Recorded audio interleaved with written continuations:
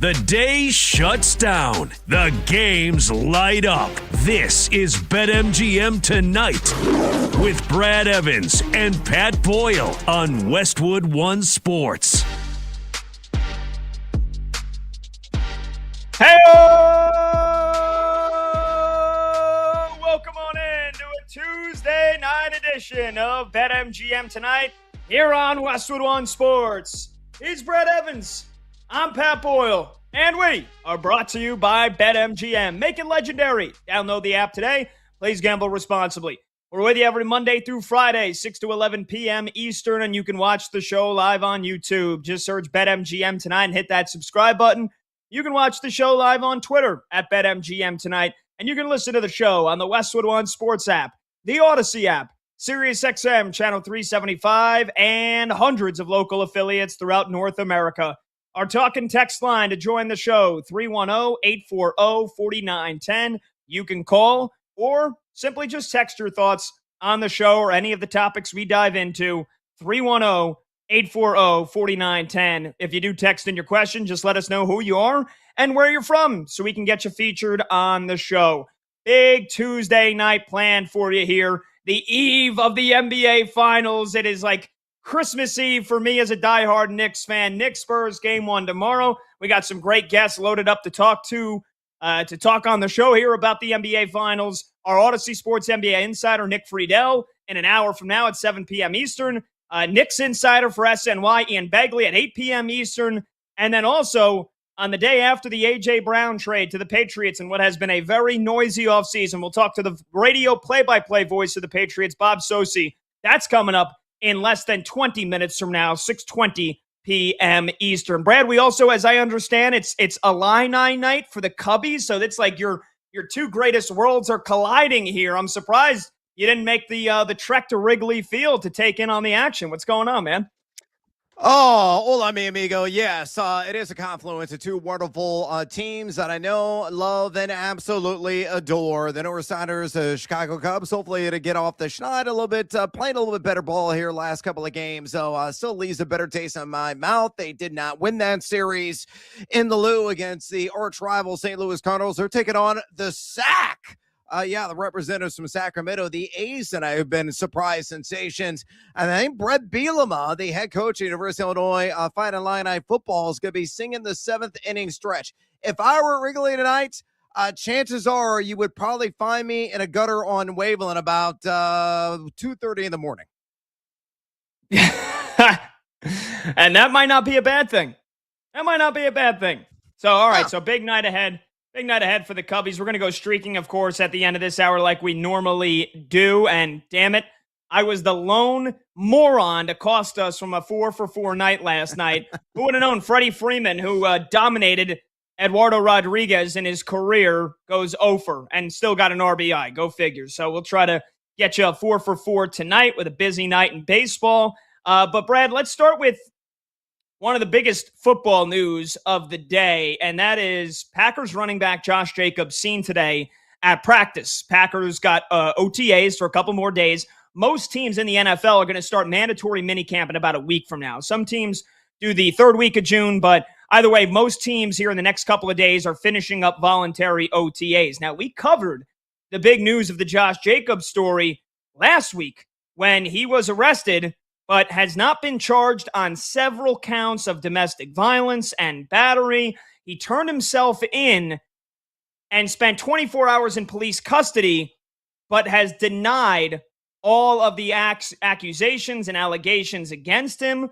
And so the Packers formally said last week, we have no comment while the legal process plays out. The NFL has not commented yet either. And Josh Jacobs was seen today at practice. And according to Green Bay head coach Matt LaFleur, it was, quote, business as usual, end quote. Again, he has not been formally charged by the attorney's office for a long list of domestic violence allegations, and the league investigation remains ongoing. If things turn out to be as maybe they would appear, the Packers could release Josh Jacobs for just over a $6 million cap hit. So is it alarming that the NFL hasn't done anything yet? Whereas you've got the commissioner's list, which they could put him on while the investigation goes on. And I tend to think that, look, the legal process has to play out, especially because what we saw with Stephon Diggs just a couple of months ago, where his private chef, who he also had a relationship with at one point, accused him of smacking her and choking her, and then that played out in court in two days a couple of weeks ago.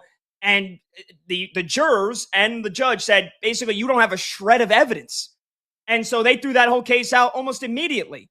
Now, TMZ released audio of some of the police phone calls that the police got that night on the Josh Jacobs incident, where one caller said to the police, I hear a lot of screaming and yelling, things being thrown. Then the neighbor called and said, my neighbor just got assaulted. She's fled the home. This appears like there definitely could be some wrongdoing here. So is this on the NFL to crack down and step in here, despite there not being any formal charges yet? Like, should Josh Jacobs be practicing right now for Green Bay?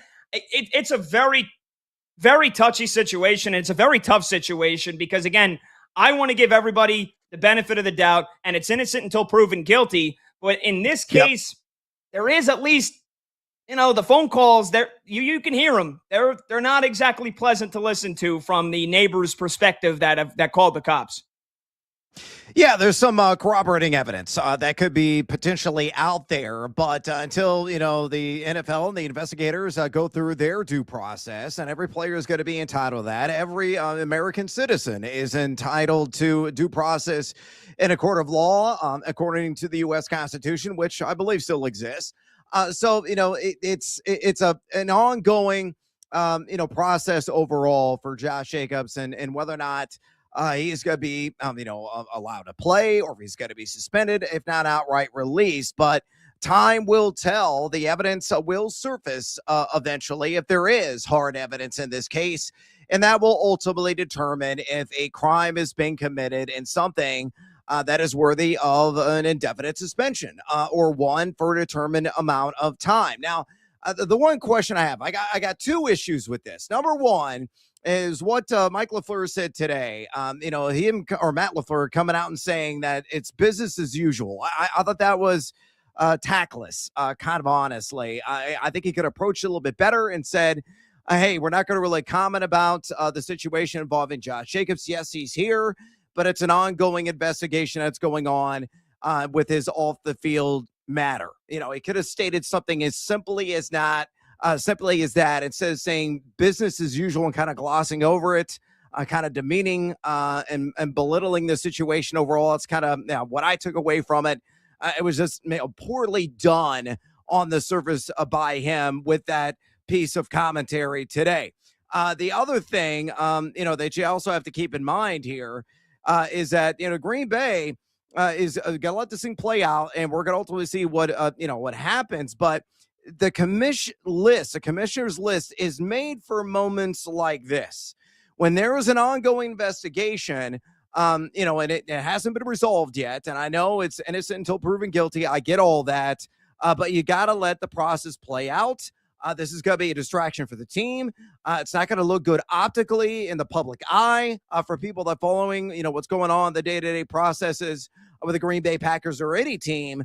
I feel that player in these moments, these incidences, really should be placed on the commissioner's list. Stephon Diggs, the example that you gave, he was absolved of wrongdoing eventually, but he should have been placed on the commissioner's list until there was a resolution to the alleged conflict overall. That's what the commissioner's list is made for. That's where I think the NFL is failing everybody here, is the fact that they're not exercising that motion, knowing we don't know all the facts quite yet. So why don't we just go ahead and put them on the list, have them stay at home, away from the team, until we get all the hard evidence and information, and the investigation then plays out. There's plenty of time for a resolution in time for the regular season or even training camp at this juncture. It's early June, for love of the football gods. But I think there was a lot of shortcomings, A, with LaFleur in his commentary today, and B, with how the league is handling that. Just put them on the commissioner's list and problem solved. Yeah, I mean, well, here's the thing. When you mentioned Stephon Diggs, he was accused of that. What? It was like New Year's Eve, right? It was the end of December. So for something he was found completely innocent of, if they would have placed him on the exempt list, they wouldn't have been able to play with him in the playoffs and the Super Bowl for something that he ultimately got cleared 100% of. That's the reason. And I know it's June, so maybe you could, like, this would be the right time to use the commissioner's exempt list. But again, Stephon Diggs at the time, it was like, oh wow, like this sounds bad. Like a private chef didn't pay her, then she is accusing him of slapping her and choking her. Like, wow, if he's found guilty, he should probably be suspended multiple games. You know, obviously your emotions, you feel like, oh, he should never play in the NFL again. And then he ends up getting the jurors and the judge said there's no credible shred of evidence to that happening. He gets completely cleared. So imagine if he got placed on the commissioner's exempt list. That's why stuff like this in June, you could make that argument. What if this happened in September and we're in the middle of the season and the Packers are playing games and he did get arrested, right? But he hasn't formally been charged yet. The investigation's ongoing. And there hasn't been any sort of a trial. So what if, let's say 3 months from now, he goes to trial and gets found completely innocent? Like, imagine if he gets put on the commissioner's exempt list for something that he ends up getting found completely innocent of. That's why it's always a touchy subject. And that's why it's delicate. Yeah. So I don't know, man. It's like, again, the phone calls don't sound great. What you do have, I guess you would say eyewitness or at least ear witness testimonies or phone calls, not testimonies, but phone calls to the police. But again, there's an active investigation. So yeah, Matt LaFleur's comments probably lacked a little bit of tender care that you would want to have approaching this situation. But I think for now, I don't know if we're going to get any kind of resolution for this for several weeks. And it's going to have to play out in the legal process. Yeah, bingo, bango, bongo. I mean, that's the exclamation point on that subject. And we have really nothing else to add until we can actually see some of the hard evidence or that an investigation has a resolution in the end. And of course, remember, the league's investigation is going to be separate from a potential criminal investigation. He could, be proven innocent in that criminal investigation by the police locally, but the NFL could do their own investigation, could find some wrongdoing, a violation of the conduct policy, and he could still suffer a suspension. So, we got a long road to, travel down before the ultimate determination is made on either side, whether in the criminality aspect or in the league and their conduct policy aspect as well. So stay tuned. We're going to keep up to date here once we learn more information on BetMGM tonight, of course. So we're always going to spin it forward. Now, let's go ahead and spin it forward real quick, Pat.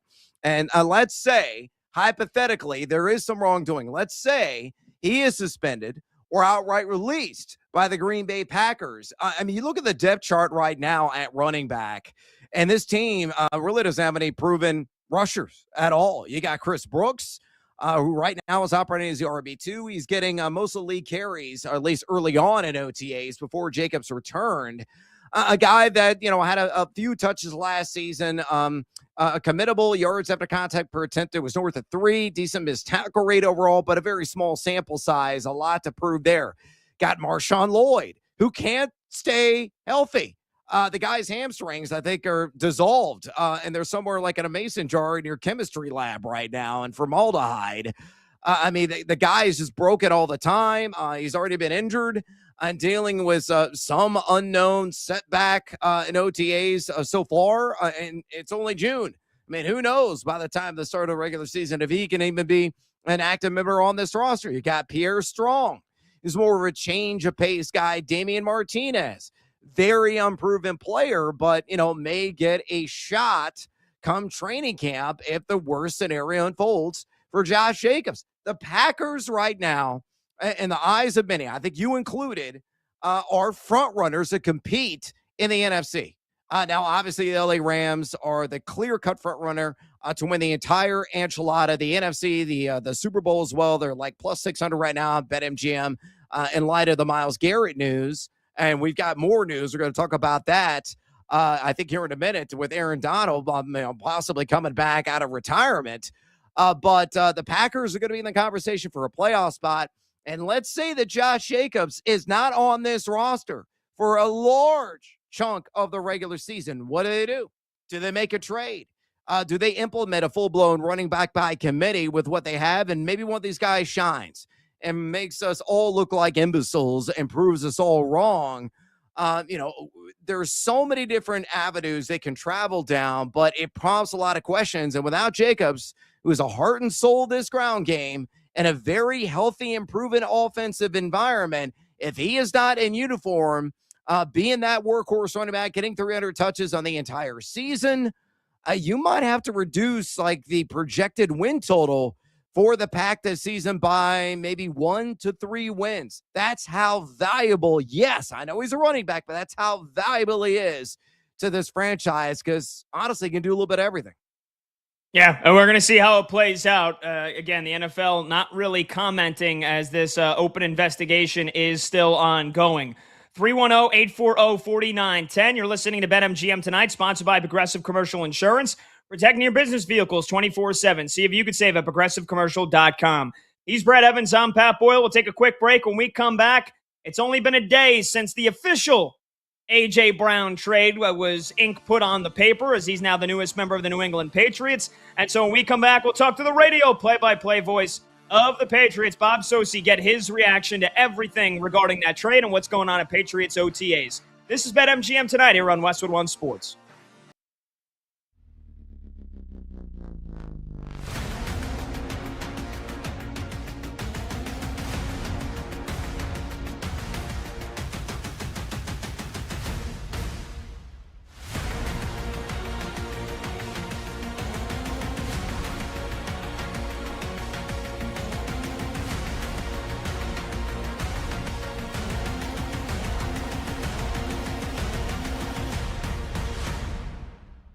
Don't look now, but the Cleveland Browns are actually a competent, well-run organization.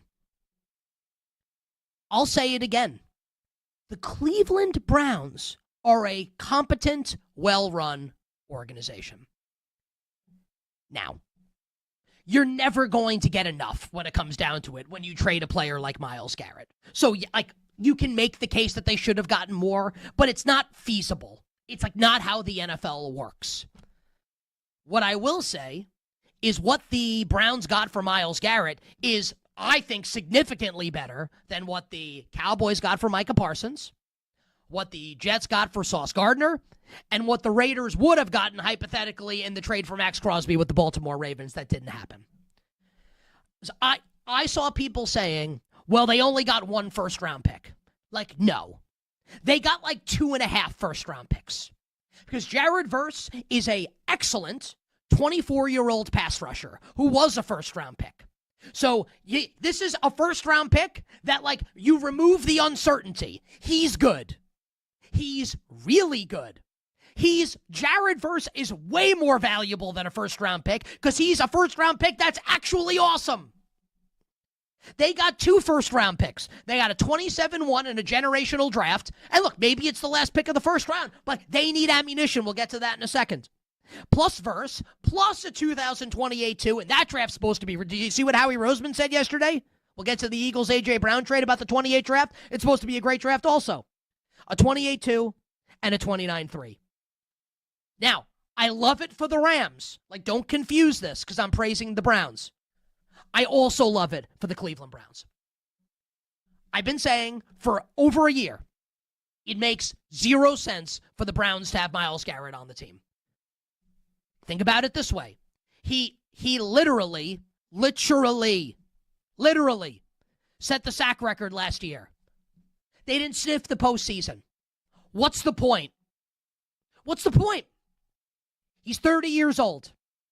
He's going to be... Let's say they're ready to compete in 2 years. It's going to be 32. Why are you doing this?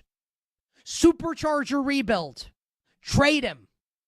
And when the Browns, we talked about this in March, when they reworked his contract, it was obvious. They can say what they want. We were never trading him, and the Rams kept beating down our door. They were basically, this is I'll use this analogy. It's like a beautiful woman wears an outfit that she knows is going to get attention. People are going to look at her. Like the Browns did that. What do you think? That people aren't going to look at them? Aren't going to look at Myles Garrett? When they rework his deal to make it easier financially to trade him? Of course teams are going to be interested in that. It's Myles frickin' Garrett. Come on. So this had to happen. It did. And it shows that this team has got its act together. And when you look at this Browns roster now, the young talent that the Browns have, right? In Quinshon Judkins, who's coming off an injury, right? They drafted Casey Concepcion and Denzel Boston in like the top 40 at the receiver position. Harold Fannon's a stud. Spencer Fano on the offensive line and a reworked offensive line. Carson Schweisinger, the reigning defensive rookie of the year. He's awesome. Here's Jared Verse, Mason Graham, Emmanuel McNeil-Warren. There are building blocks here for this team. I've never said they're going to be good this year. But now you can see the vision for when they drop a quarterback into this, that this could actually be a team that contends in 3-4 years from now. That is decent 3-4 years from now. It's not going to happen yet, but this is the rebuild, right? And now the Browns, who only had one first-round pick in what is apparently going to be, and we'll see, a great quarterback draft, now have two. Even if it ends up being the last pick of the first round, it is still a first-round pick. It is still potential trade bait. It's an A+. It's a grand slam trade for the Cleveland Browns.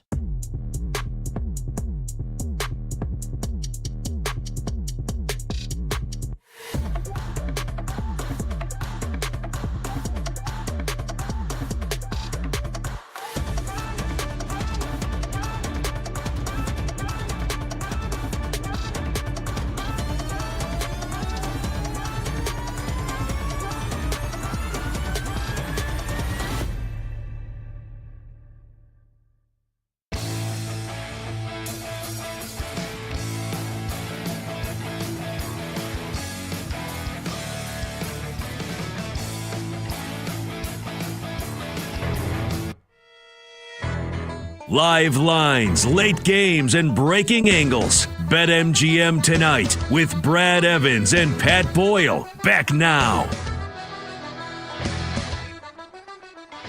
Welcome back to BetMGM tonight, Westwood One Sports. He's Brad Evans. I'm Pat Boyle. Phone number to join the show. You can call, you can text 310-840-4910. Let's go to the guest line here and talk to the radio play-by-play voice of the New England Patriots.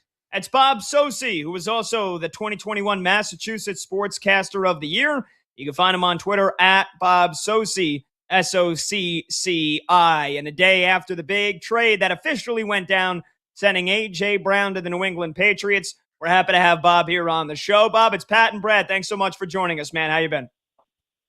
My pleasure. It's good to be with you guys, and it's been an exciting 24 hours for the Pats, although I have to say that when I saw the term breaking news used in the bulletins yesterday that were sent out on social media, I had to laugh because it's been the worst kept secret, it seems, in the NFL for the last however many months since the Super Bowl, that the Patriots were in line for A.J. Brown and probably were the only one, or at least clearing away the front runner to land the former Titan who played for Mike Vrabel, of course, and now comes from Philadelphia to New England. Yeah, so, Bob, like you said, worst kept secret. We all knew it was kind of coming, and it finally was made official yesterday. So after the Patriots released Stephon Diggs earlier this offseason, they needed to fill that void. And although Romeo Doubs is a nice piece to have on your roster, you needed a bona fide WR1 on the outside, and the Pats now have him. But will A.J. Brown be relied upon as heavily as his days in Tennessee and his early days in Philly? So I guess what are you expecting from this offense now with A.J. Brown being the primary target? Well, I think that when you look at A.J. Brown and Stephon Diggs, the Diggs that the Patriots had last year, very productive receiver. But I think Brown, if he's fully healthy this year, and and I say that only because there have been some reports about the knee, but he's coming off a fourth straight 1,000-yard season. And while things didn't necessarily go smoothly last year in Philadelphia, he still put together a very productive year. And I think you mentioned Dobbs, now you look at the Patriots wide receiver room, and for Josh McDaniels, there's a lot of flexibility there with what he can do with these guys. And certainly Brown's physicality, I think he's going to give them something different that they really didn't have last year with Stephon Diggs, who was very productive during the regular season, but didn't have a great postseason. And I think, that may certainly have been a factor, but, along with the contract in terms of their decision to let him go at the end of last season. But I think when you look at them, they're not necessarily apples and apples. Or we're comparing two receivers. Yeah, number one Diggs last year for the Patriots, maybe a different kind of number one than A.J. Brown will be this year, if that makes sense. Yeah, it makes a ton of sense. Bob, focusing on the personality match, how would you describe how the partnership between Brown and Drake May will play out with the Patriots this season? Also, do you believe May's skill set meshes maybe better than Jalen Hurts with Brown and what he can bring to the table? Well, I think two things. It's not only Drake May, but the head coach, Vrabel, has the relationship with Brown. AJ has talked a little bit about how difficult it was initially when Mike coached him in Tennessee, but there's a good relationship there. And, even before last season, it was a subject that Vrabel talked about in his dealings with the New England media. And I think, when you look at A.J. Brown's reaction, he was a Patriots fan as a kid, and it seems like he hasn't lost that enthusiasm. He said all the right things today. I think he said that it was almost like being in heaven or something to that extent. And it reminded me a little bit of when Diggs came in here a year ago, when Stephon Diggs came to the Patriots. I mean, he had a half a season in Houston to try to prove himself after the ending that really was a tumultuous one in Buffalo, and was coming off the injury. And he came in with the right attitude, very enthusiastic, became a leader for the Patriots. And I think, based on what we heard from A.J. Brown, considering what Vrabel has said about him, and I think the way he's welcomed in that locker room already, from a standpoint of fitting in, I think right now it certainly bodes well for the Patriots to begin in a strong manner, as opposed to the way it ended for him in Philadelphia. And I think a big part of that is Drake May's skill set. I think I'm a huge fan of Jalen Hurts. I know he last year and at times, and even the previous years when they won the Super Bowl and lost in the Super Bowl, has been subject to criticism in terms of the passing game. It was a different kind of offense than A.J. Brown is going to be in this year. But I think Drake May is the best quarterback he's played with. If you look at Ryan Tannehill, as good as he was when they went to the AFC Championship game, I think Drake May's skill set, the touch, the ability to throw the deep ball, to go with the mobility, the ability to play out of the pocket in Josh McDaniels' offense. And I think that's another factor. It'll be an offense that'll be a lot more creative in the passing game than what Philadelphia used a year ago, certainly. And so I think for A.J. Brown, it certainly is a better fit for him. Again, I think a lot of it just will come down to if he's out on the field every week, and there's no reason right now to think he won't be. Bob, let's take it a step further and really dig in on that point you just brought up. Look at through an objective lens. Who do you believe will have a bigger statistical season in 2026, assuming each player avoids injury and suits up all 17 games? A.J. Brown, of course, now in New England, or Devontae Smith, his former teammate in Philadelphia? Who do you have? I like A.J. Brown. I think, and I think Devontae Smith's a very talented receiver, but I think Brown's physicality, the durability, again, I think with McDaniels' offense, and there's no reason to think that A.J. Brown won't pick up that offense well at this point. And for a lot of guys in the past, that McDaniels, Weiss, O'Brien offense, the Patriots offense, it posed some problems, but we saw guys come in last year and really transition very easily, it seemed. When you look at Diggs and Mac Hollins and the other players that came into New England and had productive years for them out of that wide receiver room. Kayshon Boutte had a good year for them, certainly, for the Patriots as a young player, trying to adapt to that offense. And even some of the newcomers as rookies, we saw make a lot of progress in that offense. So I think A.J. Brown will be able to grasp it. He's a smart football player. He's a tough football player, physical. And I think when you, again, combine him with May, and just the nature of what the Patriots will do. I think he's a guy that will be a more productive receiver, at least when it comes to plays that really have an impact on the team. Devontae Smith is a very good player, but I would still think Saquon Barkley is the guy right there in Philadelphia that they will primarily go through along with Hurts. Yeah, totally agree. Talking to Bob Sosi here on BetMGM tonight, Westwood One Sports. He's Brad Evans. I'm Pat Boyle. Bob is the radio play-by-play voice of the New England Patriots, and he was the Massachusetts Sportscaster of the Year back in 2021. Bob, I know there was no shortage of drama in Philadelphia the past few years with A.J. Brown. You hinted at it, whether it was distractions that he created himself or not. Just because Mike Vrabel is his old coach from their days in Nashville, are the concerns about A.J. Brown, let's just say it, complaining if he doesn't get the ball as much as he wants, is that lessened? Or do you think that even if that exists, that Mike Vrabel and this coaching staff is just very well equipped to handle any distractions A.J. Brown may bring? Well, again, I go back to the precedent in this case of a year ago with Stephon Diggs, and when he came into New England, again, it was kind of a sour ending for him in Buffalo with Josh Allen and the Bills, disgruntled in the end. The guy who wore out his welcome after the miracle in Minneapolis, the Minneapolis Miracle, catapulted him to stardom as a Viking, and there were a lot of question marks about not only the knee coming off the torn ACL about the midpoint of 2024, but again, question, how would he fit? What kind of a player would he be? And he was nothing short in terms of football and in the wide receiver room specifically, being a guy that was really a model performer, a model worker for the Patriots, and someone who never really stepped out of line for them once he got here. There was an issue last spring, you may remember, on a boat and some video that went viral, but he was for the Patriots during the season. Again, when it comes to football, somebody that fit in very well. And I think the one thing about Vrabel and the coaching staff, and Todd Downing is a guy who I think deserves a lot of credit too for this. He's a guy that I think a lot of receivers like to play for.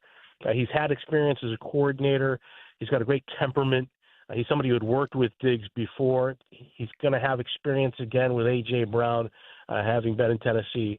So I think the coaching staff, when you look at the familiarity that Brown has, not only with Vrabel, but the entire staff, you go up and down really the offensive staff with the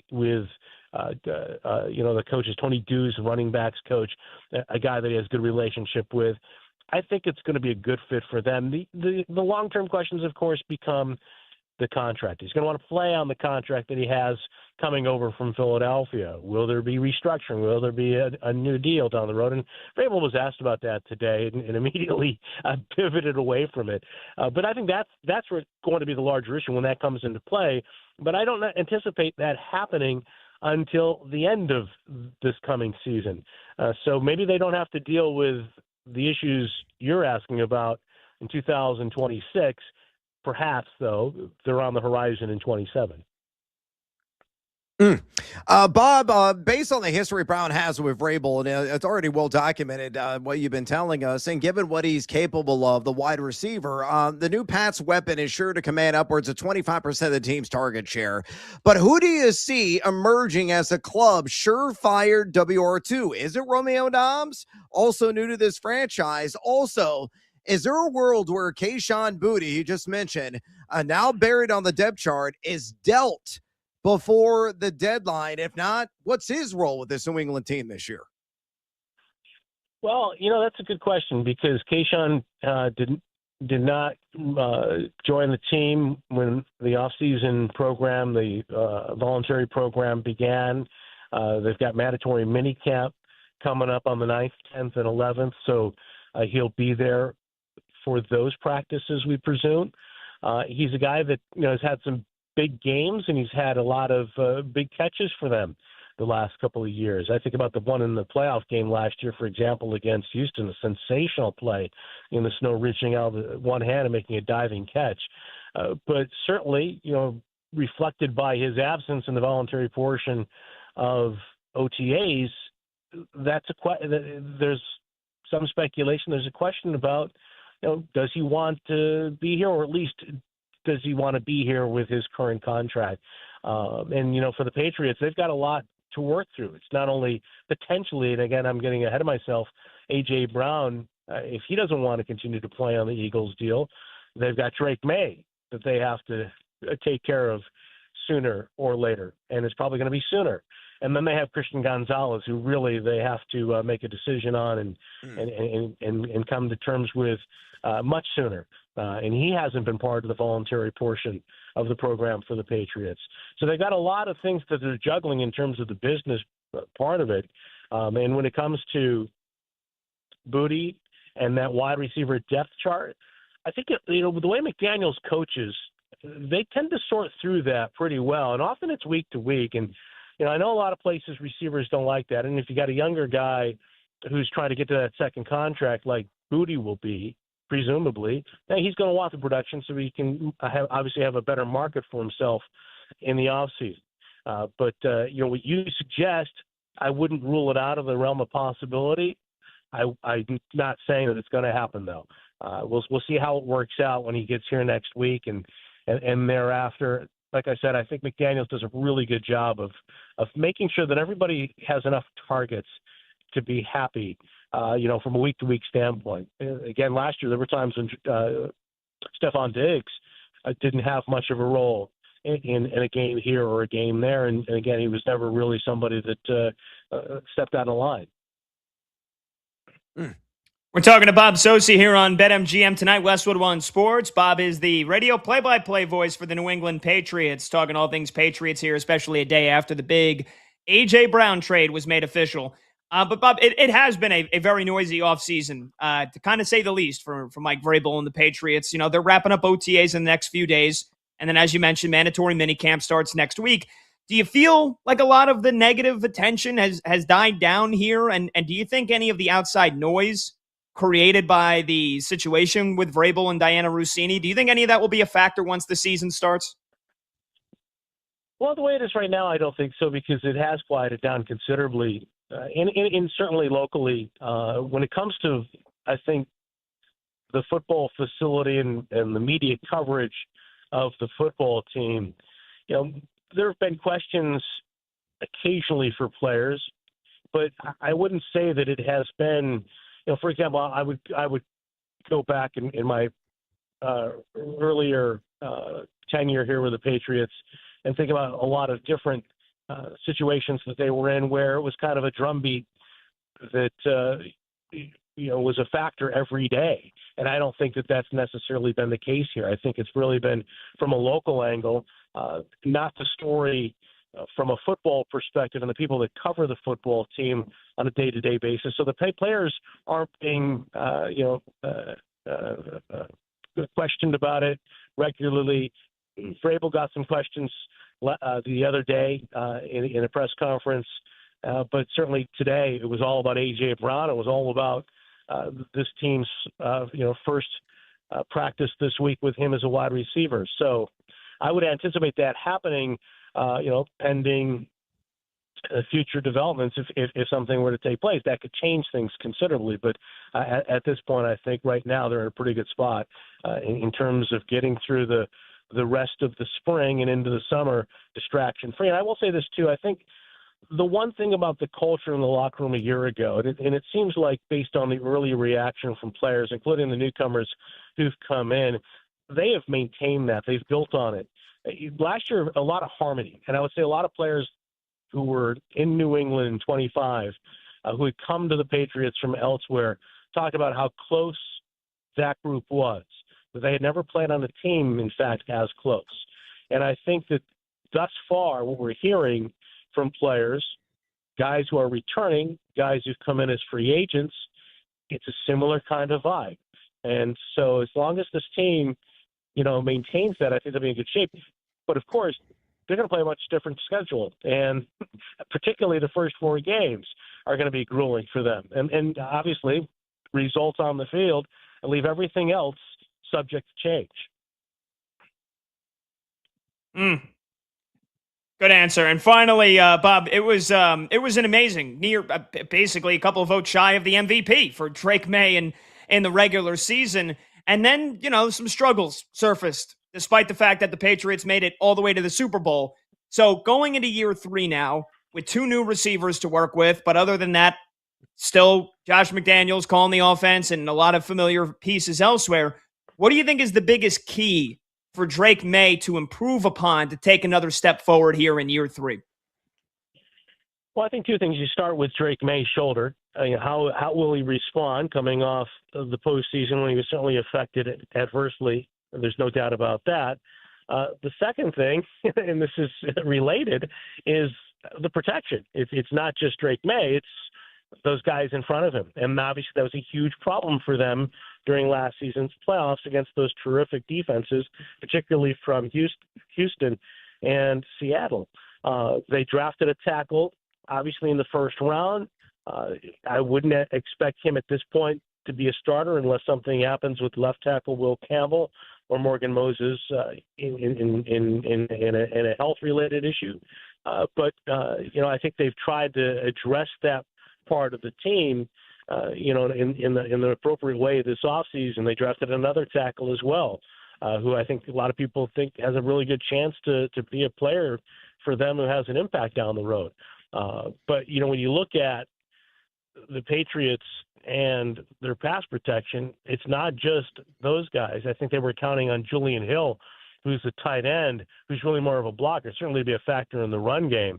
But I think even with the way McDaniels has often utilized the jumbo tight end or even an extra tackle, he's relied on those guys a lot for pass protection, and maybe that was part of the thinking in going out and getting a guy like Julian Hill, the former Dolphin, who didn't catch a lot of balls in Miami, but he's injured now. He was injured in practice, so he's out for the year.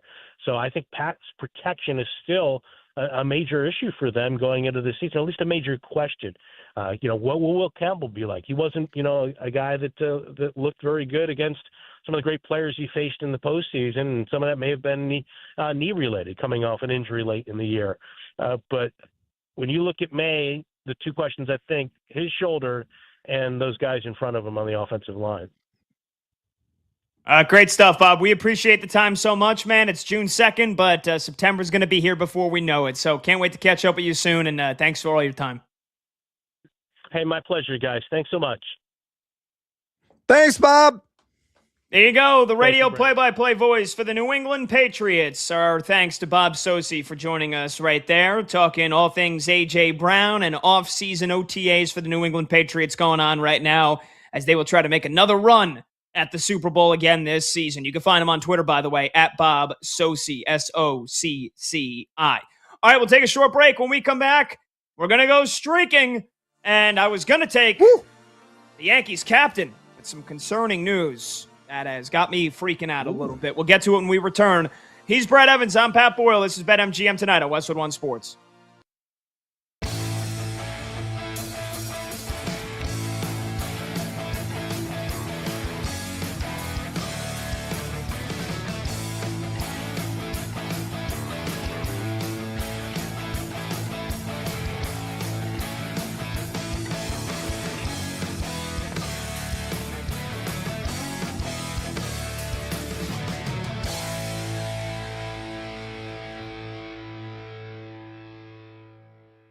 The Rams are not all in. And you can't say that they are with a straight face. And the reason why the Los Angeles Rams are not all in is because they drafted Ty Simpson in the first round of the draft. You want to tell me the Rams are all in? You can't take a backup quarterback, your quarterback of the future, in the first round. You really want to be all in? You take Mekhi Lemon. You really want to be all in? You take Monroe Freeling. You really want to be all in? You take a player there that helps you win the Super Bowl now. Now, I'm going to praise the Rams coming up in a list. This is a great trade for the Rams. It makes them, I think, easily the most likely team to win the Super Bowl. But that pick of Ty Simpson looks really, really bad today. And to be clear to the Rams fans out there, if they win the Super Bowl, who cares? And I understand that. But if you wanted to give yourself the absolute best chance to win, you don't take Ty Simpson. And I don't even mean this as an anti-Ty Simpson take. I came on the air the Friday after the first round of the draft. I didn't kill that pick the way a lot of people did. I understand the thought process behind it. Like, they had a first-round pick. They traded it for Trent McDuffie. They had the extra one by virtue of the brain-dead Falcons trade for James Pierce. They decided to use that pick to kind of address an area of need in the future with Matthew Stafford a little long in the tooth. I understood it. My beef with that whole situation was the fact that Sean McVay was clearly not happy with it. Yeah, they did a ton of overtime in the media trying to over-explain it. Thou doth protest too much. You have Chris Sims coming on the show and telling us he saw Sean McVay at a soccer game, at an Arsenal game in London, telling him, oh, yeah, we got into a disagreement about something else, and that's what the problem was. Okay. Again, thou doth protest too much. That was my issue with the pick. I never said Ty Simpson sucks. A lot of people think that. Maybe he does. Maybe he doesn't. I trust Sean McVay, the quarterback evaluator, and the quarterback coach to coax it out of Ty Simpson.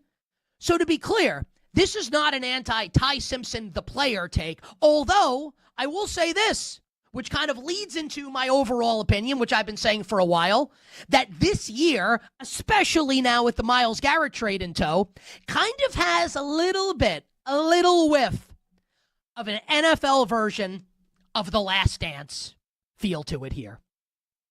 With McVay and Stafford, where you could say, if they win the Super Bowl, do both of them ride off into the sunset? Just consider this on Ty Simpson. Let's say Stafford plays 2 more years. 1 more year, 2 more years. Whenever Ty Simpson is set to actually take over as the starting quarterback of the team, and I understand, it's all moot if they win, but I think that this is worth saying, right? They just traded a first-round pick in 2027. They traded a young pass rusher in Jared Verse. And again, I think it's a great trade. But Devontae Adams is long in the tooth. Like, when Ty Simpson's ready to take over, do you think, like, the roster is going to be even close to what it is now? I'm just saying. It adds more fuel to my fire that we may be nearing the end of the Sean McVay, Matthew Stafford experience in Los Angeles. I'm not going to predict that. I don't know that. No one said it to me. It just kind of feels human nature-wise maybe what's happening here with the Los Angeles Rams. So no, they're not all in. How can you say they're all in? All in, you take Mekhi Lemon, and all in is then you trade for Myles Garrett. That's all in. Not taking a quarterback who won't play a snap this year if everything goes according to plan. So I don't want to hear people say that with the Rams, that they're all in. They still have chips. They're not all in. They're not. Doesn't mean this wasn't a great move, and it wasn't a hyper-aggressive move by the Rams. But to say that they're all in is actually factually incorrect.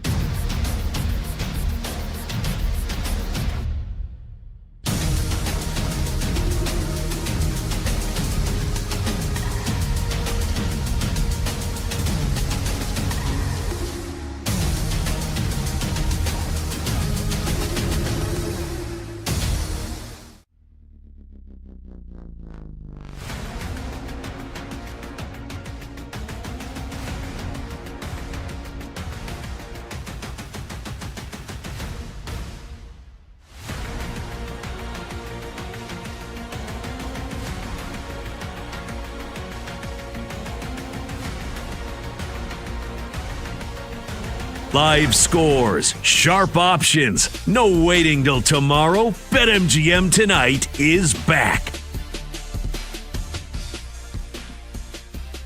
All right, welcome on back. BetMGM Tonight, Westwood One Sports. He's Brad Evans. I'm Pat Boyle. Phone number to join the show, 310-840-4910. Huge shout out again to Bob Sosi, the radio play-by-play voice of the New England Patriots, who joined us last segment. In case you missed it, you can rewind on the Odyssey app, or you can download the BetMGM Tonight podcast, wherever you get your podcasts, and you can check out the interview. Talked about the A.J. Brown trade, Drake May, key to improve, take another step forward in year 3, any distractions A.J. Brown might cause, all things Patriots-related going on right now during OTAs. Are you looking to take your MLB action to the next level this season? Boosted odds are here to crank up every pitch, swing, and home run. BetMGM is hooking you up with your very own MLB Odds Boost token. Just add any MLB bet to your bet slip, activate your Odds Boost token, and lock it in. If your bet hits, you're cashing out with an even bigger payout. All right. Well, I was the lone moron last night that couldn't pick a batter to correctly get a hit. I went with Freddie Freeman. He was 10 for 18 lifetime off Eduardo Rodriguez. Freddie Freeman also just one of the best pure hitters in the game and couldn't get a knock. While Brad got a hit with Oswaldo Peraza. Combs got a hit with the legend Troy Johnston. And Monty got a hit with Trout. So I cost us a 4 for 4. Not going to be the case tonight.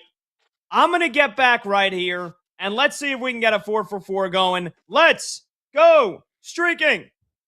We won a game yesterday. We win one today, that's 2 in a row. We win one tomorrow, that's called a winning streak. It has happened before. We're going streaking! Yes! All right, premise, we all go around the crew. Everybody picks a batter to correctly get a hit. I will kick us off since I was the donkey from last night, and I was going to go with Aaron Judge. More on that in a second, but he's out of the lineup with a bone bruise in his shoulder or his rib. That doesn't sound good. I was going to go with Maikel Garcia of the Royals, who mashes lefties, and you got a lefty on the mound tonight for the Reds. He's out of the lineup. So I said, Monty goes, you know what? You should probably take Nick Kurtz because Jameson Taillon stinks. And Nick Kurtz is the reigning AL Rookie of the Year, and the guy just mashes. So you know what? Give me Nick Kurtz from the A's, hitting 288 on the season, and that goes up to 297 against righties. And, Jameson Taillon, not very good. A 5.37 ERA, and he's been getting hit around quite a bit here, giving up almost 2 hits per inning in his last 3 combined starts. So he's allowed 21 hits in 14 innings. Need one from Nick Kurtz. Hopefully he got 5 ABs in him tonight. Give me Nick Kurtz, the reigning AL Rookie of the Year, to get a knock. Brad, you came through with Oswaldo Peraza last night. You're looking to make it 2 in a row. Who are you going with? Same game, different name on ILL night at Wrigley Field. Give me Miso Horner. Yes, indeed, taking on those Athletics. And I think he's got to lash out against a lefty, which he usually does. And that being a great name, Gage Jump on the mound for the Athletics, the guy that got rocked in his first MLB start. 9 hits he gave up against Seattle. 7 of those hits were against right-handed hitters, which Nico is. Horner's batting .292 against LHBs. He has gotten a hit in 5 of his last 6, slapping out over the outfield. And your boy is going streaking to numero dos. Bang. All right, let's go to producer Brandon Combs, who I feel like he's probably going to take a Cubby as well because he's a homer. Combs, who you going with? I am going to take a Cubby as well, and it's not because I'm a homer. It's because he's on an 11-game hitting streak, and I think he's going to extend it to 12 against Gage Jump. Give me Alex Bregman against the Colorado Rockies. Gage Jump is a really, really cool name, and I wish my name was Gage Jump, but he sucks at pitching, and Alex Bregman's going to get a knock. Sucks at pitching. He's had 1 start. Exactly. You see, and that's why, Combs just doesn't like pitchers. I had one not great year in college, and he doesn't let me forget about it. So don't be a pitcher. Otherwise, Brandon Combs is going to crush you. Gage Jump has a lower ERA than you did. His ERA is only like 7.3. Not true. Not true. Finally, our video producer, Monty Michael Montgomery, owner and operator of batters-box.com. The hyphen. He's our longest active streaker at 2. Monty trying to make it 3. Who you going with? Give me Yordan Alvarez against the Pirates. 12th highest rated hitter on my board with an elite matchup against Bubba Chandler. Lefties are smacking Chandler around this season. 15% barrel rate, 38% hard contact. Yordan smoking right-handing pitching. 180 WRC plus, 307 ISO, 55% hard contact rate. 125 games where Yordan has a rating of at least 0.5 like he does today. He's getting a hit 74% of the time. And best of all, he's hitting every single pitch well against Chandler. 5-star pitch mix rating for him today. So love Yordan. And Brad, those odds on Kurtz, Horner, Bregman, Alvarez, all to get a hit are? A cool plus 297. As always, fade or follow. That is up to you. Nick Friedel joins us next on BetMGM Tonight.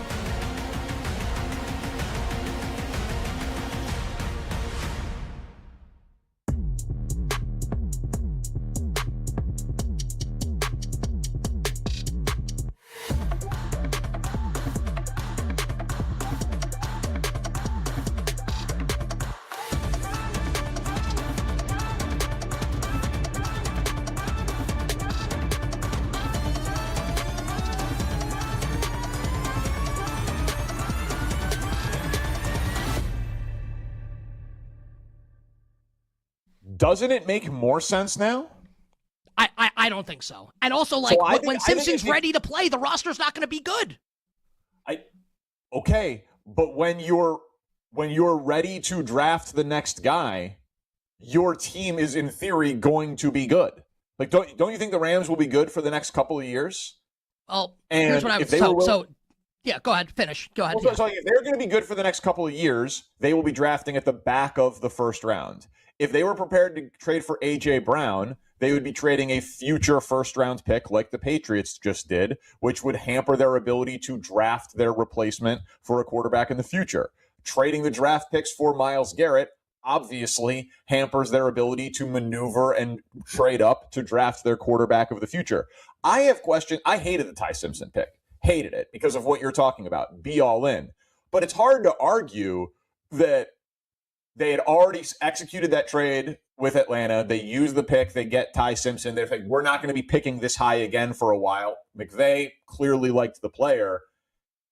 And you trade a 25-year-old defensive end for a 30-year-old defensive end and trade future draft capital. Like, the Myles Garrett trade is an all-in move. They have their young quarterback of the future, whether we agree or not that he's good or not.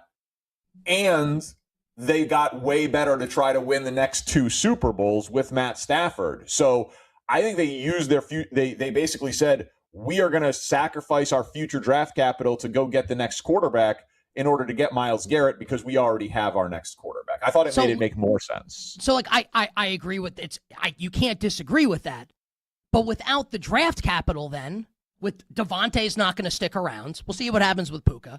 I don't like any of really the skill position players on offense that much here. So, and you're not going to have the draft capital to replenish that with young talent. So I guess when Ty Simpson's ready to take over, and maybe McVay is just, the master of, he's the wizard, right? And he's able to make it all work. They're also not going to be able to pay all these guys on defense. It's a champagne problem. I think Ty Simpson's walking into a situation that's not going to be that great. And if you're really going to go all in, then take Mekhi Lemon. But that, is the goal for Ty Simpson to walk into a great situation, or is the goal for you to have your quarterback for the next decade and then build the situation around the quarterback? I agree. You can make the case. You can make the case either way. Yeah, I obviously agree that Devontae, Myles Garrett will be on the downside of his career, though they are betting that he's going to be like Reggie White, who had 5 double-digit sack seasons in his 30s, right? Like they're making that bet on Myles Garrett. Less Lawrence Taylor, more Reggie White, yeah. Yeah, but clearly Stafford, Devontae, the back end, if any, of Myles Garrett's peak, there's no doubt that Ty Simpson will not play with the best version of the Rams. But what they're saying is it's easier to do a rebuild with the quarterback than without. And in that first year, we won't have to use draft picks in the 20s or 30s to try to take the 4th quarterback in a draft. They're going to already have their quarterback who's been learning under Stafford and McVay. So I hated the pick at the time, but I do think that it makes a little bit more sense when you are making a different all-in move with this draft capital.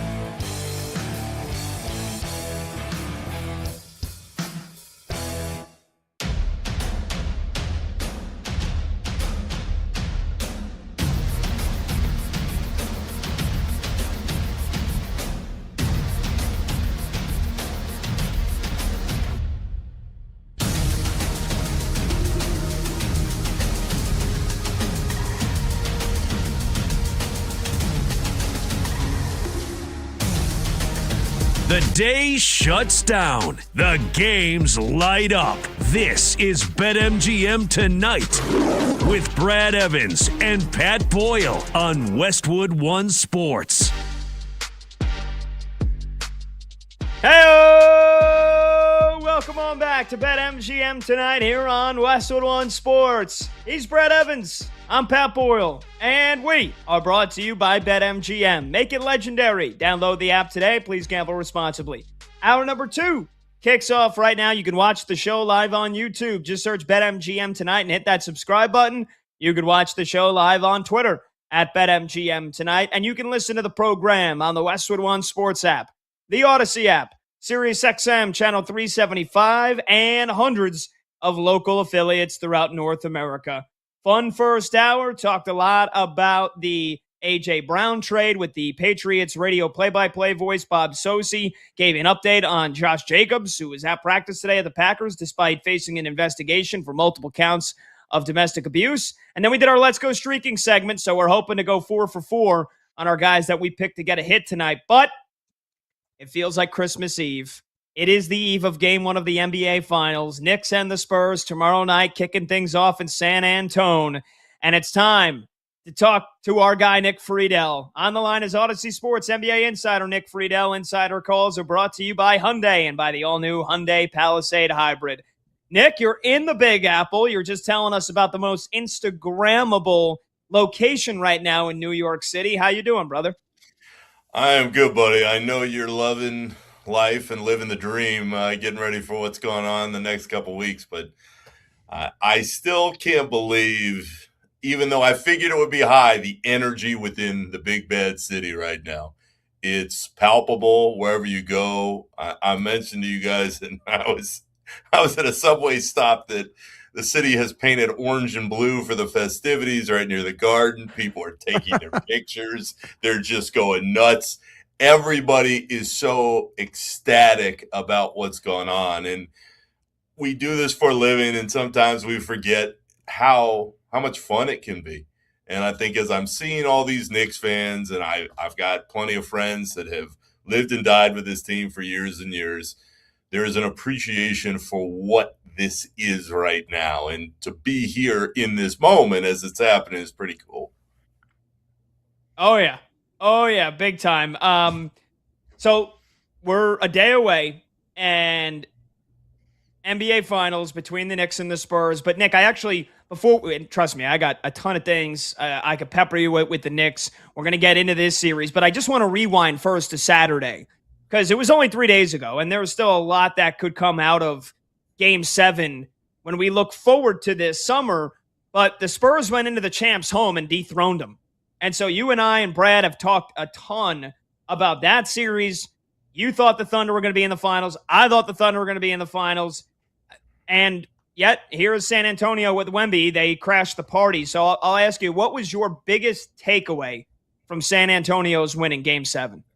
The fact that they actually did it, because, Pat, to see a young team with Wemby at 22 years old play like that, they were never afraid of the moment.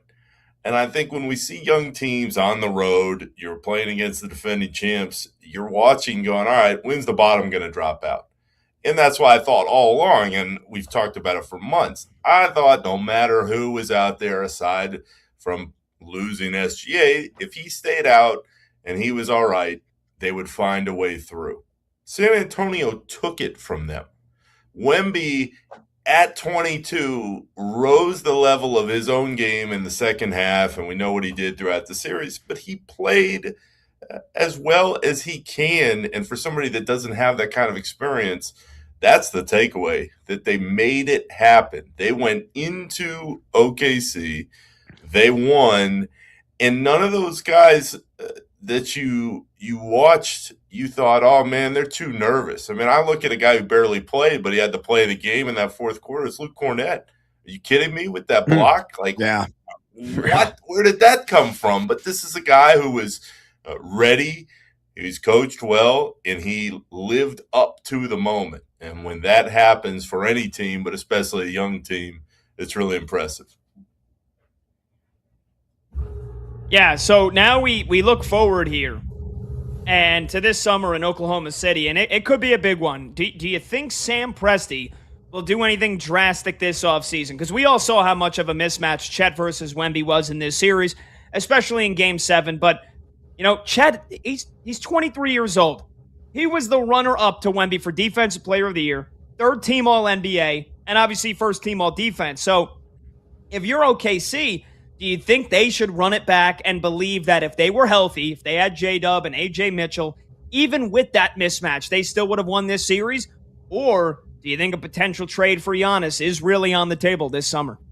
There's several different things here, Pat. One, there's no executive in basketball I trust more than Sam Presti. That guy always presses the right buttons. He knows how to make great teams. They won last year. They were right there and trying to win it again. They weren't healthy. But Presti is the best absolutely at what he does. So whatever he thinks, I would feel comfortable going with. Do I think that they would have won if they were healthy? Yes, I do. When you're missing J-Dub and Mitchell, you're taking out a chunk of what makes them as great as they were. I know Wemby was awesome, and he's going to be back in the finals soon, over and over in his career. But these are the champs. You're missing at least your second best player, and another guy that really made a mark for himself. Now, to the point about Chet, and this has gone on with Wemby for years, dating back to their international experience, it does feel like Wemby's in his head a little bit. I mean, the guy had 2 shots in Game 7. That's inexcusable. That just cannot happen. So do you trust him to be able to bounce out of that? Probably. I mean, he's really young. He's going to get, you'd think, really motivated over the summer.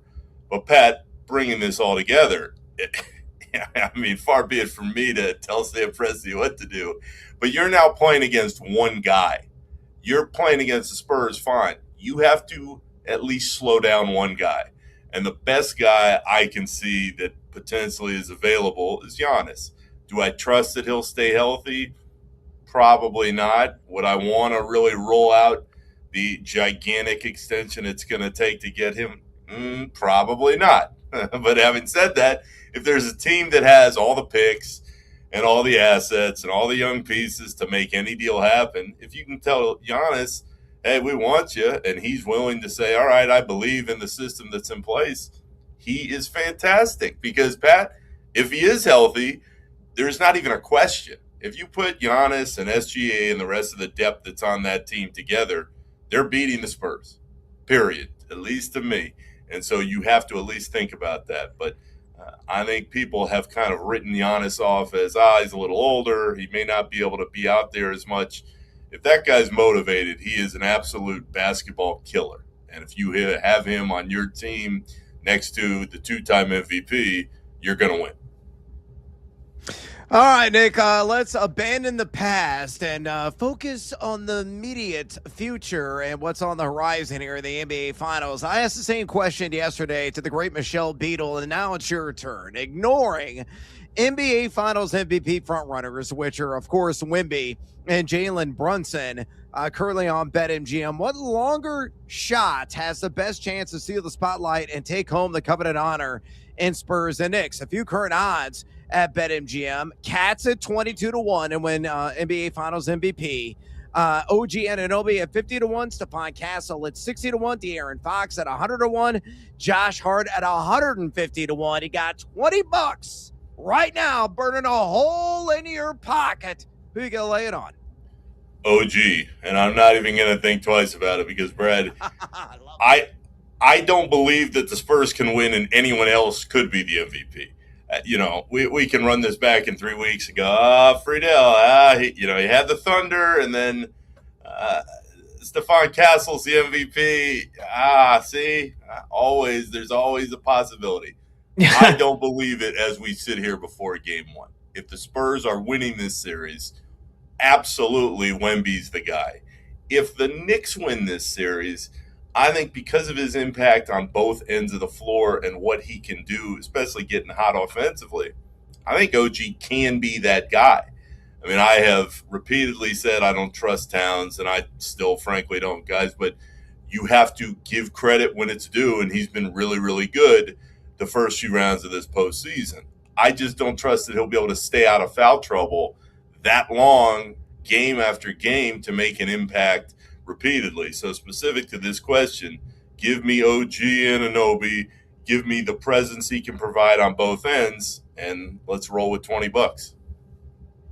50-1. Twist my arm, BetMGM. Let's ride, baby. I'll tell you on that. All right, Nick. It's been a long 9 days for the Knicks. Last took the floor in their annihilation of the Cleveland Cavaliers. Where do you stand on the rest versus rust argument? And how do you think this team is going to come out of the gate in game one on the road? Give me the rest every time. I know that there's another argument to be made of, well, it's only been 3 days and they're in a rhythm. When you're this deep into the postseason, guys, and you can get a chance to have a week plus off, take it. Get your rest. Yeah. We don't know how Mitch Robinson is going to look, how that finger is going to perform after what's happened. I think it's a great thing that the Knicks have had this time to take a deep breath. So in that regard, I think they're going to come out just fine. Will there be a little rust potentially early in the game, Brad? Sure. But I don't think there's any reason to sit there and go, the Spurs, they had some time off. I actually would be hesitant for the Spurs in the first game, only because the emotional hangover of actually doing what they just did, going into OKC, winning on the road, beating SGA, it's huge against a team that has had a little bit of a rest and has had their moment a while ago. So I think the Knicks are in prime position to steal game one. I still believe in totality that the Spurs probably take this series home because I just don't want to bet against Victor Wembanyama and what we've seen. But guys, we always talk about where the value is and what do you feel more confident in. I don't feel confident about the Spurs winning at all. The value is the Knicks. And from what I've seen even the last few hours, it does seem like the money's coming in on the Knicks a little more. So if you're looking for a little bit more value in this series and to take a flyer is too strong, but take a little bit more of a chance, I think the Knicks are the play, especially because of that rest that we're talking about and that ability to kind of get back on the floor and say, hey, we're ready for this. We've been waiting for this. Now's our time. Keep your pants on, Pat. I'm trying. We're talking to our Odyssey Sports NBA insider, Nick Friedel, here on BetMGM tonight.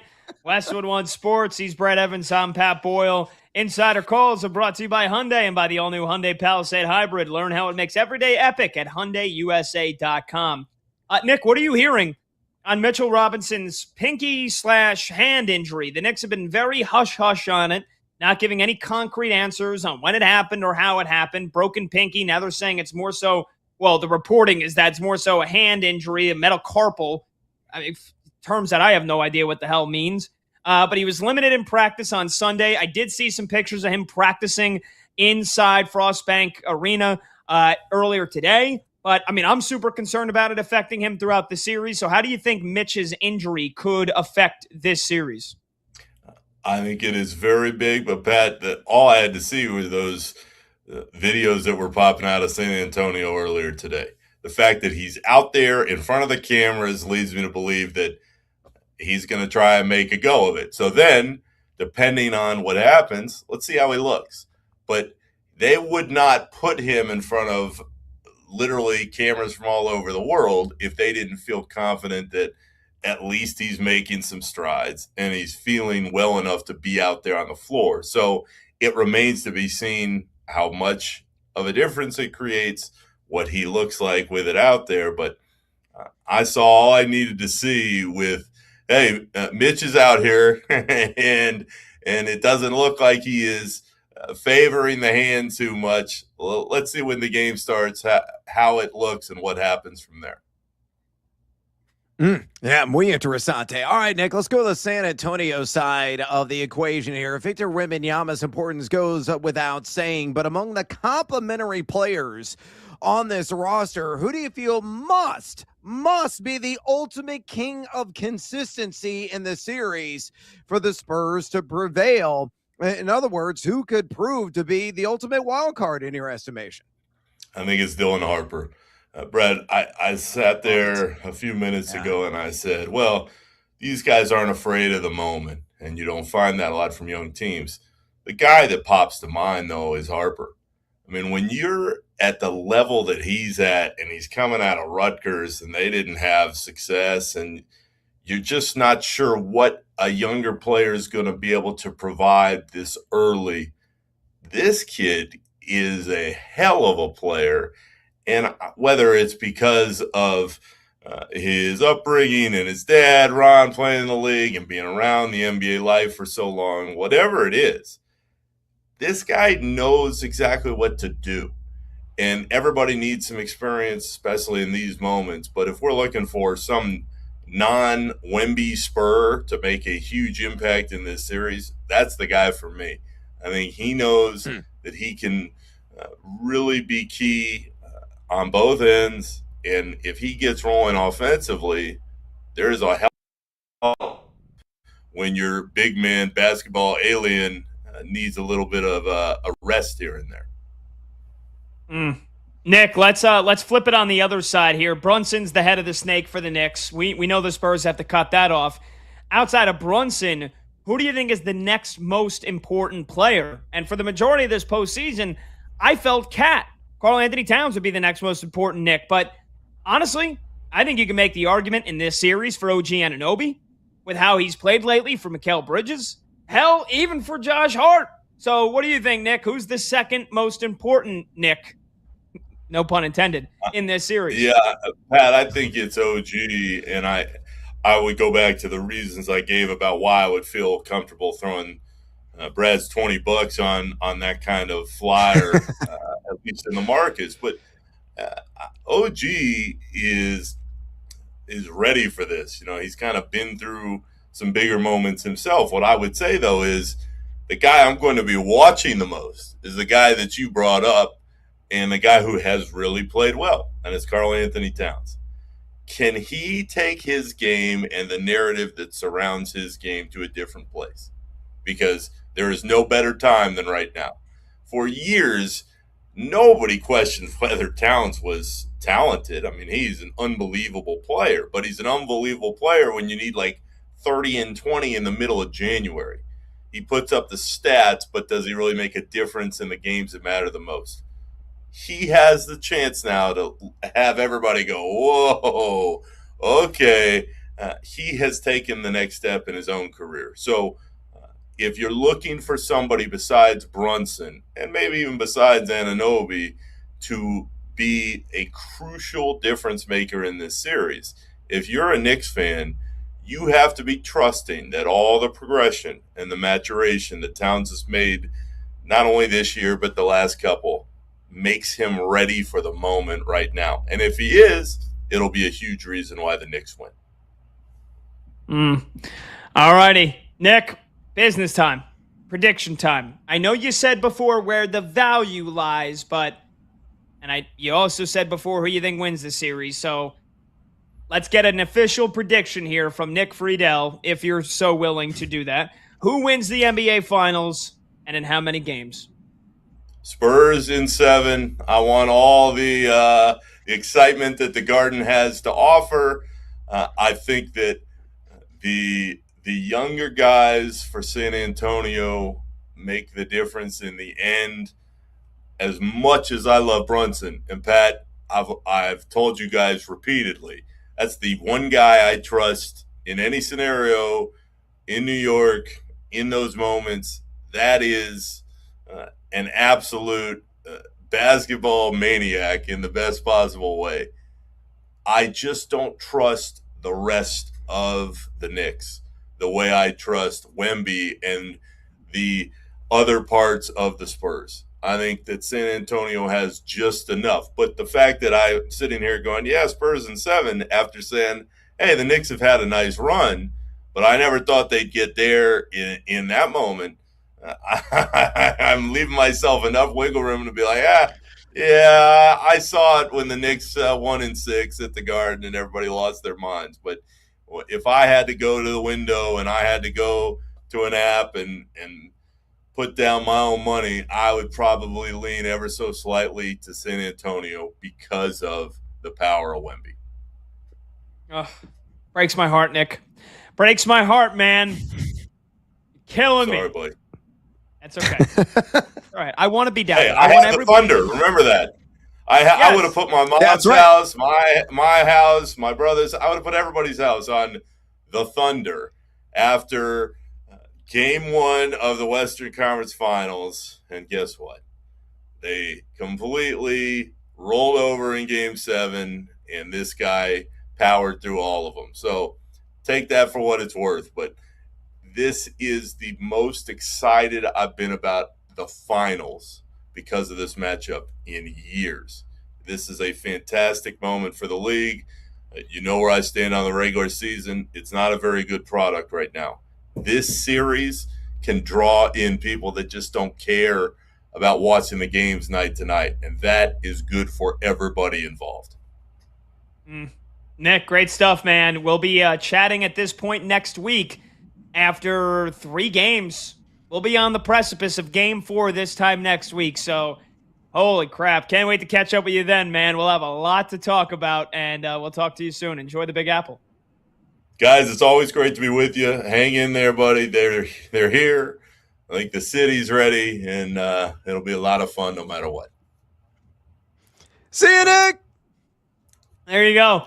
That was our Odyssey Sports NBA insider, Nick Friedel. Insider calls are brought to you by Hyundai and by the all-new Hyundai Palisade Hybrid. Brad, everybody's picking against the Knicks. Everybody. I kind of love it. That's good.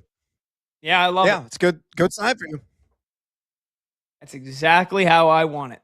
Apparently, money's coming in on the Knicks, but everybody we have on, all the experts, our insiders, all of our basketball fans, opinions we trust, they're all saying the Spurs. Something's not adding up. All right. We got to take a break. 310-840-4910, the number to join the show. We will give our official predictions for the NBA Finals. Who wins, how many games, Finals MVP, and some fun as well when it comes to series leaders with our friends at BetMGM. We will give our predictions when we return. He's Brett Evans. I'm Pat Boyle. This is BetMGM Tonight, right here on Westwood One Sports.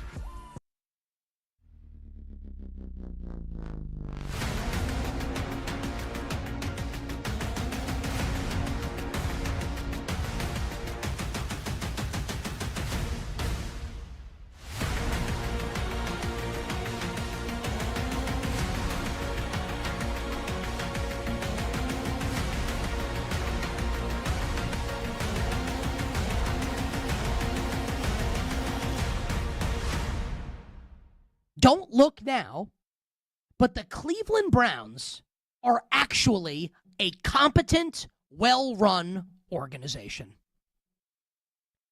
I'll say it again. The Cleveland Browns are a competent, well-run organization. Now, you're never going to get enough when it comes down to it when you trade a player like Myles Garrett. So, you can make the case that they should have gotten more, but it's not feasible. It's not how the NFL works.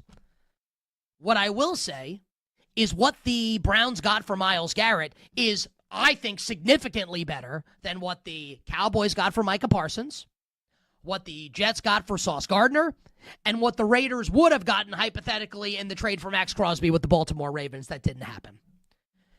So I saw people saying, well, they only got 1 first-round pick. No. They got 2.5 first-round picks. Because Jared Verse is a excellent 24-year-old pass rusher who was a first-round pick. So this is a first-round pick that, you remove the uncertainty. He's good. He's really good. Jared Verse is way more valuable than a first-round pick because he's a first-round pick that's actually awesome. They got 2 first-round picks. They got a 27-1 in a generational draft. And look, maybe it's the last pick of the first round, but they need ammunition. We'll get to that in a second. Plus Verse, plus a 2028 2, and that draft's supposed to be... Do you see what Howie Roseman said yesterday? We'll get to the Eagles' A.J. Brown trade about the 28 draft. It's supposed to be a great draft also. A 28 2 and a 29 3. Now, I love it for the Rams. Don't confuse this because I'm praising the Browns. I also love it for the Cleveland Browns. I've been saying for over a year, it makes 0 sense for the Browns to have Myles Garrett on the team. Think about it this way. He literally set the sack record last year. They didn't sniff the postseason. What's the point? He's 30 years old. He's going to be, let's say they're ready to compete in 2 years. He's going to be 32. Why are you doing this? Supercharge your rebuild. Trade him. And when the Browns, we talked about this in March, when they reworked his contract, it was obvious. Like, they can say what they want. We were never trading him, and the Rams kept beating down our door. Like, they were basically, this is like, I'll use this analogy. It's like a beautiful woman wears an outfit that she knows is going to get attention. People are going to look at her. Like, the Browns did that. What do you think? That people aren't going to look at them? Aren't going to look at Myles Garrett? When they rework his deal to make it easier financially to trade him, of course teams are going to be interested in that. It's Myles frickin' Garrett. Come on. So this had to happen. It did, and it shows that this team has got its act together. And when you look at this Browns roster now, the young talent that the Browns have, right? In Quinshon Judkins, who's coming off an injury, right? They drafted Casey Concepcion and Denzel Boston in like the top 40 at the receiver position. Harold Fannon's a stud. Spencer Fano on the offensive line and a reworked offensive line. Carson Schweisinger, the reigning defensive rookie of the year. He's awesome.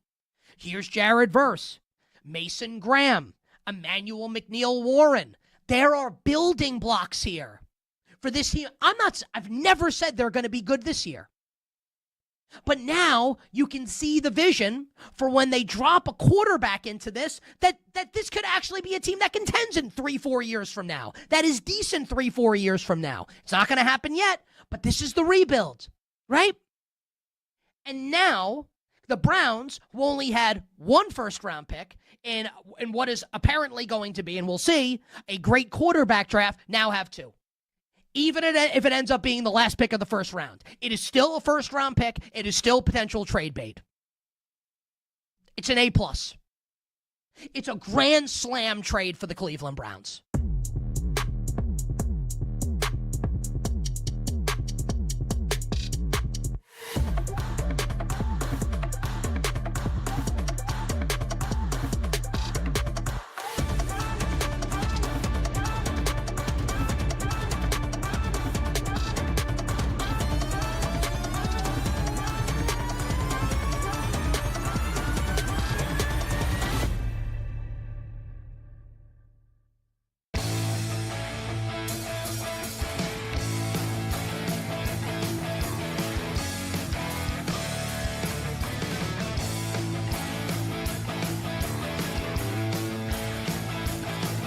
Late games, loud opinions, and money time moments. BetMGM Tonight rolls on.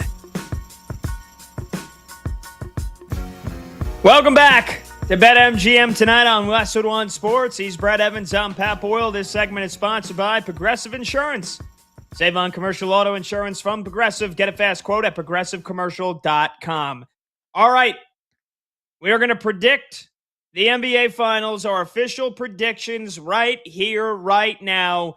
If you want to weigh in, who wins in how many games, you want to give a Finals MVP, any other predictions that you like, that you'd like to toss out into the ether, put it on the record here on the show.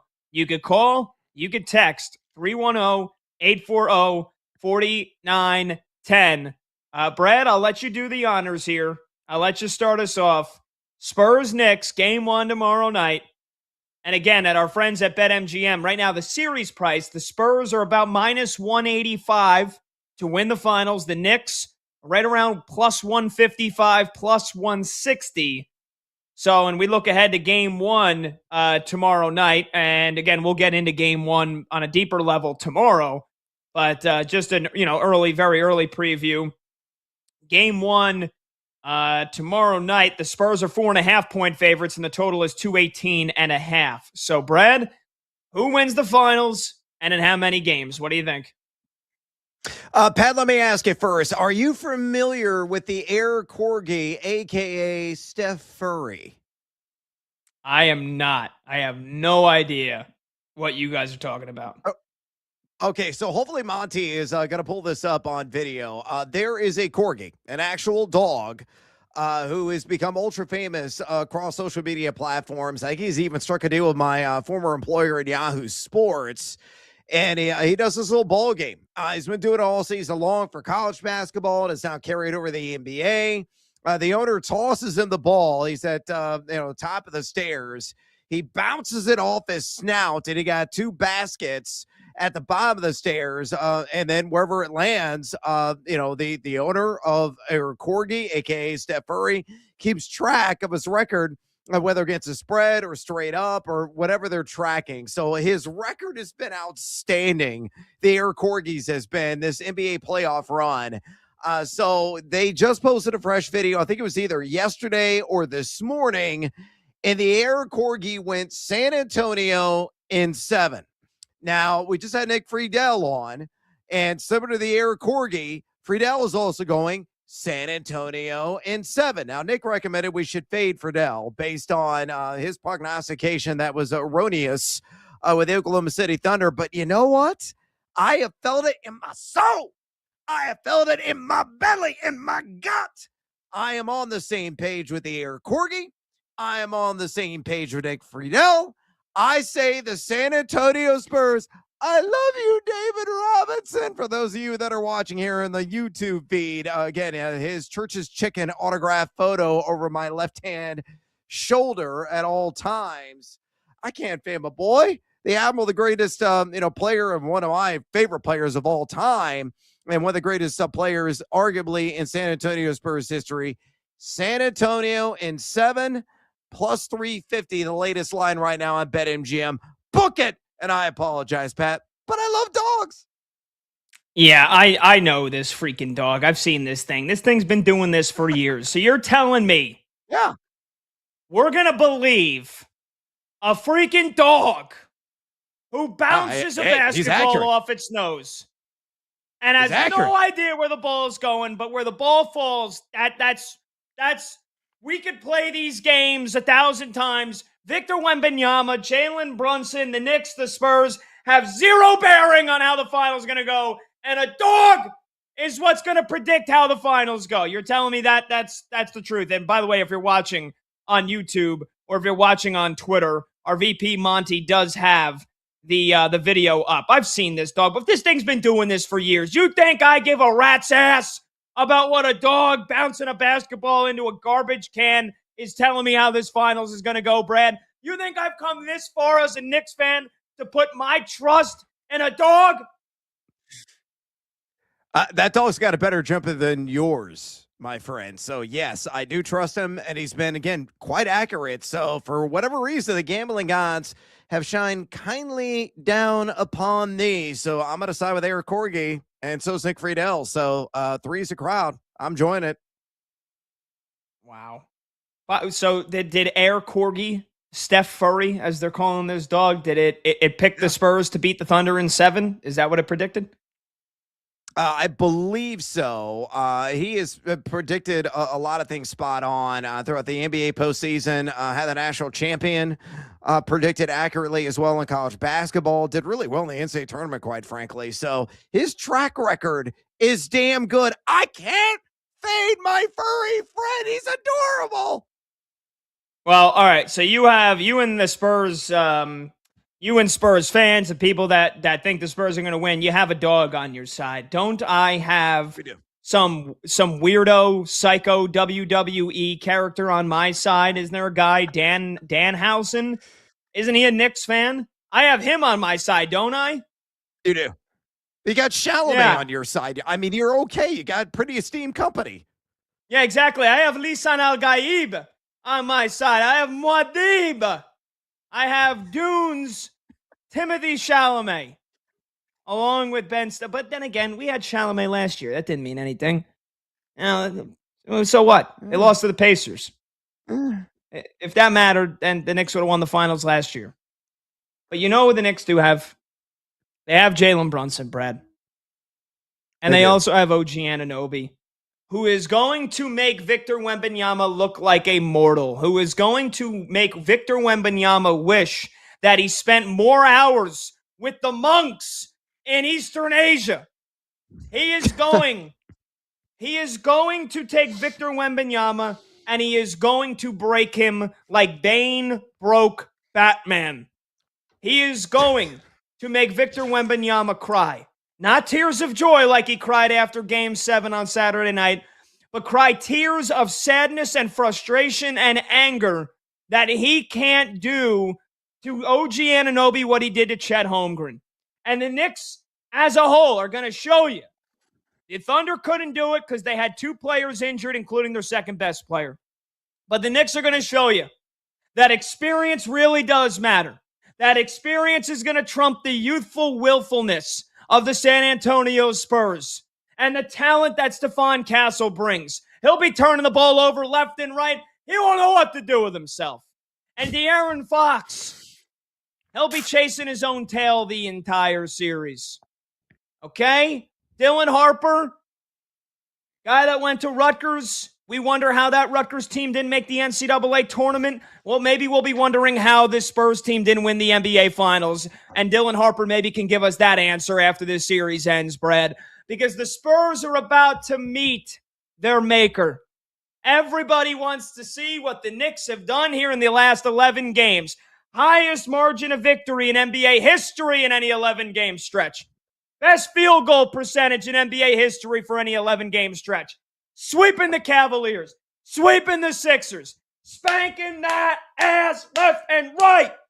3 straight closeout games, winning by at least 30 points. Oh, but the East is so weak. Even though the Knicks didn't stand a chance against the Pistons. The Knicks didn't stand a chance against the Celtics. But because they destroyed the teams that beat those teams, it's discounted. I have waited a long time, Brad. I've waited a long time. I have sat through Lua Munson. I've sat through Raymond Felton. I have sat through Luke Cornett when he was on the Knicks. I have sat through some horrible basketball. I am owed a championship. And some freaking dog or whoever else is not going to deny me. And they're not going to deny the Knicks.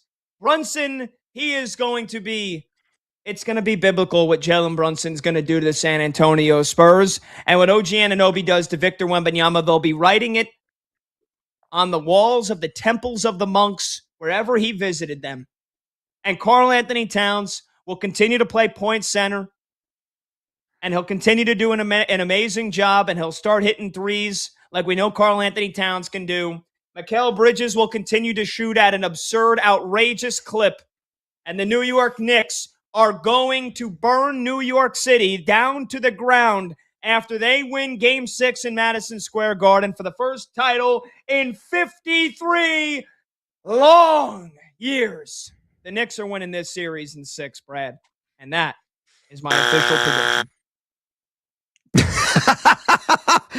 Dude, you're a regular Leo Tolstoy. I mean, that was passionate and long response that you had. Very supportive. I understand that you eat, breathe, bleed, everything New York Knicks.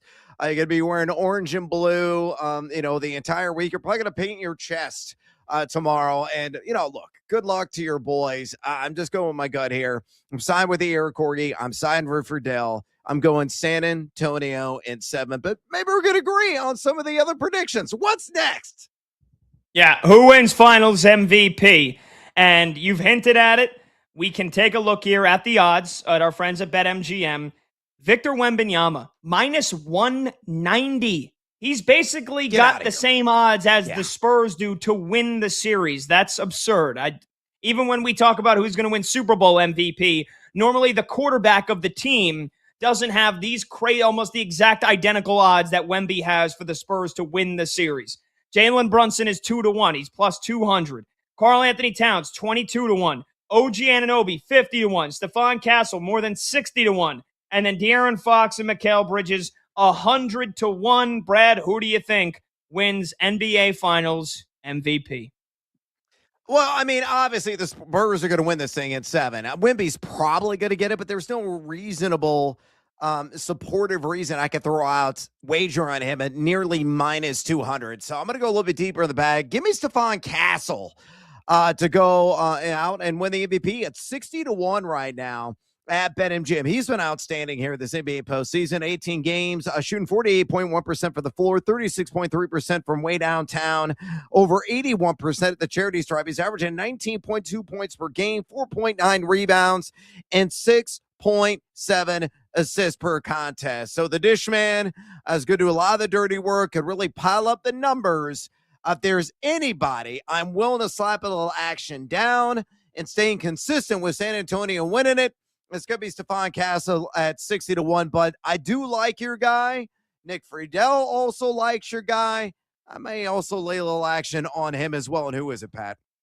That would be OG Anunoby, again at 50-1 plus 5,000 odds to win Finals MVP. I don't think it's as guaranteed that if the Knicks win the series that Brunson wins it, because as we know now, OG is going to spend a lot of time guarding Victor Wembanyama, and if he can effectively shut him down or even just limit him, on top of what he can do in the postseason from an offensive standpoint, OG Anunoby is absolutely in play. This is not as cut and dry as the Knicks win and Brunson wins it. Now, again, are there many avenues? Are there many realities where the Knicks win and Brunson does win the MVP? Absolutely. He's the leading scorer. He's the leader. He's the captain. If he scores and averages 25 points per game and 7 assists, yes, he very well could win it. But OG Anunoby, if the Knicks win the series, OG Anunoby can absolutely win Finals MVP because in this postseason alone, he's averaging 20 points per game, 7 rebounds, 2 assists, 1 block, and more than a steal and a half per game in this playoffs alone. And so if he does that on top of guarding Wemby, and he's the best defensive player on the floor that the Knicks have, and he's one of the best defensive players in the league, he can absolutely win Finals MVP. So 50-1, yeah, I think if you got $5, $10, however much you're looking to pick a Finals MVP winner, and you don't want to pick the two, Brunson or Wemby, because you just don't get great odds, I think OG is a wise choice. And Brad, I agree with you. I think Stephon Castle at 60-1, considering how big of an impact he's had, if you think the Spurs win, are also very good choices. All right, finally here, we got about a minute. Favorite player series leader, whether it is most points in the finals, most rebounds, most assists, most three-pointers. Brad, what do you like?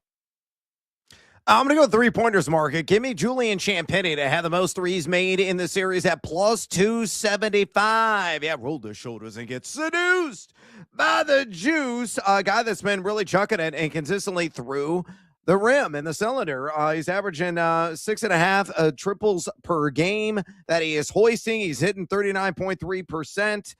He's hit 12 total threes in his last 3 games, all coming against the Thunder. I think he's going to carry over that hot streak and those fiery fingers. Julian Champagnie, most threes in the NBA Finals. Again, nearly 3-1 odds at our friends at BetMGM. Yeah, I'll go even deeper, and I'll just keep it rolling with my guy, OG Anunoby. Most threes at 5-1. Wow. Again, he's averaging the most threes behind Brunson on the Knicks this postseason. And, you go back to the first series against the Atlanta Hawks, he hit 17 of them in 6 games. So he averaged nearly 3 per game. He's averaging nearly 3 threes per game in the postseason. And so, again, you don't want to take Brunson. You don't want to take Vassell, who have the lowest odds. Again, I think Anunoby, just like he can win Finals MVP, again, he is in the corner for those catch-and-shoot threes. He can create his own shot. At 5-1, I think OG to hit the most threes this series is a good play. All right, got to take a short break. 310-840-4910. When we come back, we'll get some of your calls, and we'll play a little hot or cold. He's Brad Evans. I'm Pat Boyle. This is BetMGM tonight on Westwood One Sports.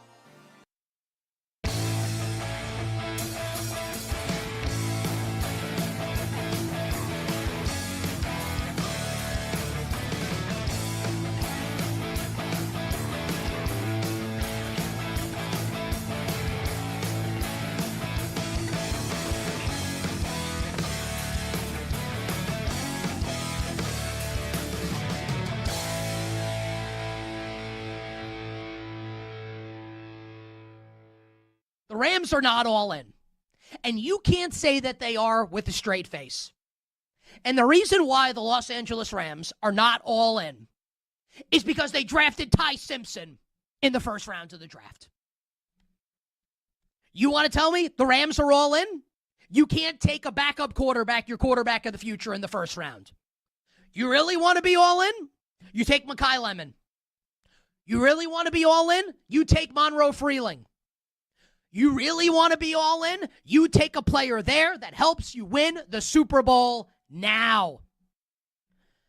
Now, I'm going to praise the Rams coming up in a list. This is a great trade for the Rams. It makes them, I think, easily the most likely team to win the Super Bowl. But that pick of Ty Simpson looks really, really bad today. And to be clear to the Rams fans out there, if they win the Super Bowl, who cares? And I understand that. But if you wanted to give yourself the absolute best chance to win, you don't take Ty Simpson. And I don't even mean this as an anti-Ty Simpson take. I came on the air the Friday after the first round of the draft. I didn't kill that pick the way a lot of people did. I understand the thought process behind it. Like, they had a first-round pick. They traded it for Trent McDuffie. They had the extra one by virtue of the brain-dead Falcons trade for James Pierce. They decided to use that pick to kind of address an area of need in the future with Matthew Stafford a little long in the tooth. I understood it. My beef with that whole situation was the fact that Sean McVay was clearly not happy with it. Yeah, they did a ton of overtime in the media trying to over-explain it. Thou doth protest too much. You have Chris Sims coming on the show and telling us he saw Sean McVay at a soccer game, at an Arsenal game in London, telling him, oh, yeah, we got into a disagreement about something else, and that's what the problem was. Okay. Again, thou doth protest too much. That was my issue with the pick. I never said Ty Simpson sucks. A lot of people think that. Maybe he does. Maybe he doesn't. I trust Sean McVay, the quarterback evaluator, and the quarterback coach to coax it out of Ty Simpson. So to be clear, this is not an anti-Ty Simpson, the player take, although I will say this, which kind of leads into my overall opinion, which I've been saying for a while, that this year, especially now with the Myles Garrett trade in tow, kind of has a little whiff of an NFL version of The Last Dance feel to it here. With McVay and Stafford, where you could say, if they win the Super Bowl, do both of them ride off into the sunset? Just consider this on Ty Simpson. Let's say Stafford plays 2 more years. 1 more year, 2 more years. Whenever Ty Simpson is set to actually take over as the starting quarterback of the team, and I understand, it's all moot if they win, but I think that this is worth saying, right? They just traded a first-round pick in 2027. They traded a young pass rusher in Jared Verse. And again, I think it's a great trade. But Devontae Adams is long in the tooth. Like, when Ty Simpson's ready to take over, do you think, like, the roster's going to be even close to what it is now? I'm just saying. It adds more fuel to my fire that we may be nearing the end of the Sean McVay, Matthew Stafford experience in Los Angeles. I'm not going to predict that. I don't know that. No one said it to me. It just kind of feels human nature-wise maybe what's happening here with the Los Angeles Rams. So no, they're not all in. How can you say they're all in? All in, you take Mekhi Lemon, and all in is then you trade for Myles Garrett. That's all in. Not taking a quarterback who won't play a snap this year if everything goes according to plan. So, like, I don't want to hear people say that with the Rams, that they're all in. They still have chips. They're not all in. They're not. Doesn't mean this wasn't a great move, and it wasn't a hyper-aggressive move by the Rams. But to say that they're all in is actually factually incorrect.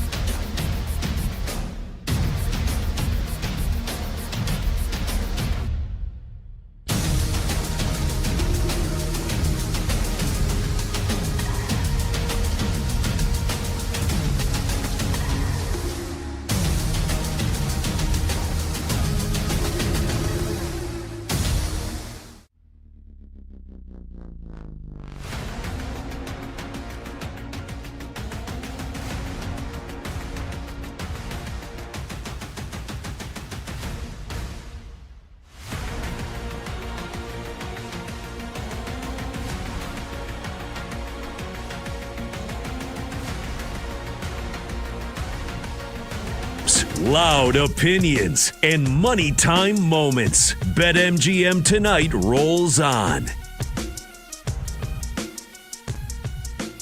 All right, welcome on back. BetMGM tonight, Westwood One Sports. He's Brad Evans. I'm Pat Boyle. The phone number to join the show is 310-840-4910.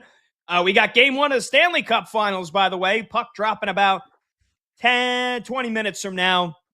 Might be even a little bit longer than that, but Vegas Golden Knights and the Carolina Hurricanes in Raleigh, game one in just a matter of moments. Brad, before we get to a little hot or cold, let's get to the phone lines here. And we urge you, the listener, the viewer, any prediction you have on the NBA Finals. Who wins and how many games? Finals MVP.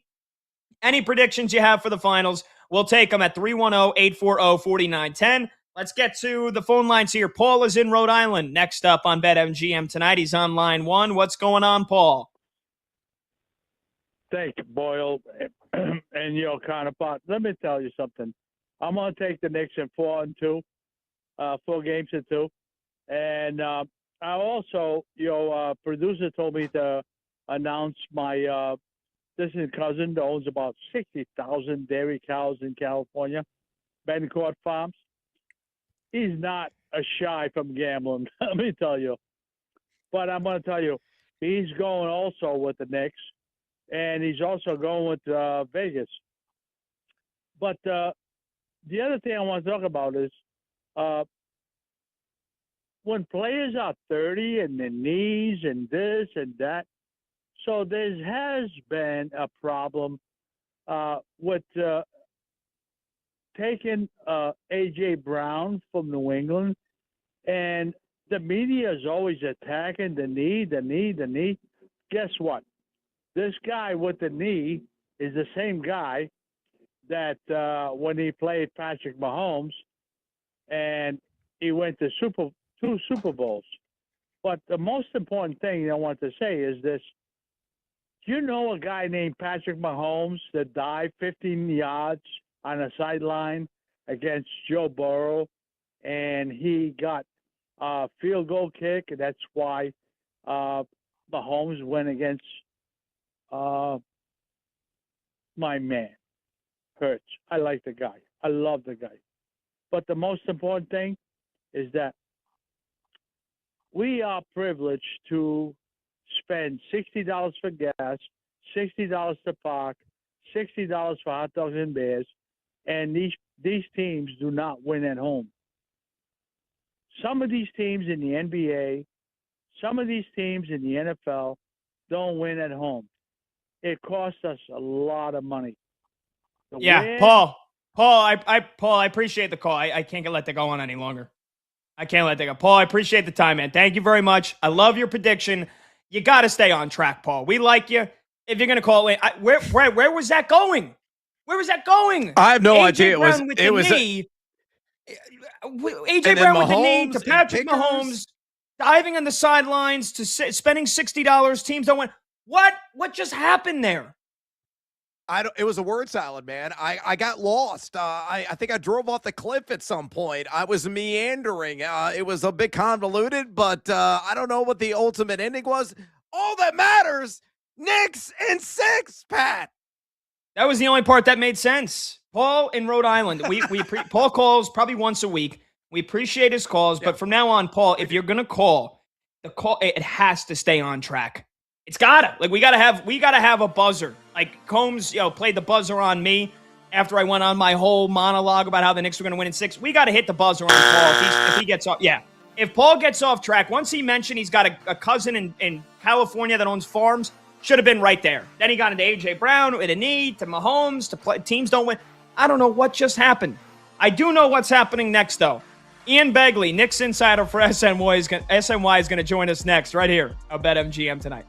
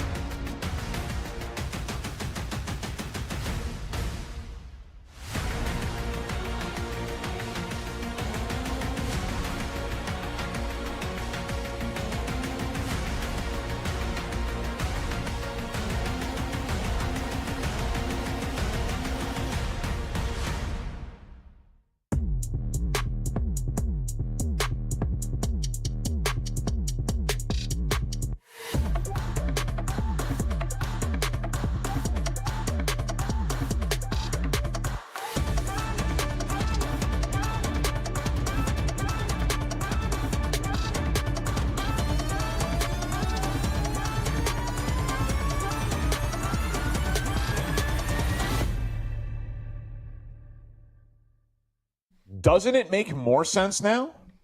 I don't think so. And also, like, So when Simpson's ready to play, the roster's not going to be good.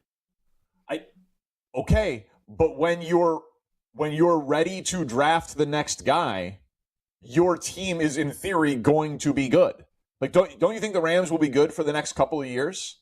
Well, and here's what I would yeah, go ahead, finish. Go ahead. Well, so if they're going to be good for the next couple of years, they will be drafting at the back of the first round. If they were prepared to trade for A.J. Brown, they would be trading a future first-round pick like the Patriots just did, which would hamper their ability to draft their replacement for a quarterback in the future. Trading the draft picks for Myles Garrett obviously hampers their ability to maneuver and trade up to draft their quarterback of the future. I have questions. I hated the Ty Simpson pick. Hated it because of what you're talking about. Be all in. But it's hard to argue that they had already executed that trade with Atlanta. They use the pick. They get Ty Simpson. They're like, we're not going to be picking this high again for a while. McVay clearly liked the player. And you trade a 25-year-old defensive end for a 30-year-old defensive end and trade future draft capital. Like, the Myles Garrett trade is an all-in move. They have their young quarterback of the future, whether we agree or not that he's good or not. And they got way better to try to win the next 2 Super Bowls with Matt Stafford. So I think they used they basically said, we are going to sacrifice our future draft capital to go get the next quarterback in order to get Myles Garrett because we already have our next quarterback. I thought it made it make more sense. So, like, I agree with it. You can't disagree with that. But without the draft capital then, with Devontae's not going to stick around. We'll see what happens with Puka. I don't like any of really the skill position players on offense that much here. So, and you're not going to have the draft capital to replenish that with young talent. So I guess when Ty Simpson's ready to take over, and maybe McVay is just, the master of, he's the wizard, right? And he's able to make it all work. They're also not going to be able to pay all these guys on defense. It's a champagne problem. I think Ty Simpson's walking into a situation that's not going to be that great. And if you're really going to go all in, then take Mekhi Lemon. But that, is the goal for Ty Simpson to walk into a great situation, or is the goal for you to have your quarterback for the next decade and then build the situation around the quarterback? I agree. You can make the case. You can make the case either way. Yeah, I obviously agree that Devontae, Myles Garrett will be on the downside of his career, though they are betting that he's going to be like Reggie White, who had 5 double-digit sack seasons in his 30s, right? Like they're making that bet on Myles Garrett. Less Lawrence Taylor, more Reggie White, yeah. Yeah, but clearly Stafford, Devontae, the back end, if any, of Myles Garrett's peak, there's no doubt that Ty Simpson will not play with the best version of the Rams. But what they're saying is it's easier to do a rebuild with the quarterback than without. And in that first year, we won't have to use draft picks in the 20s or 30s to try to take the 4th quarterback in a draft. They're going to already have their quarterback who's been learning under Stafford and McVay. So I hated the pick at the time, but I do think that it makes a little bit more sense when you are making a different all-in move with this draft capital.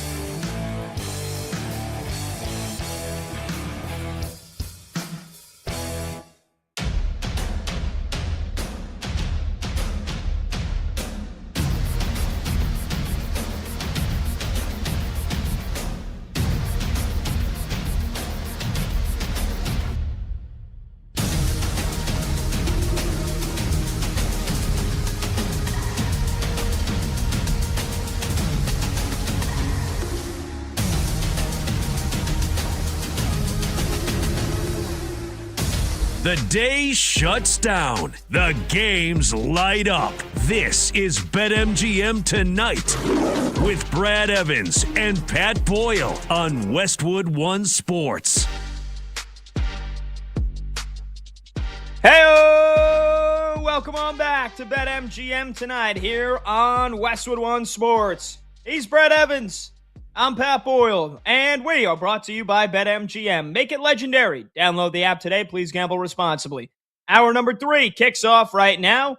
You can watch the show live on YouTube. Just search BetMGM tonight and hit that subscribe button. You could watch the show live on Twitter at BetMGM tonight. And you can listen to the show on the Westwood One Sports app, the Odyssey app, SiriusXM Channel 375, and hundreds of local affiliates throughout North America. In just about 24 hours from now, Brad, we will be getting set for tip-off game 1.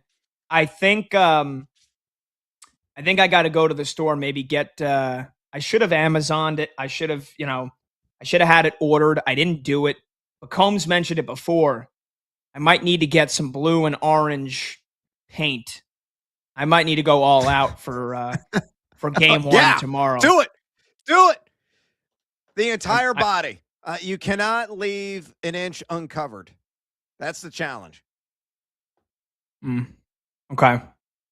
All right. If I can't find it at a CVS or a Walgreens or whatever, I will order it tomorrow to be delivered by Friday, and I'll have it ready to go for Friday. I know you're off Friday, but I will at one point during this series, I will be covered in blue and orange Knicks paint.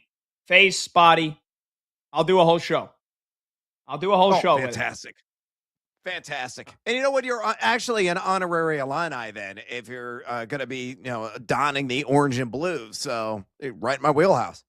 There you go. Perfect. But our worlds collide. All right, let's get to the phone lines here. Let's bring in our next guest. He covers the Knicks and the NBA for SNY. He's one of my buddies, Ian Begley, who is in San Antonio, and he's covering the NBA Finals. He's covering the Knicks, and he's one of the closest to the Knicks that you could possibly get. So very excited to welcome Ian in. It's Pat and Brad. What's going on, Ian? How you doing, brother? What an exciting time. Yeah, they've been on quite a roll, huh, Pat? I mean, it's something else. Today, obviously, all about Mitchell Robinson down here at Media Day, Finals Media Day. And we'll see what happens game 1 tomorrow. But I'm sure you're enjoying this run. Yeah. Oh, without a doubt. And we're going to ask you about Mitch in just a bit. But I want to just kind of ask you, Ian, what has been the overall vibe like for the Knicks here in the last 8 days? We had the debate of rest versus rust heading into the conference finals. And the Knicks looked awfully shaky for 80% of game 1. But then they turned it on and steamrolled the Cavs the rest of that series. So they'll have another 9 days when it's said and done before tip-off tomorrow night. So from their practices in the Big Apple in New York City to then flying here to San Antonio and practicing at Frost Bank Center, how intense has practice been, and what has the mood been like the last few days? So these guys have been businesslike, in my estimation, just in terms of nobody's celebrating anything. Nobody is patting themselves on the back in terms of getting to where they are now. It's been a focus on what's next and how do we keep winning. And so I've been impressed by that because, some of the stuff sounds like cliches, but then you see what happens on the floor and it makes sense. And so I think they've done their best to maintain the focus. You can't really replicate the intensity of during this rest period. So I would assume that they have some kind of a rust in game 1. It's just a matter of how long it lasts for. Obviously, it's not ideal for it to last as long as it did game 1 of the conference finals. Ian, as we're all fully aware, Victor Wembanyama is freakishly talented at his size. What do you think is going to be Mike Brown's defensive approach in trying to limit San Antonio's ultra-versatile megastar? How committed do you think he is to that approach throughout the entire series, whatever it is? Yeah, I think, you'll adjust based on the result. But I think initially you're going to see some OG Anunoby on Victor Wembanyama. And, I was talking to ESPN's Tim Legler, and he said, look, if you put me in a lab and you said, create a player perfectly suited to guard Victor Wembanyama, he described OG Anunoby. And, so Legler feels that Anunoby, with his size and his strength and the lateral quickness, is a good matchup. Now, no one's going to stop Wembanyama, and no, he's going to get his double-double, and he's going to do damage on both ends of the floor. But if you can slow him down and bother him enough into maybe an off-shooting night or two, I think that would go a long way towards the Knicks having success in this series. And so, yeah, I think it'll be Anunoby. I think it'll be some Karl Anthony Towns and maybe Mitchell Robinson. Oh, all right. Speaking of Mitchell Robinson and the bigs in this series, what's the latest on him and his busted digit? Do you think there are going to be any limitations to his game? And in your estimation, what's the level of importance operating uninhibitedly, at least mostly in this series, for Mitchell Robinson? Sure. Yeah, no, I think he's going to play a big role in a perfect world for the Knicks, and that's why I understand people kind of underplayed the significance of the injury. But, to me, obviously he's not a jump shooter, but he still needs to catch the ball and still needs to rebound the ball. And it's not what you want from a Knick perspective, the injury obviously happening away from work. And so I think he's going to play. He wants to play. The team's hopeful he's going to play. And then, his role in the series, obviously the offensive rebounding. But with Wembanyama, if he's going to come out and try to block shots, that leaves an opening for Mitchell Robinson to do some damage on the offensive glass. And also, Mitchell Robinson, when he's out there and Wembanyama's on the court too, I would assume Wembanyama would be defending Robinson, and Robinson, will force him to at least move around defending pick and rolls. And so the role there for Robinson with the Knicks in this series is a significant one. And, we'll see how hobbled he is or how inhibited he is once they roll the balls out tomorrow night. We're talking to Ian Begley here on BetMGM tonight, Westwood One Sports. He's Brett Evans. I'm Pat Boyle. Ian covers the Knicks in the NBA for SNY. Ian, take me down a dark path here, or I'll take us down a dark path. I don't want to imagine Mitchell Robinson being limited for any reason why in this series. I don't want to imagine that pinky or the fifth metacarpal, the hand injury, getting any worse. But in case it does, in case he's limited and he can't be as much of a contributing factor as normal, who do you see getting more playing time in his perceived absence? Like, would the Knicks just employ smaller lineups despite the danger that Wemby possesses? Or could we see the young German center Ariel Huck-Porty thrust into a big spot? I know the Knicks don't want to imagine having to have a plan B if Mitch is not 100%, but what do you think that would look like? Yeah, I would think it starts with the small ball lineups with an OG Anunoby at center. And so I think you start there, and then depending on how it goes, yes, I think you'd see an Ariel Huck-Porty, maybe even a Jeremy Sohan as an undersized 5. And so I think that's what you're looking at in a world where you don't have Mitchell Robinson or he's ineffective. But, look, he thinks he's going to play. I don't know if the medical staff, they have not cleared him yet. So that's the hurdle here. But he should be out there. But, again, in this scenario where he's ineffective, yes, I think it's first Anunoby, small ball center, and then you go to your backup big in Ariel Huck-Porty. Ian, to nobody's surprise, Jalen Brunson is the Knicks front runner to win NBA Finals MVP at plus 200 at our friends at BetMGM. Assuming New York ends its decades-long title drought, who other than Brunson has the best chance to earn the coveted honor? Is it OG Anunoby? Pat's really high on him. We've had a number of guests who are high on him. Or is it somebody else? Yeah, if I'm picking a non-Brunson MVP, that's where I'm going, because that means that OG Anunoby has impacted Victor Wembanyama enough for the Knicks to get 4 games. And it means that OG Anunoby more than likely has contributed on the offensive end as he has throughout this postseason. And so that's where I go. I think that's kind of the obvious number 2. And so I think if he plays at a high level both ends, he'd be the candidate. Maybe Mikal Bridges. I mean, shooting the heck out of the ball and from the mid-range and defending well. So maybe he's another candidate, but you have to assume, right, it goes to Brunson at the end of the day. Talking to Ian Begley here on BetMGM tonight, Westwood One Sports. He covers the Knicks and the NBA for SNY TV. I just want to follow up on one thing you mentioned about Mitch. You said Mitchell Robinson, the medical team hasn't cleared him yet. I know you posted pictures and videos of him practicing inside Frostbank Center in San Antonio. So, Ian, from I guess whatever you could tell us from your knowledge of the situation, are there certain things that Mitch has to show? Like, he had surgery reportedly, right, on this fifth metacarpal.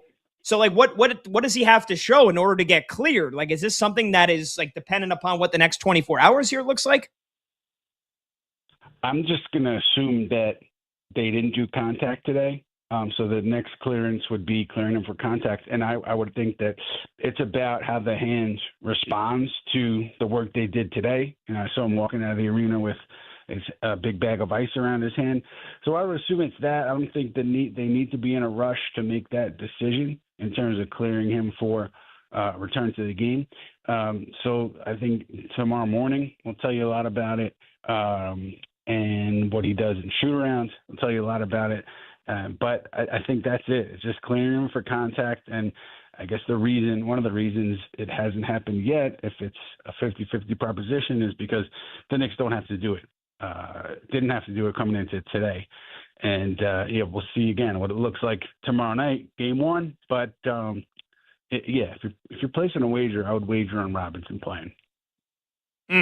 Okay. All right. Well, that makes me feel good. And then hopefully, I don't know if it's going to be a brace or a splint or what's going to be on his hand tomorrow.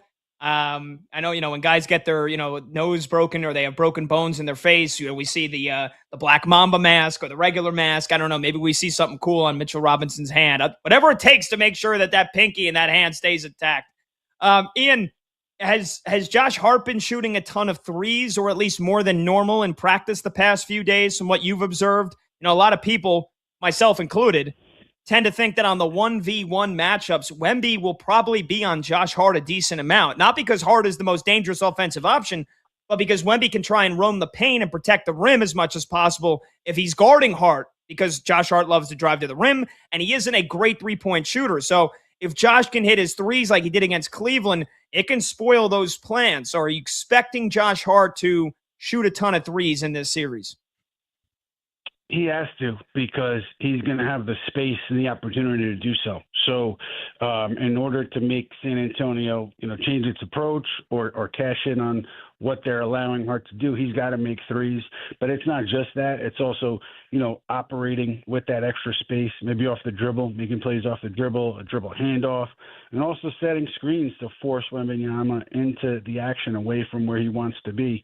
To me, that's one of the big factors early on in this series is the Wembanyama-Hart matchup. How much can the Knicks cash in on Wembanyama, shading off of Josh Hart, and how much can they get him out of where he wants to be, which is in the paint, around the basket, bothering shots.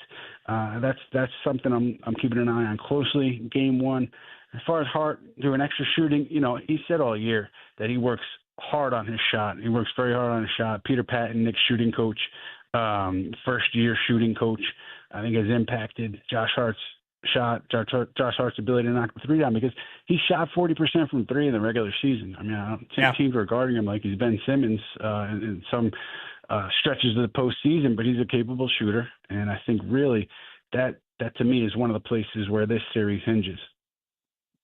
Okay, sweet. And finally, Ian Begley with us here on BetMGM tonight. Would you care, you don't have to, but would you care to give a prediction on the finals? Who wins and in how many games? I would say this. After watching San Antonio play so well on the road in the Game 7, my prediction is if the Knicks are going to win this, they have to win it in 6, because you don't want to come back here, play that team at home in the 7th game. So I think I'll go that way. I'll go Knicks in 6, because if it goes 7, I don't think it would go well for the Knickerbockers. All right, Ian. Well, I know you've been covering this team for a while, man, and as a diehard fan, we have seen some bad basketball over the years. But in the last 5 years, it's all kind of been leading to this moment, and it starts tomorrow. I know you're going to be great covering the team, as you always are, man. Can't wait to read and see all of your stuff. And thanks so much for the time, man. Looking forward to catching up, hopefully, before the series is done.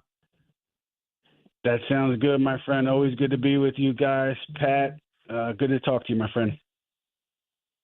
Seeing.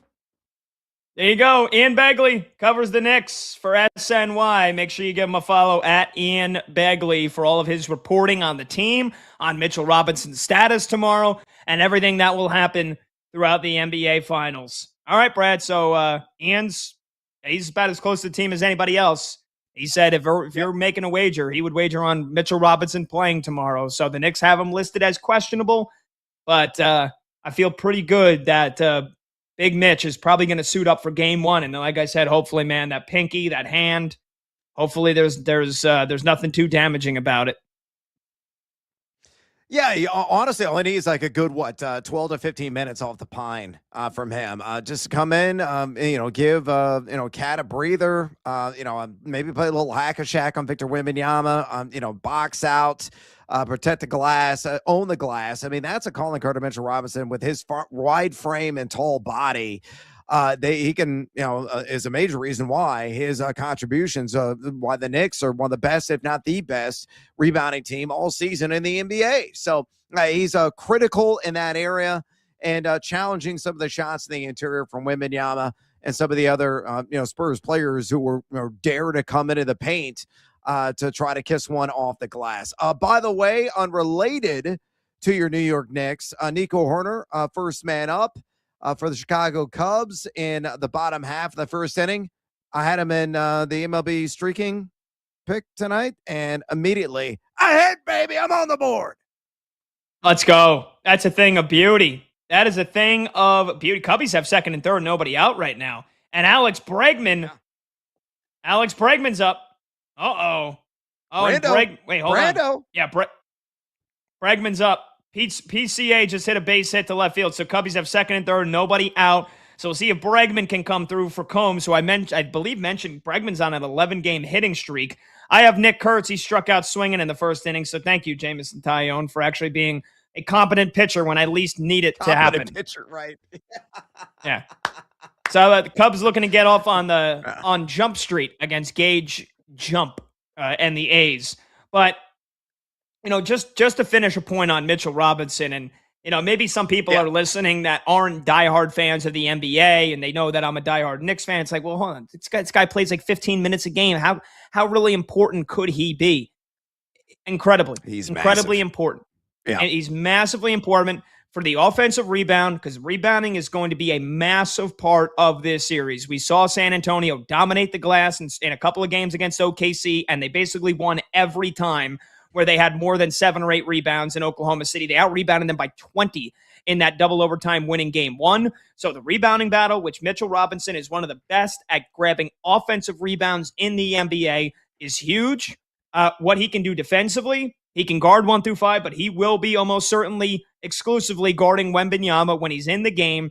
And then he is such an enigmatic player because he's so terrible at free throws. So when the Knicks put him in the hack-a-Mitch that we see almost every time he's in the game, it's going to be super important. It's the chess match within these games when Mike Brown is going to deploy him. And I think he's probably going to play the beginning of the second quarter every game for probably 8 to 9 minutes.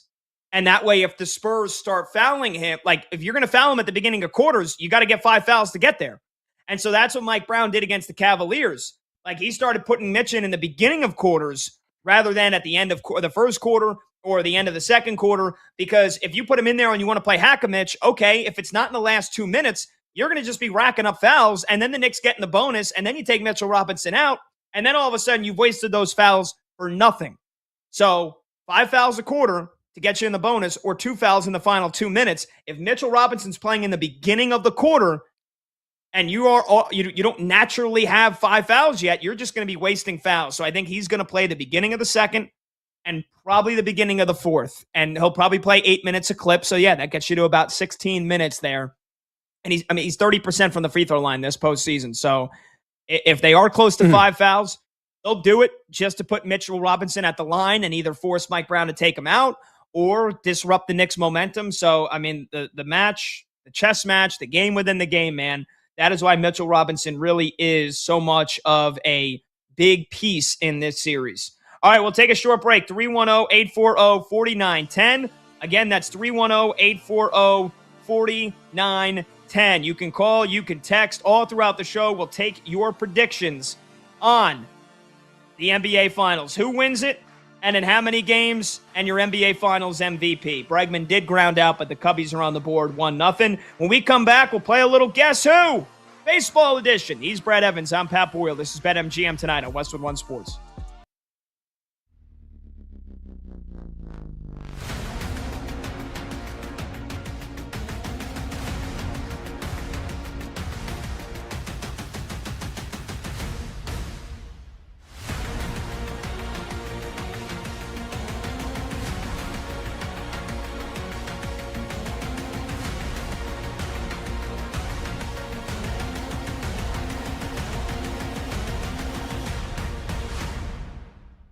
Don't look now, but the Cleveland Browns are actually a competent, well-run organization.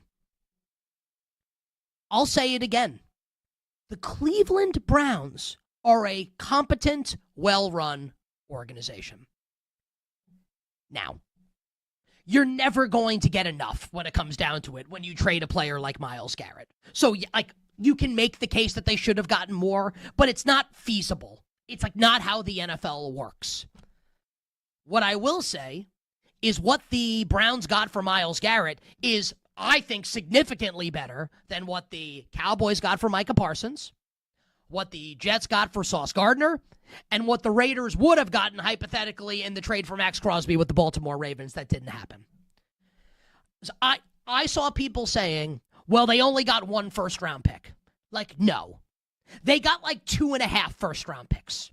Because Jared Verse is a excellent 24-year-old pass rusher who was a first-round pick. So this is a first-round pick that, you remove the uncertainty. He's good. He's really good. Jared Verse is way more valuable than a first-round pick because he's a first-round pick that's actually awesome. They got 2 first-round picks. They got a 27-1 in a generational draft. And look, maybe it's the last pick of the first round, but they need ammunition. We'll get to that in a second. Plus Verse, plus a 2028 2, and that draft's supposed to be... Did you see what Howie Roseman said yesterday?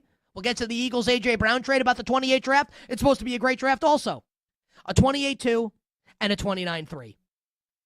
Now, I love it for the Rams. Don't confuse this because I'm praising the Browns. I also love it for the Cleveland Browns. I've been saying for over a year, it makes 0 sense for the Browns to have Myles Garrett on the team. Think about it this way. He literally set the sack record last year. They didn't sniff the postseason. What's the point? He's 30 years old. He's going to be... Let's say they're ready to compete in 2 years. It's going to be 32. Why are you doing this?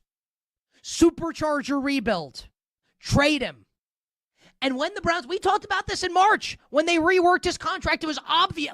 They can say what they want. We were never trading him, and the Rams kept beating down our door. They were basically, this is I'll use this analogy. It's like a beautiful woman wears an outfit that she knows is going to get attention. People are going to look at her.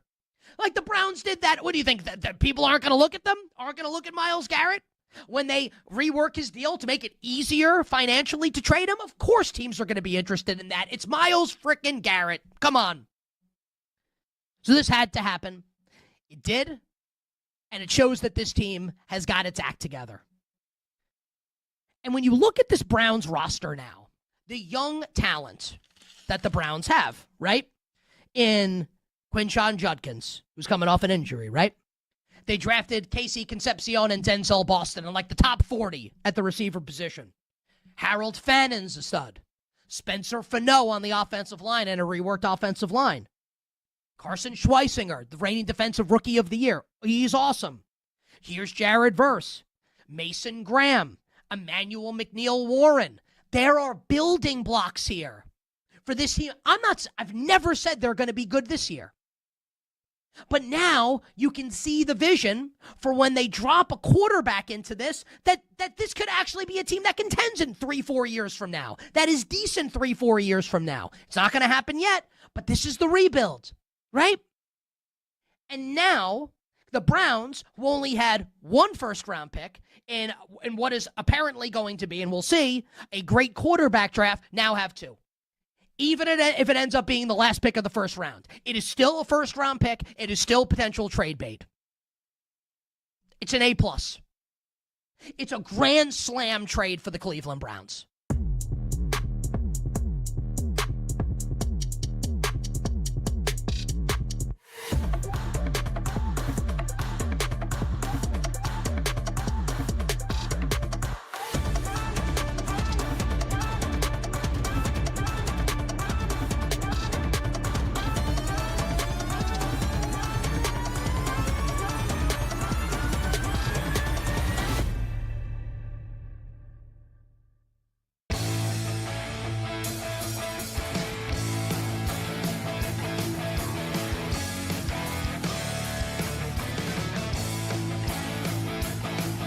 Late games, loud opinions, and money time moments. BetMGM Tonight rolls on.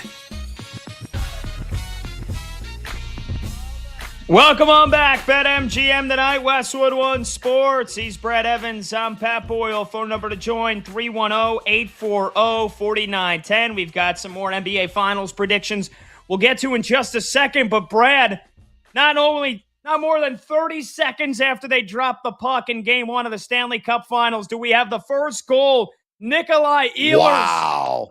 Wrist shot off the post and in. And the Hurricanes jump all over Vegas immediately. 25 seconds into the game, Nikolai Ehlers puts the Hurricanes up 1-0 in Game 1 of the Cup Finals. Holy smokes. That building is probably rocking, to say the least, right now. What a freaking start. Yeah, the beer is going to be flowing freely very, very soon if they're not already. I mean, that's utterly ridiculous, folks. Maybe it's going to be a high-scoring affair. We've seen our fair share of those so far in the Stanley Cup playoffs, but the Hurricanes already reaching Category 5 status on the Saffir-Simpson scale. Look at the weather nerd using his advanced degree in meteorology. Hot start. That is, to say the least. Get it, Hurricanes? Okay, before we get to a little Guess Who, let's get to the phone lines here. Running theme throughout the show tonight. We're taking your finals predictions, NBA finals predictions. Who do you think wins? And how many games? Who's the finals MVP? Any other predictions you have for Knicks Spurs? We'll take them. 310-840-4910. Ricky's next up in South Carolina. Ricky's on line 1 on BetMGM tonight. What's going on, Ricky? Hey, Pat. How you doing today, man? Thanks for taking my call. Yes, sir. What's up, man? I changed my tune. I changed my tune since the last time I called about, obviously, OKC did not pull it off. I've got to take the Knicks in 6, and I heard a stat earlier. I don't know the exact details of behind Wemby being the favorite to win the MVP final. The MVP of the finals are 3 players, and they're all Knicks. I think they had their fun with OKC, and I just don't think they can get it done. I got to get Knicks in it, and they're going to take it all. Let's go, Ricky! Let's go! We appreciate the call, brother. Thank you so much. Brad, we finally got some Knicks love here. I feel like everybody. Yeah. The betting market on BetMGM, there's money coming in on the Knicks. I haven't seen it. I haven't heard it. Yeah, you're picking the Spurs. Everybody else is picking the Spurs. All of our guests are picking the Spurs. Ricky in South Carolina is going Knicks in 6. How do you feel about it? Eric Corgi, Nick Friedel, and I are upset. Dim's fighting words. Again, I'm going to stick to my guns here and say Spurs in 7. But again, you know what? The strongest takeaway is everybody feels this is going to be a highly competitive series. That's all I want, quite honestly. I don't give a damn who wins it. I want drama. I want suspense. I want to be compelled to watch every single second of this NBA Finals that I think is going to deliver on the hype. Oh, yeah. Hell yeah. All right. Well, we'll continue to take your calls. We'll take your texts as well. 310-840-4910. Wow. Monty, our video producer, Michael Montgomery, saying Yordan Alvarez, first at bat, big fly. He just went deep. Home run for Yordan. Wow. What a start. Monty took Yordan Alvarez and let's go streaking. So, Brad, you had Nico Horner got a hit on the first pitch he saw. Yordan Alvarez goes deep in his first AB. So you guys are good to go till tomorrow. Your W in the book. And now it's down to me and Combs with Nick Kurtz and Alex Bregman to keep it rolling. But wow, Monty, when he gets it right, man, he gets it freaking right. The hyphen, always for the win. Folks, go to batters-box.com. Monty has done a lot of work on the site, crunching some of the advanced data, tremendous insights, and a must-have resource to check out every single day if you're just interested to see who is going to boom in the box score. By the way, we have a text on a listener who wants to get in on Let's Go Streaking. Art in L.A. texts in, I will take Andy Pages to go off tonight. So he's going with Andy Pages of the Dodgers, who lost to the Diamondbacks last night, and they are playing in the desert again tonight, about an hour from now. Andy Pages is in the lineup, batting second against Michael Soroka of the D-backs. Art in LA then says, go Trojans, hashtag CWS. Is that the College World Series I'm guessing he's referring to? And USC is... correct. Okay. And USC is in the College World Series. Let me see here. Wow, did they expand this tournament, by the way? Or no? I think they did. Okay. Did they not? Well, at least what I'm seeing is they're showing the regionals and the super regionals in bracket form, where so it threw me off. I was like, hold on. I thought the College World Series was always only 8 teams. Yeah, USC is in it. They play North Carolina. We're not even in it. We're in the super regionals for baseball still. We haven't made it to the College World Series yet. Okay. Well, he's hoping they get one step closer, apparently. Okay. Now, on the flip side, we do have the softball College World Series, which is set, right? We got Texas Tech, who I believe stunned Alabama, if I got that correctly. Yeah, so they needed to beat number 1 Alabama twice yesterday, and they did it. So you got Texas and Texas Tech. The battle for Texas with the women's softball College World Series starting tomorrow, that best of 3 series. So, okay. All right, and Art in L.A. wants USC in the men's side, which they're playing North Carolina in the Super Regional. All right. 310-840-4910, number to join the show.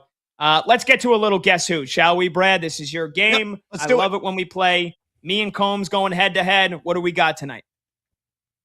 All right, the category night, guys. We had a discussion about this, and we think it's going to be the most heated race that we can recall maybe in our lifetimes to the National League Cy Young Award. So NL Cy Young winners is the category, and here's how the game works. I'm going to give you 3 clues. You're going to get 3 guesses. You guys are going to ping pong back and forth.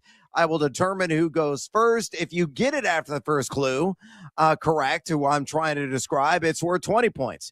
If you get it after the second clue, it's worth 10 points. After the third clue, it's worth 5. If you don't get it after any of the clues, it's a big fat 0. Now, Pat, you're a bit of Betsy right now because you lost to Combs. The last time we played is about your New York Knicks. So redemption is top of mind for you, but you got to go second as Brando is leading off. So, gentlemen, are you ready to play some Guess Who? Oh, yeah, big Let's time. do it. I need some revenge. All right, Brando, you're up first. The first clue, and Monty, our VP, has done a tremendous job building out the graphics for this. Clue number 1. Again, NL Cy Young is the category. Took home the National League Cy Young in 2003. No cheating, Combs! In 2003, God, that was a good year for the Cubs. And I know you, Brad. I'm going to go with, I don't know if he won a Cy Young. Maybe it was the Marlins. Oh, what was his name? I'm going to give you a shot Josh clock. Beckett. Josh 5. Beckett. Pat, Ooh. again, took home the National League Cy Young in 2003. Who is this? 2003. I know the year, was it the year prior? 2 years prior, they won the World Series. A little, taking off, knocking off the Yankees. I think he was still on this team at this point. I don't think he had come over to the Yankees yet. Give me the big unit, Randy Johnson. Clue number 2. Pat, you're up first now. A 2007 World Series winner. He played for the Brewers, Rangers, Red Sox, and Dodgers. Who is this? Oh. Won the 2007 World If you get Series. this, I'm going to be so mad at myself. 2007. So who won in 2007? So it had to have been it was the Rangers, right? Oh, man. 2007 Shot World clock. Series. All right. 5, 4, 3, 2, No, 1. Roger. Nah, I don't know. You're a sneaky. All right, You're a sneaky Brando. duck, Brad. All right, hang on a second. Let me give the clue. A 2007 World Series winner. He played for the Brewers, Rangers, Red Sox, and Dodgers. Who is this? You're a sneaky duck because we're over here thinking starting pitcher, but he was a closer. Eric Gagne. Correct. 15 points, or 10 points, excuse me, on the board there for Combsy. Oh, yes, I am a stinky duck. All right, you ready for the next one? Here we go. Let's see. Pat, you're going to be up first on this one. Clue number 1. Get NL Cy Young is the category. After going 20-6 with a 2.47 ERA, he earned the NL Cy Young honor in 1998. Who is this? 1998. Okay, we're looking at some Hall of Fame pitchers here. I'm going to go with... He's still on the team. He's still with them then. All right. I'm going to... Yeah, you know what? 5, I'm gonna say 4, I'll be pissed 3, if I gave him out 2, last time and I got it wrong 1. this time. Give me Randy Johnson again. Big unit. Doubly wrong again. All right, I'll repeat the clue. After going 20-6 with a 2.47 ERA here in the NL Cy Young honor in 1998, Brando, who is this?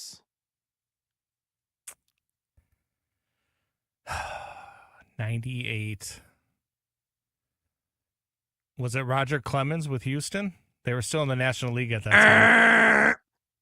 Clue number 2. Going back to Brando for this one. During his 22-year career, he was a 4-time Silver Slugger and 10-time All-Star.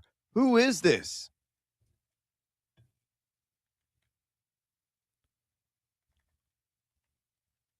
Combs is trying to look up the answer.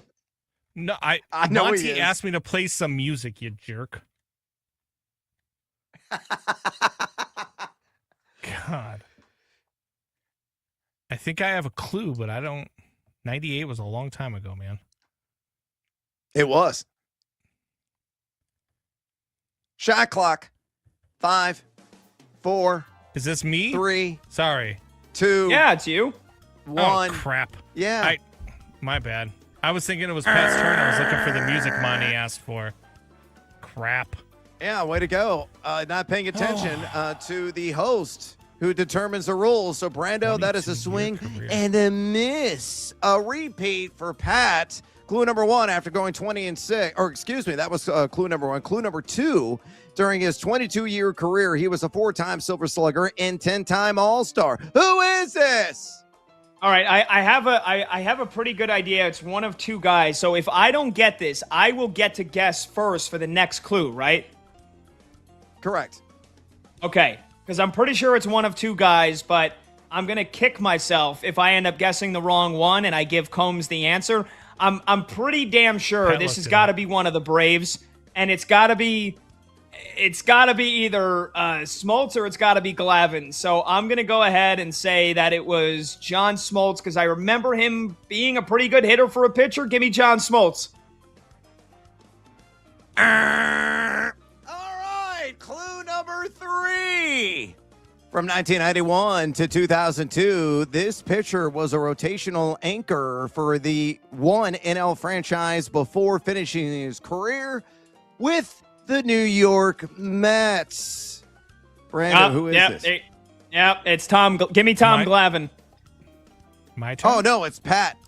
It is Pat. I'm sorry. And that is correct. Ding, ding, ding, ding, ding. It is Tom Glavine.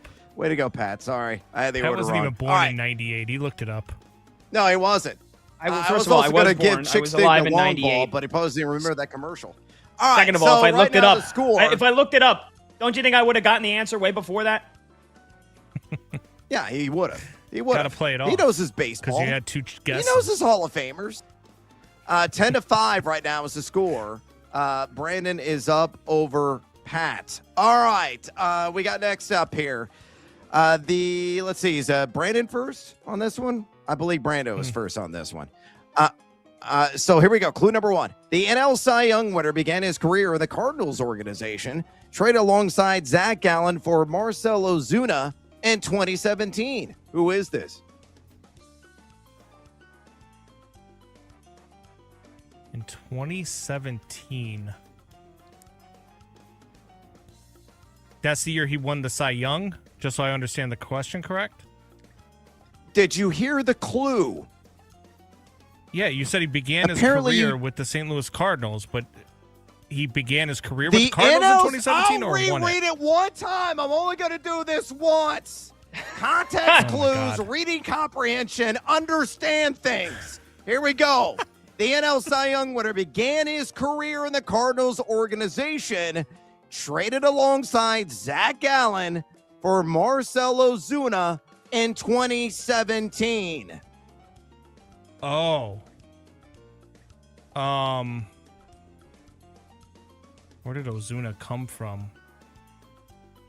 Is it Sandy Alcantara? Correct! Way to pull it out of your keister, Combs! No, I wasn't pulling out of my keister.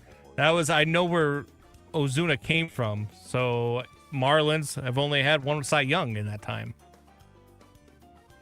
Well, you just scored 20 beautiful points. All right. Pat, we are down to 1, so you got to get this one right. By the way, Nick Kurtz just went yard, gentlemen.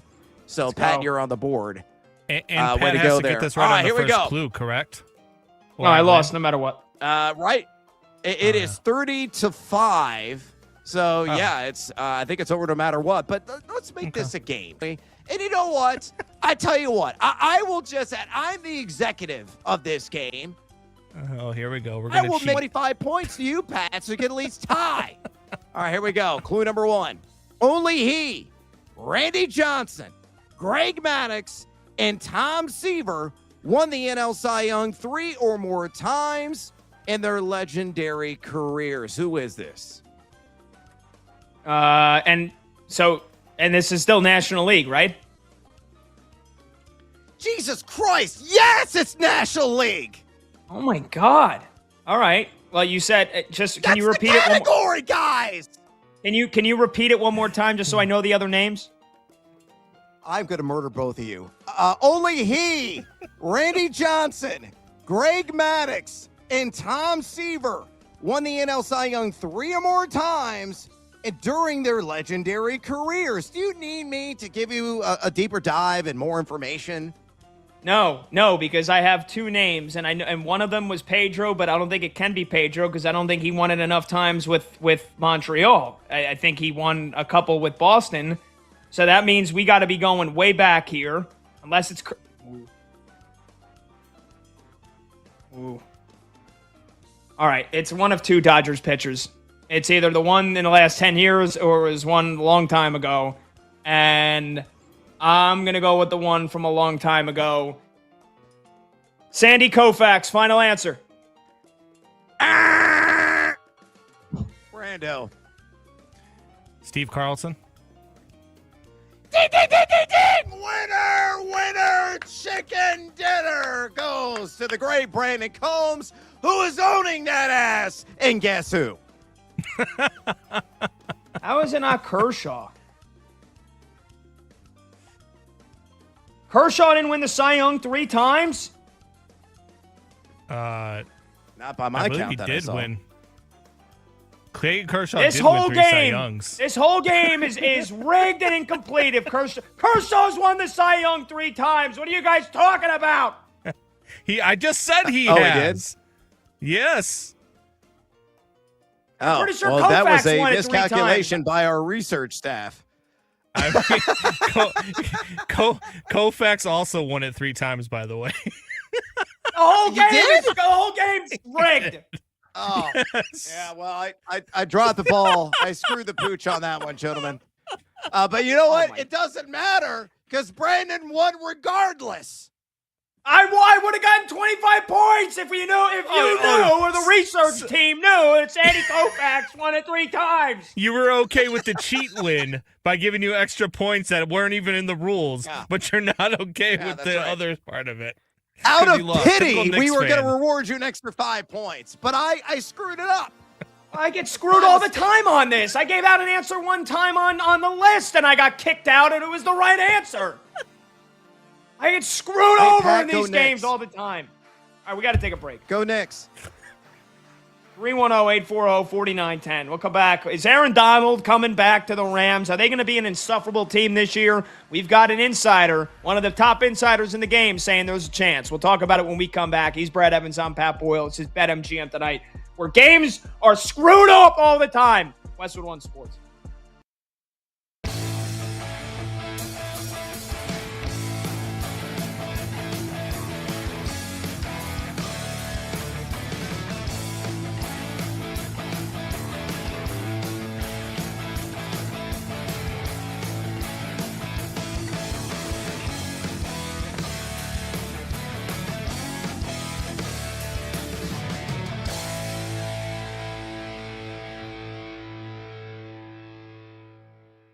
The Rams are not all in. And you can't say that they are with a straight face. And the reason why the Los Angeles Rams are not all in is because they drafted Ty Simpson in the first round of the draft. You want to tell me the Rams are all in? You can't take a backup quarterback, your quarterback of the future, in the first round. You really want to be all in?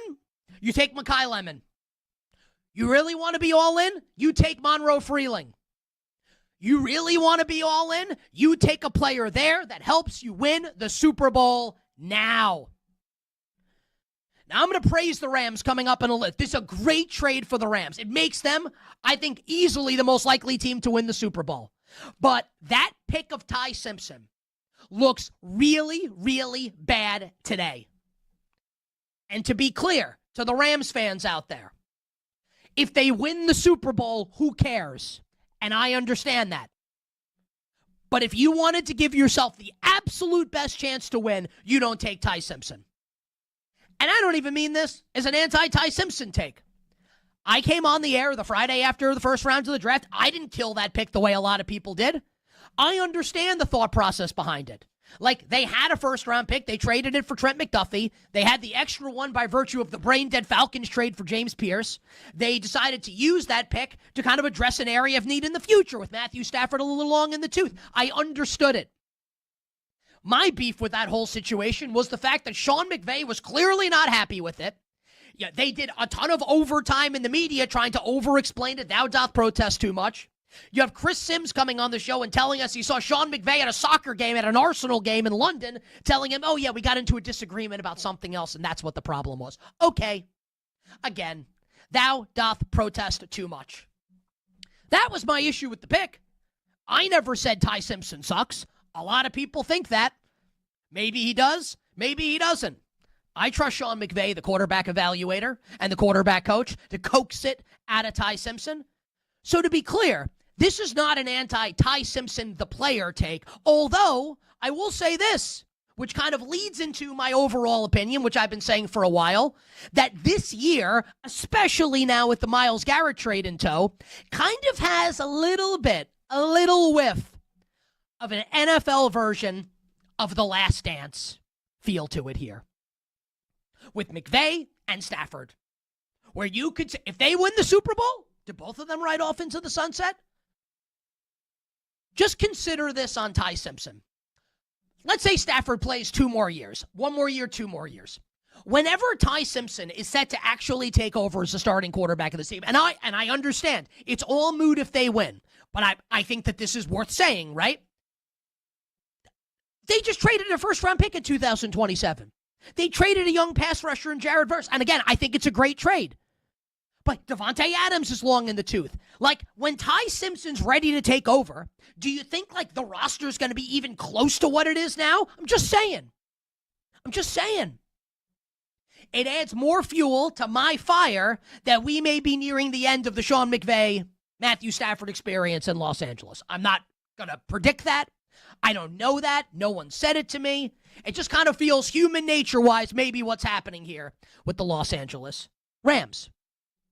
So no, they're not all in. How can you say they're all in? All in, you take Mekhi Lemon, and all in is then you trade for Myles Garrett. That's all in. Not taking a quarterback who won't play a snap this year if everything goes according to plan. So I don't want to hear people say that with the Rams, that they're all in. They still have chips. They're not all in. They're not. Doesn't mean this wasn't a great move, and it wasn't a hyper-aggressive move by the Rams. But to say that they're all in is actually factually incorrect.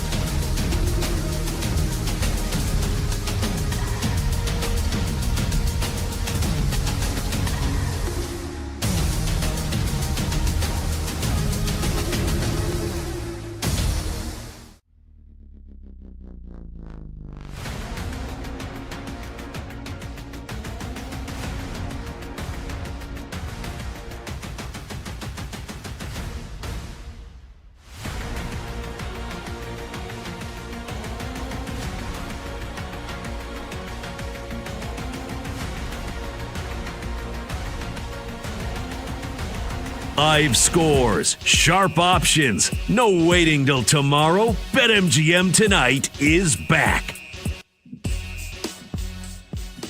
Welcome on back, BetMGM Tonight. He's Brett Evans. I'm Pat Boyle.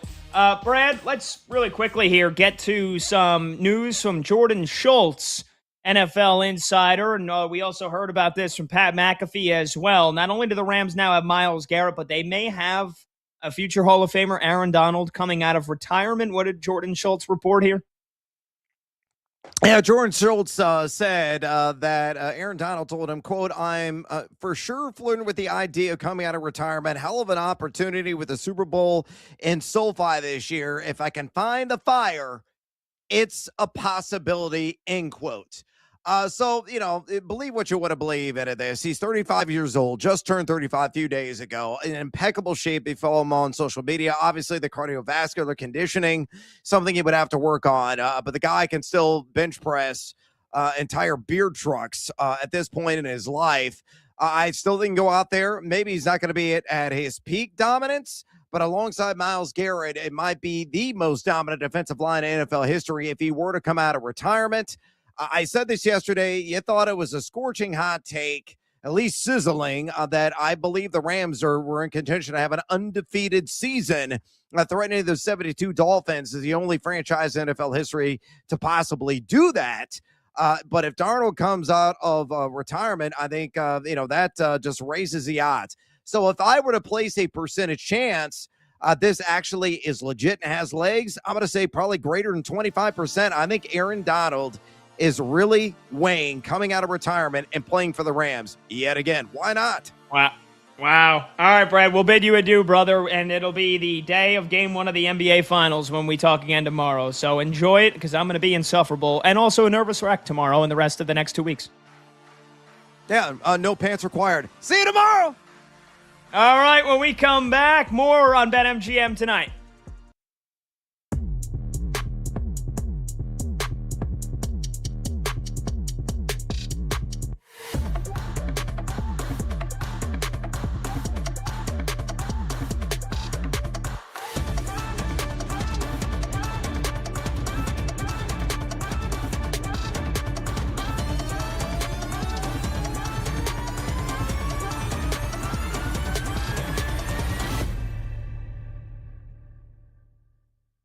Doesn't it make more sense now? I don't think so. And also, like, So when Simpson's ready to play, the roster's not going to be good.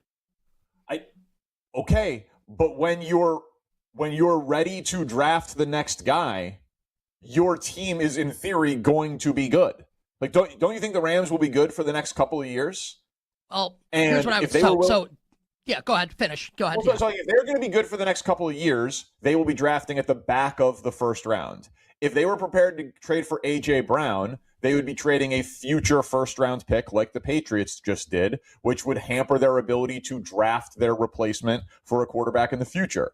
Trading the draft picks for Myles Garrett obviously hampers their ability to maneuver and trade up to draft their quarterback of the future. I have questioned. I hated the Ty Simpson pick. Hated it because of what you're talking about. Be all in. But it's hard to argue that they had already executed that trade with Atlanta. They use the pick. They get Ty Simpson. They're like, we're not going to be picking this high again for a while. McVay clearly liked the player. And you trade a 25-year-old defensive end for a 30-year-old defensive end and trade future draft capital. Like, the Myles Garrett trade is an all-in move. They have their young quarterback of the future, whether we agree or not that he's good or not. And they got way better to try to win the next 2 Super Bowls with Matt Stafford. So I think they used their they basically said, we are going to sacrifice our future draft capital to go get the next quarterback in order to get Myles Garrett because we already have our next quarterback. I thought it made it make more sense. So, like, I agree with it. You can't disagree with that. But without the draft capital then, with Devontae's not going to stick around. We'll see what happens with Puka. I don't like any of really the skill position players on offense that much here. So, and you're not going to have the draft capital to replenish that with young talent. So I guess when Ty Simpson's ready to take over, and maybe McVay is just, the master of, he's the wizard, right? And he's able to make it all work. They're also not going to be able to pay all these guys on defense. It's a champagne problem. I think Ty Simpson's walking into a situation that's not going to be that great. And if you're really going to go all in, then take Mekhi Lemon. But that, is the goal for Ty Simpson to walk into a great situation, or is the goal for you to have your quarterback for the next decade and then build the situation around the quarterback? I agree. You can make the case. You can make the case either way. Yeah, I obviously agree that Devontae, Myles Garrett will be on the downside of his career, though they are betting that he's going to be like Reggie White, who had 5 double-digit sack seasons in his 30s, right? Like they're making that bet on Myles Garrett. Less Lawrence Taylor, more Reggie White, yeah. Yeah, but clearly Stafford, Devontae, the back end, if any, of Myles Garrett's peak, there's no doubt that Ty Simpson will not play with the best version of the Rams. But what they're saying is it's easier to do a rebuild with the quarterback than without. And in that first year, we won't have to use draft picks in the 20s or 30s to try to take the 4th quarterback in a draft. They're going to already have their quarterback who's been learning under Stafford and McVay. So I hated the pick at the time, but I do think that it makes a little bit more sense when you are making a different all-in move with this draft capital.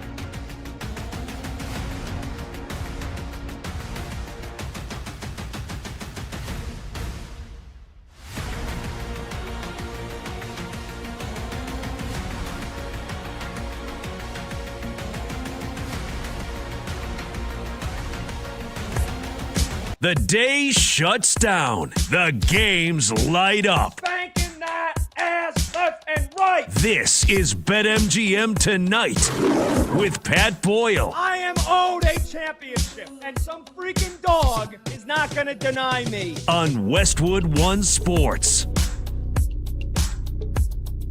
That is phenomenal. Hey, welcome on back. BetMGM Tonight, Westwood One Sports. We better do to Brad Evans, and that means we got 2 solo hours starting right now as we take you to 11 p.m. Eastern every Monday through Friday. I'm Pat Boyle, and we are brought to you by BetMGM. Make it legendary. Download the app today. Please gamble responsibly. That was a tremendously produced open there by producer Brandon Combs. That was turned around just within the last hour there with me saying, I don't give a damn about the air corgi, however you pronounce that breed of dog, who apparently is, I've seen the video. I'm sure you've all seen the video. The owner throws a basketball to the dog. They got 2 waste baskets, one with one logo of a team, the other with another logo, and the dog bounces it off its nose. And I'm supposed to believe that that's the fate that's going to control the NBA Finals or the playoffs. On the eve of the game 1 of the NBA Finals, the Knicks haven't been in a Finals in 27 years.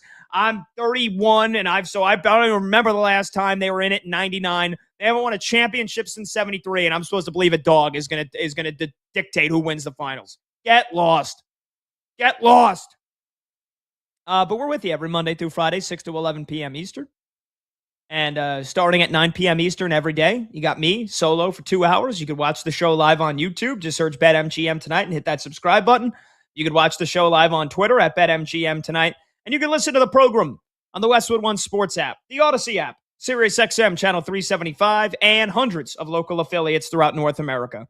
Our talk and text line, 310-840-4910. Running theme throughout tonight's show, it's prediction night. So the eve of the finals, who wins the NBA Finals? In how many games?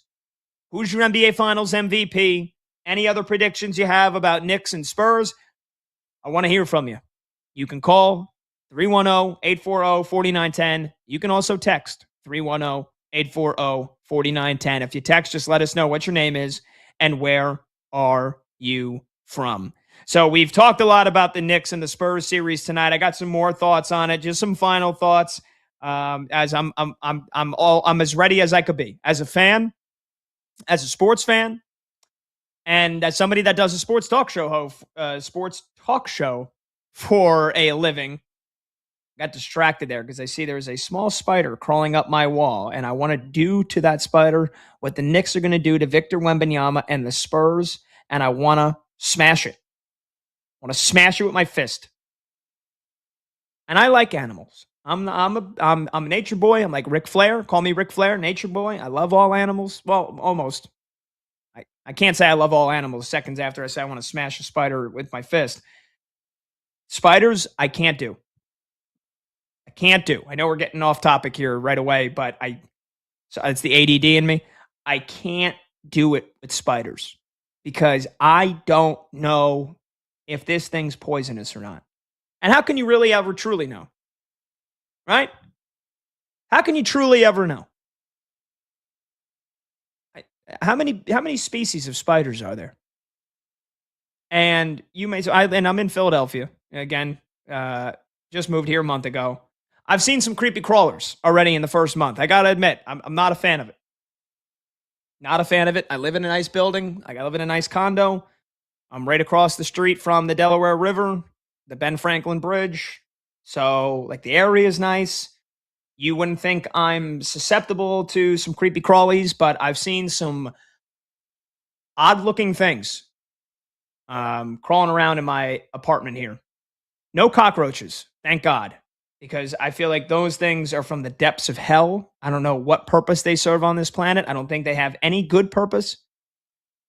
But like those 1,000-legger looking things. Now, those apparently eat mosquitoes, I think.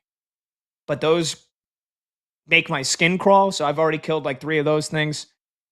But, you know, a typical little spider that you'll see, they really do no harm. But this one, it's got some long-looking legs. It's strange. and it's thrown me through a loop. And so again, most animals, like if I see a lightning bug, firefly, if you will, lightning bug, and it somehow gets into my house, I'll just cup it, release it back into the wild. Those are beautiful creatures. They literally light up the sky. They're awesome. So if I see, I don't know, a bird, I don't know. I just remember one time that in 8th grade, me and my friends stumbled upon a bird that obviously like tried to fly out of its nest and couldn't, and was on the ground like near death. And we literally put it in a shoebox and like nursed it back to health. And then literally like we released it out onto my steps and it flew away. It was like one of the greatest things in my life. But spiders, I can't do it. I can't do it. So I'm watching this thing. It's staring right at me. It's like, this is Victor Wembanyama in my life, this spider. Now, that's how we tie this into a sports segment here in the NBA Finals. This thing is long, it's gangly, it's freaky looking, and it's intimidating. And if I take my eye off it, it's going to put up 25 points and 10 rebounds on me. It's going to make my life a living hell. It's going to find its way into my underoos, and it's going to bite me in the wrong spot while I sleep tonight. I'm sure of it. I can't take my eye off it. As soon as we go to break, I'm putting my fist through this thing's brain. So I just want to make that clear. I apologize. Spiders, I can't do it. Cannot do it. But we will take a running theme here throughout the rest of tonight's show. We will take your predictions on the NBA Finals. Who wins, how many games, who's your Finals MVP? As a diehard Knicks fan, I feel like I'm owed a championship. I really do feel like the Knicks will be the better team. They might not be the better team in a year from now. I have been critical of Wemby. I have been hesitant to believe in the powers of Victor Wembanyama this entire year. I fully realize what could be coming down the tracks in another year, 2 years, 3 years from now. He could win multiple MVPs. He could win multiple titles. But I feel like for months, I've been like Hodor from Game of Thrones. I've been trying to hold back the forces of evil. All of you Wemby Glazers, all of you Wemby fanatics that have prematurely crowned this guy the face of the league, the best player in the league, before he has really proven anything. Fast forward, he's proven a lot. Right, he's the leading scorer and the leading rebounder for a team that went into Oklahoma City in Game 7 and knocked off the champs and dethroned them and won 62 games in the regular season, and he was the unanimous Defensive Player of the Year. That doesn't mean they're going to beat the Knicks. That doesn't mean they're going to end the Knicks' 11-game winning streak right away tomorrow night.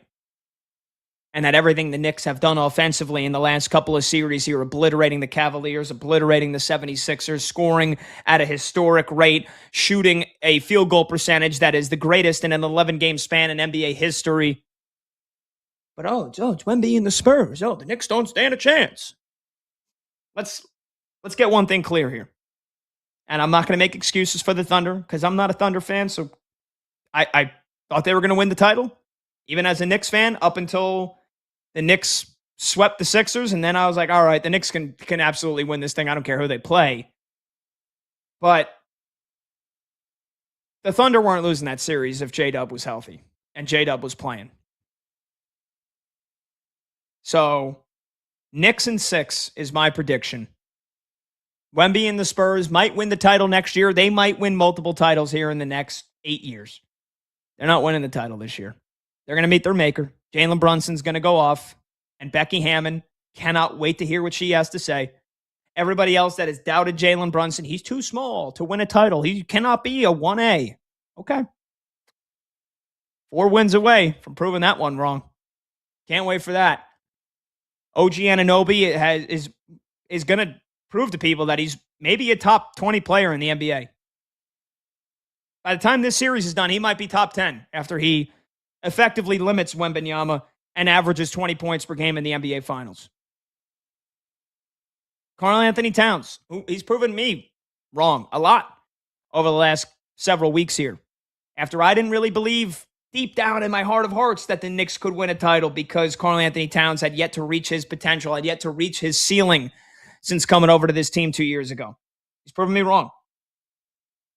Now, Karl Anthony Towns could pull a Chet Holmgren here and then play terribly in this series and melt against Wembanyama. But in the last 11 games, Karl-Anthony Towns has been fantastic, and Mikal Bridges, who I was ready to separate entirely any and all positive feelings and thoughts and emotions from, all of a sudden he can't miss a shot. His mid-range jumper goes in every single time he takes it. So my prediction is Knicks in 6. And although it's likely that if the Knicks win, Jalen Brunson will win the Finals MVP, if I had to give you a prediction, including if you wanted to put a couple of bucks on it, our friends at BetMGM, OG Anunoby at 50-1, because he's going to be guarding Wemby the majority of the time, because he's already averaging 20 points and 7 rebounds per game with more than a steal and a half per game and a block per game. Yeah, he's very capable of winning Finals MVP. Because the NBA writers and the voters and the media will say, oh, the Knicks stopped Wemby? Surely we must give the award to OG Anunoby. I could see it happening. Anyway, so we'll take your predictions throughout the rest of the show on the finals. I want to go back, though, because I didn't get a chance to address this yesterday. And this is a topic that's not really going to go away here for the next couple of weeks, especially once we hit July 1st and NBA free agency officially begins. I, like anybody else that had eyes and has ever watched a basketball game in their life, I was super critical of Chet Holmgren for Game 7 on Saturday night. I mean, how could you not be? How could you not be? It was terrible.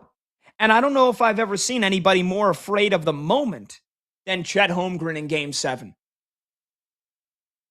And for a large part in that series. How do you take 2 shots in a Game 7?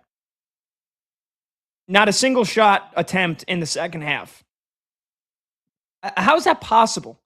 Especially with J-Dub, Jalen Williams, Thunder's second best player, and A.J. Mitchell, a guy that has had a few 20-point games in the playoffs.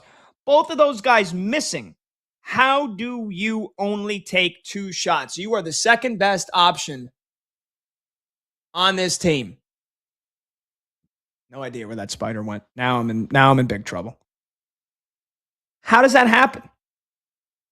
Chet Holmgren for the series averaged under 11 points per game and just over 7 rebounds. Whereas in the regular season, Chet Holmgren averaged 17 points per game and 9 rebounds. He was a puddle. He couldn't rebound the ball. He couldn't catch the ball. And he wanted no part of going after Wemby. There was a couple of possessions. He got the ball, took a couple of dribbles, and was like, nah, no thanks. Passed it away. There's really, off the top of my head, like James Harden, but he was the best player on the team. So Chet Holmgren is the supporting player. But man, it was one of the worst Game 7 performances I've ever seen. Simply because of the fact that he just didn't even try to score. It's not like he went 1 for 12 and had 7 turnovers. He also, he had 2 blocks. He had a big block in the fourth quarter, by the way, where it was like, whoa, okay, they still have a chance. He had 2 blocks. He had 2 steals. He only had 2 turnovers. Took 2 shots. Where you're supposed to be the second best player on the defending champions because J-Dub is out. You're the second best option. And in a Game 7, you take 2 shots. You don't take a single shot in the second half. So trust me. On a scale of 1 to 10, how pathetic was Chet Holmgren in Game 7? At 10. It was terrible. It was god-awful. But the overreaction that has taken place here over the last couple of days is absurd. And I have to put a stop to it. And that is this, the debate of whether or not the Thunder should try to trade Chet Holmgren for Giannis, or try to trade Chet Holmgren in general. I don't care how pathetic he looked in the Western Conference Finals and how much of a mismatch it was, Chet versus Wemby. And it was. It was about as big of a mismatch as you could have between 2 of the best defensive players in the NBA. It was. I told you, scale of 1 to 10. How pathetic was he in Game 7? 10. How pathetic was he for most of the series? 7, 8. I don't care. Long term, the Thunder would be stupid. Sam Presti, who might be the best GM in all of basketball, would be stupid to try and trade Chet Holmgren this offseason, let alone try to trade Chet Holmgren for Giannis Antetokounmpo. 310-840-4910. I can't think of a dumber trade in terms of mortgaging your future assets. Now, let me answer you this. Would Giannis have done a better job against Wemby than Chet Holmgren did? Probably.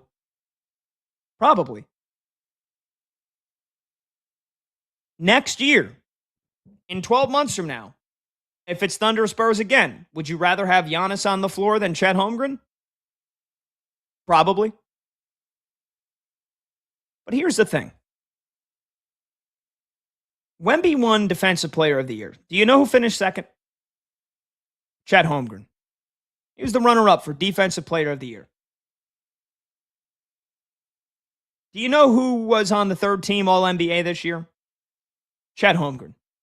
This year, he was one of the 15 best players in all basketball. And the numbers support it.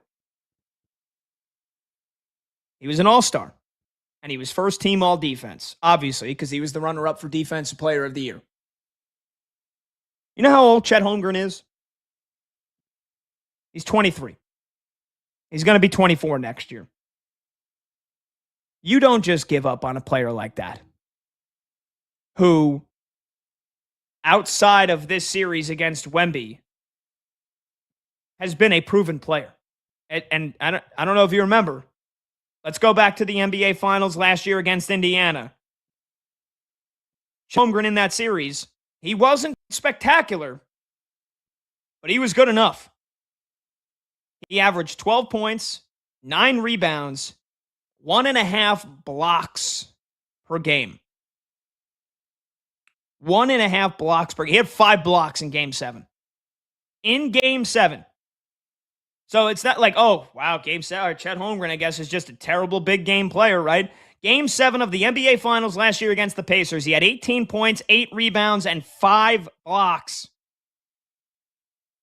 He had some poor games in that series. Game 1, he wasn't good against the Pacers. Game 6, he wasn't good at all. And the Thunder got blown out. Not many of them were good.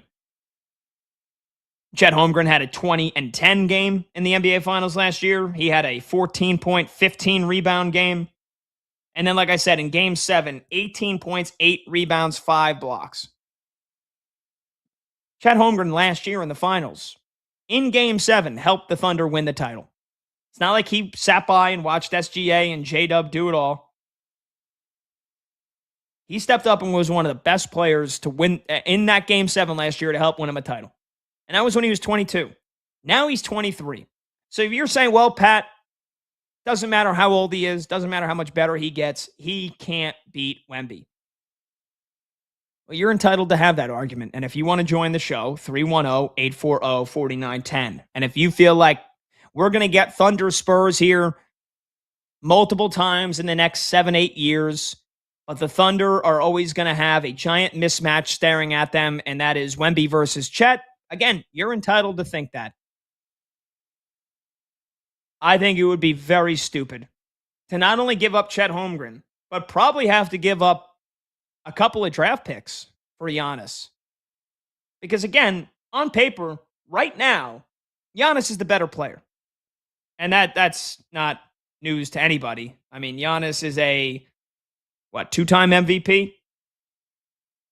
2-time MVP, 9-time All-NBA, 5 times All-Defense. Also was the Defensive Player of the Year in 2020. He's finished top 5 in MVP voting almost every year. He's finished top 10 in Defensive Player of the Year voting almost every year.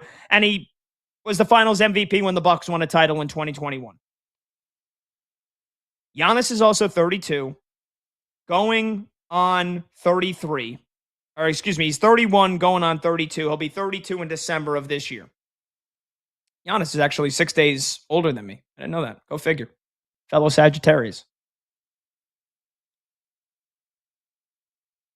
Giannis had injury problems all this year. Giannis has had injury problems in the past. And here's the main reason why I think the Thunder would be stupid to try to trade Chet Holmgren for Giannis. Chet Holmgren's contract extension kicks in next year. And he's getting paid on average $47 million a year. That's not bad. That's a foundational piece. The Thunder have their 3 guys locked in. SGA, J-Dub, Chet, all their contracts running at least through 2030, if not 2031. Chet Holmgren, for a guy that's the runner-up for Defensive Player of the Year and third-team All-NBA, he's going to make on average $47 million a year. Let's just run through some of the highest-paid players in the NBA right now, and let's get you their salaries. Let's get you their salaries here. So in next year, in 2026, I was trying to find average, but let's just get you next year's salaries here. Steph Curry, $62 million. Joel Embiid, $58. Jokic, $59. Kevin Durant, $43. Jason Tatum, $58. Anthony Davis, $58. Giannis, $58. Jimmy Butler, $56. Jaylen Brown, $57 million. Devin Booker, $57 million. Karl Anthony Towns, $57 million. Paul George, $54 million. Zach LaVine, $49 million. Cade Cunningham, Evan Mobley, Jamal Murray, Donovan Mitchell, all over $50 million.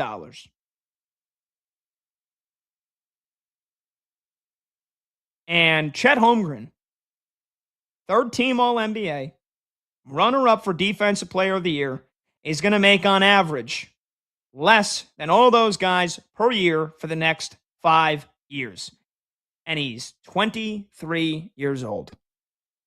You don't give up on a player like that because of one bad series. Because you think that he'll never be able to stop Victor Wembanyama. He'll never be able to stop Wemby. That every time he plays him for the rest of his life, he's just going to melt into a puddle. I don't believe that. I don't believe it. Is he as good as a player as Wemby? Will he ever be as good of a player as Wemby? Maybe not. Who will be? Giannis at 32? Going on 33? Or 31 going on 32? And here's the thing about Giannis. Here's why I think the trade would be dumb this offseason. Why would you give up draft picks, which the Thunder have a ton of, but still, why would you give up the ton of draft picks that the Thunder have, all the first-round picks that they've collected here over the future, or in the last couple of years? Why would you give that up? Why would you give up Chet Holmgren, who has 5 years of control? His extension hasn't even kicked in yet. Why would you give that up for maybe 1 year of Giannis? Maybe 2 years. Because Giannis has 1 more year on his contract, and he's got a player option that he can decide on in 12 months from now. So why? Maybe you think, well, there's no way. Giannis comes here, he's going to sign an extension. Why would he not want to be here? He would love being here. He's going to have a chance to win a title every single year. He gets to play with Shea. Why wouldn't he want to play here? He'll sign an extension right away. You don't know that. One, you don't know that. And two, is the fit really going to be that good between Giannis and SGA if you were to trade for him? Would the fit really be that good?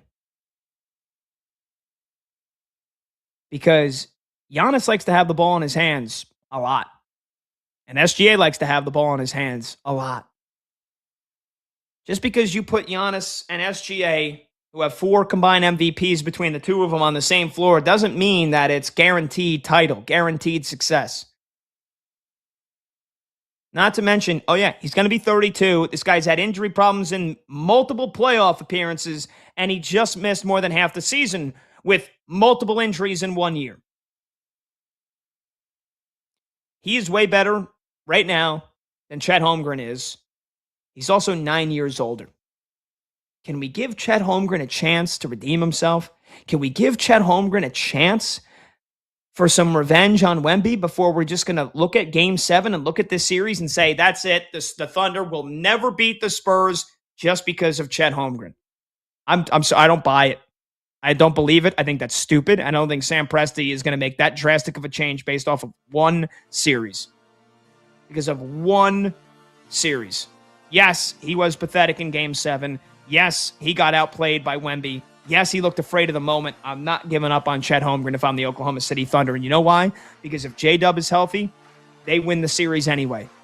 And with those three guys, that's the foundation that won them a title last year when they were one of the youngest teams in the NBA. And that's the foundation that would beat the Spurs in a best of 7 if both teams are fully healthy. 310-840-4910. I want to hear from you, though. Do you think the Thunder should try to trade Chet? Do you think the Thunder should try to trade for Giannis? 310-840-4910. We'll get you an update on the Stanley Cup Final, Game 1, when we return as well. I'm Pat Boyle. This is BetMGM tonight on Westwood One Sports.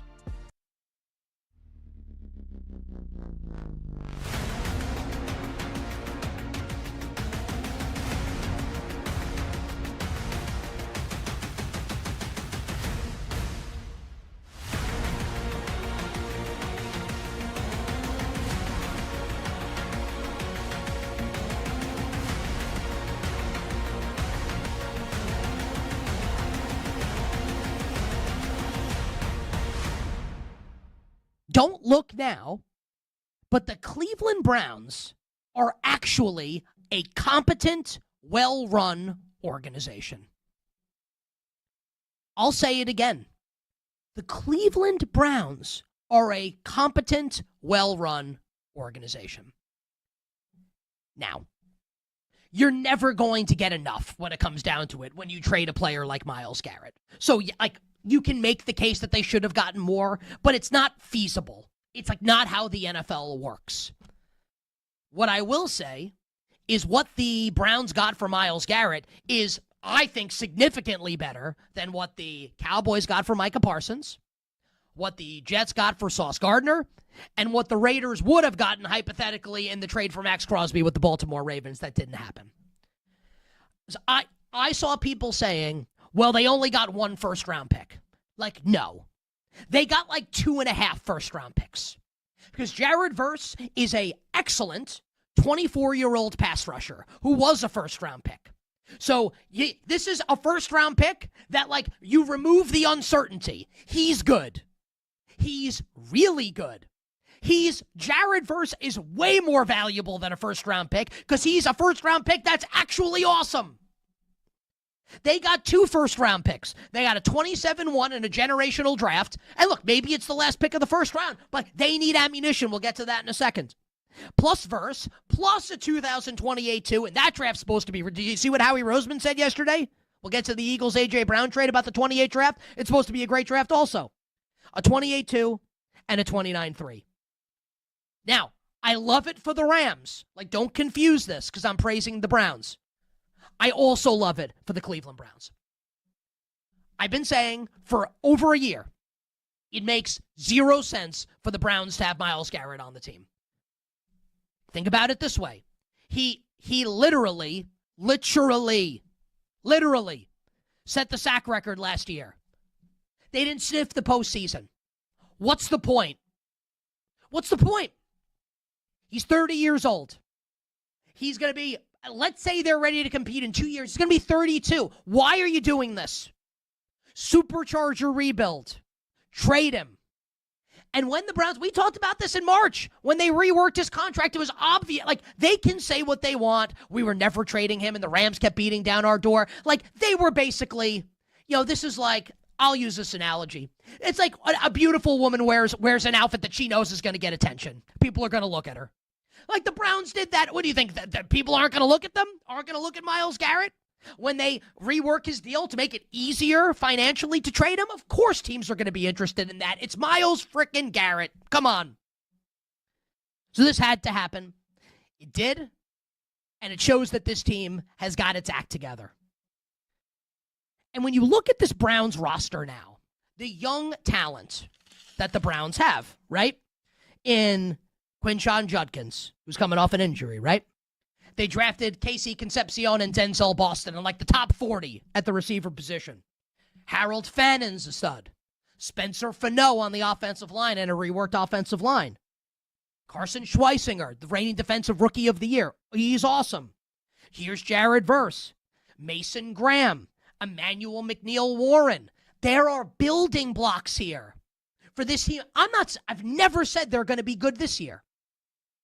But now you can see the vision for when they drop a quarterback into this, that this could actually be a team that contends in 3-4 years from now. That is decent 3-4 years from now. It's not going to happen yet, but this is the rebuild, right?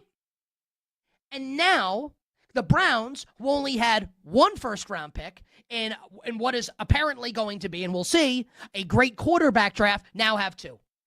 Even if it ends up being the last pick of the first round, it is still a first-round pick. It is still potential trade bait. It's an A+. It's a grand slam trade for the Cleveland Browns.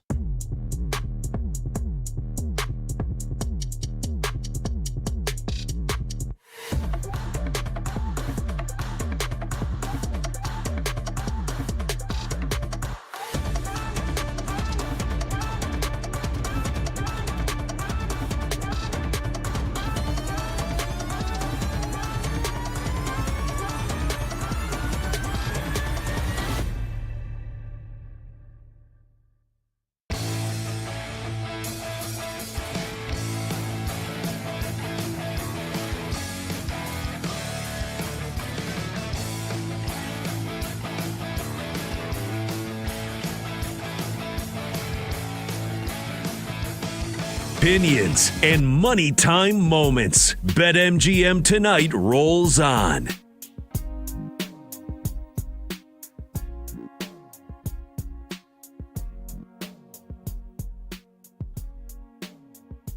Welcome on back. BetMGM Tonight, Westwood One Sports. I'm Pat Boyle. Phone number to join the show, 310-840-4910.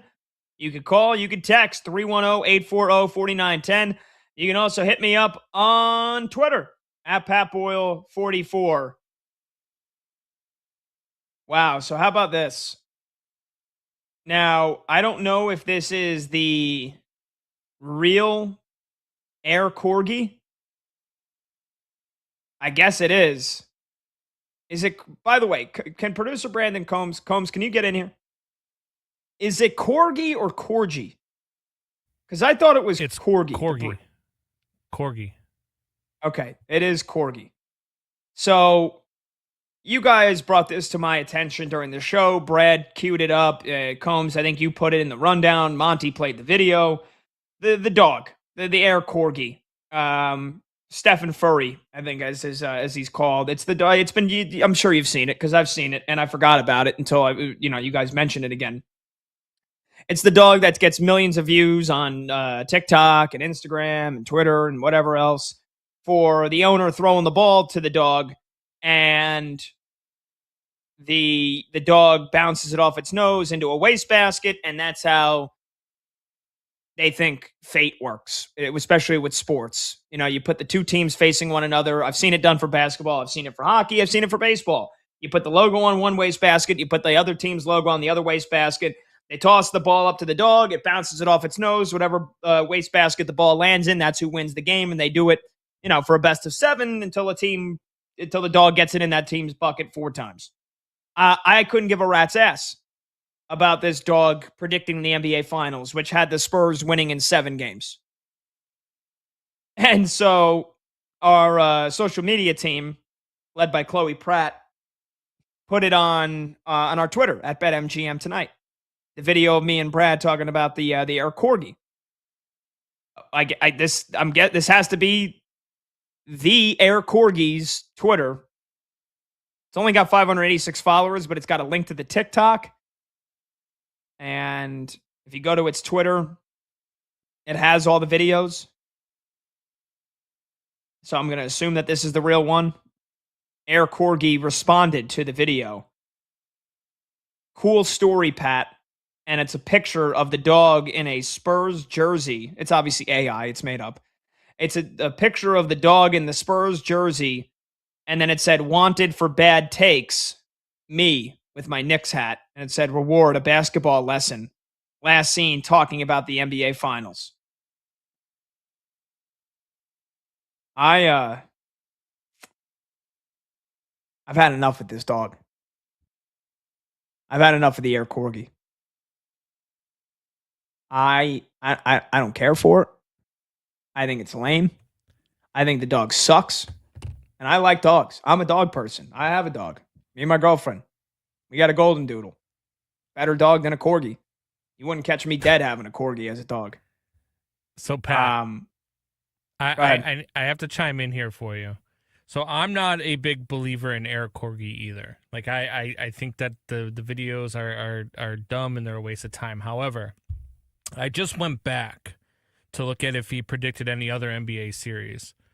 The Western Conference Finals, not only did he predict the Spurs to win 4-3, but he predicted it in order of how the games finished. He had the Spurs winning game 1. He had Oklahoma City winning games 2 and 3. Had the Spurs tying it 2-2. Had the Thunder up 3-2, and had the Spurs winning the final 2 games.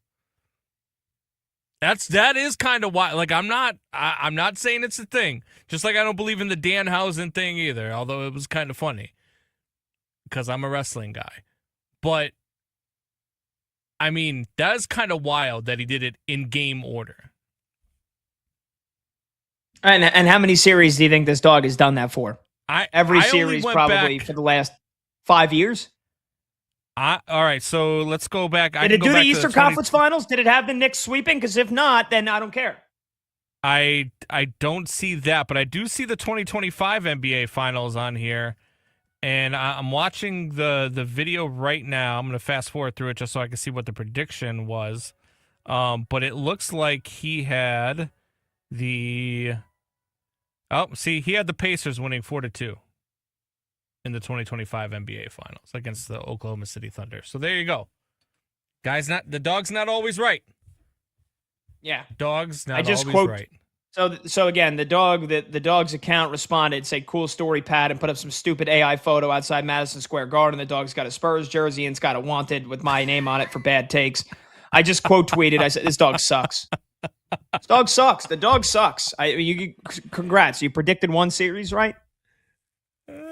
And the owner of this dog that is just living and getting any kind of revenue that they're getting on social media from their dog, from doing something that the dog has no idea what's going on. I mean, it's kind of animal abuse, if you think about it. You're exploiting your dog for your monetary value and your views. Monty's got a question for you in the chat, Pat. Monty said, how many series have you predicted right, Pat? Well, I had the Knicks in the finals, not just because I'm a fan. I had the Knicks in the finals. I had Knicks Thunder. I was one Thunder win away from nailing it. I predicted some series, right? And I don't need to. I don't need to. Spurs losing in the second round, right? Did you not? I did. I had them losing to the Nuggets. Yeah. Now, if they played the Nuggets, they probably would have lost, but they got a better matchup in Minnesota. Oh. Just like if Boston had played the Knicks would have lost, right? We could play this what if game all day long. It's like my Knicks grandfather would have beaten Boston no matter what. What if grasshoppers had boxing gloves? Birds wouldn't mess with them. I think that's not the first time you said that either, and I hate that. I hate that. What if that spider in your room is actually crawling up your legs right now?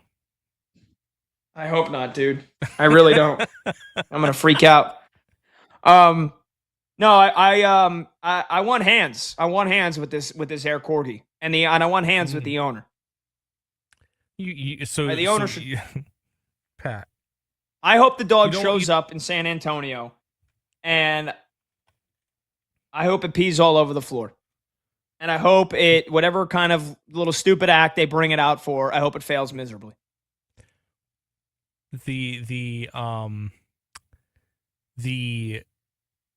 fact that you just said you want hands with the corgi, I would just like to throw out there for our legal purposes, no animals were harmed in the making of this segment. Yeah, thank you. Thank you. But I mean, the Air Corgi wasn't right about the finals last year, so how about that? How about we go off of that then? Are you concerned? Like, no. Does the corgi concern? Because I feel like you are. Are you superstitious? I try not to be, because I think that is largely stupid. That is for people that don't realize that hard work and timing normally dictate what happens, and not some kind of stupid ritual that you do wearing the same underwear or other things like that. No. So I try not to be superstitious. I've been superstitious at times, especially when I played baseball. I would think sometimes if I wore the same socks every time, I would pitch well. And then one time I got lit up in the second inning. I was like, oh, I guess I got to try a new superstition. It's like, no, maybe I should have just probably been better with my front side and learn how to throw a freaking changeup for a strike so I don't have to throw fastballs all damn game long. Was that when your ERA was like 9? Nope, not 9. It was 5. 1 year. Wow. 5.88 after the 9? Or I'm not concerned about what some dumb dog is saying is going to happen. And not even saying it. It's just, it has no idea what it's doing. It's hitting a basketball into a bucket. The Knicks are going to win. So when the Knicks win, about Wemby. When the Knicks win, I want to hear what Air Corgi has to say. And I want to see what kind of stupid AI photo it comes up with then. All right, we'll take a break. 310-840-4910. When we come back, we'll get you a scoreboard update on Game 1 of the Stanley Cup Final. It's already been one for the ages. We're not even halfway through. And also, why the French Open has been one of the best Grand Slam tournaments I've ever watched. I'm Pat Boyle. This is BetMGM tonight here on Westwood One Sports.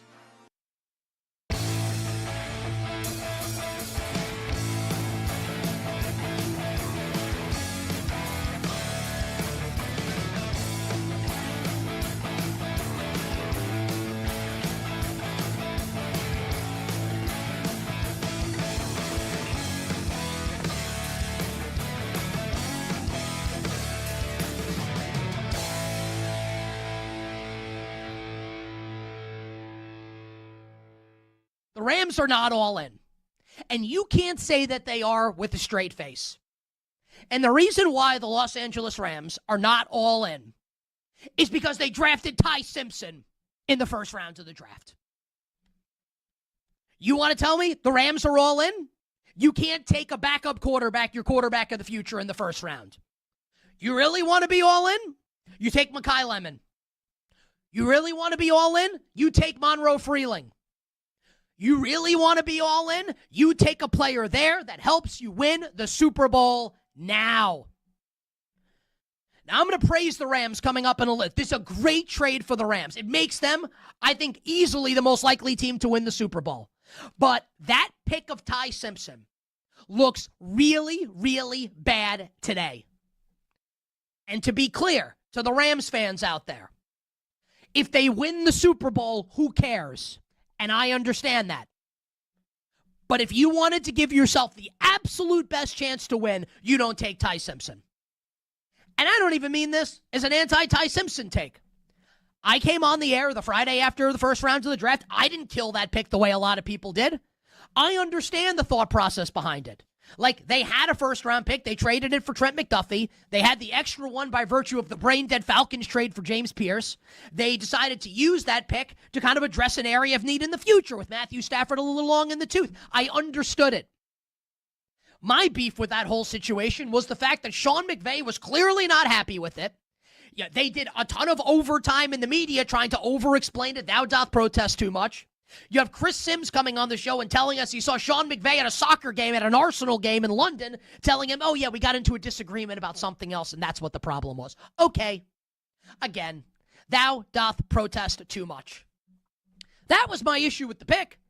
I never said Ty Simpson sucks. A lot of people think that. Maybe he does. Maybe he doesn't.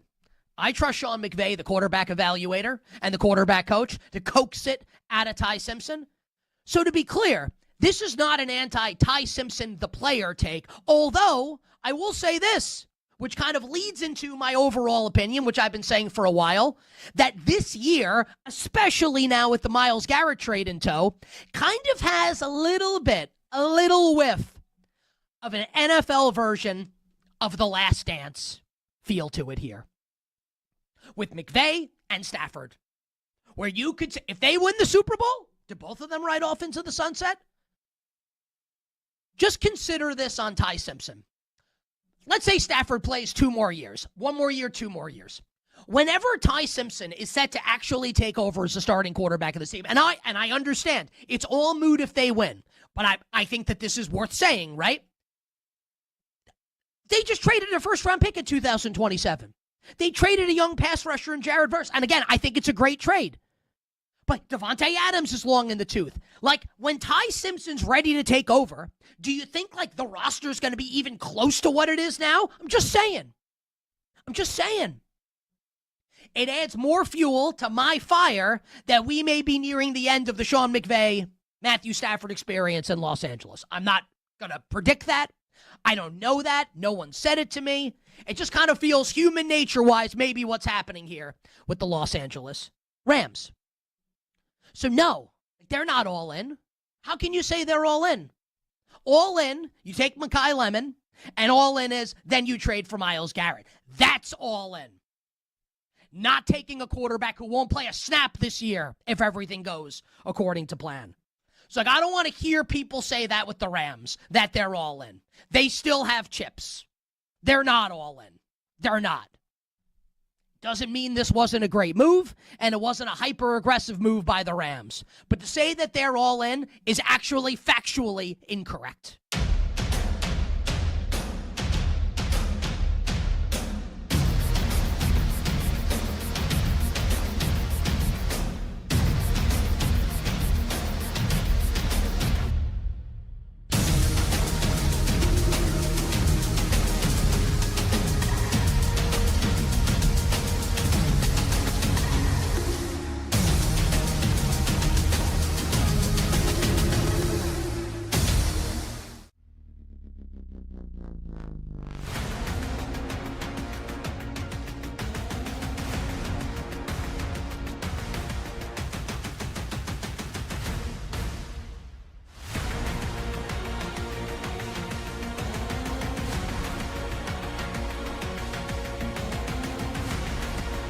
Game goes live, the conversation turns up. BetMGM Tonight continues now.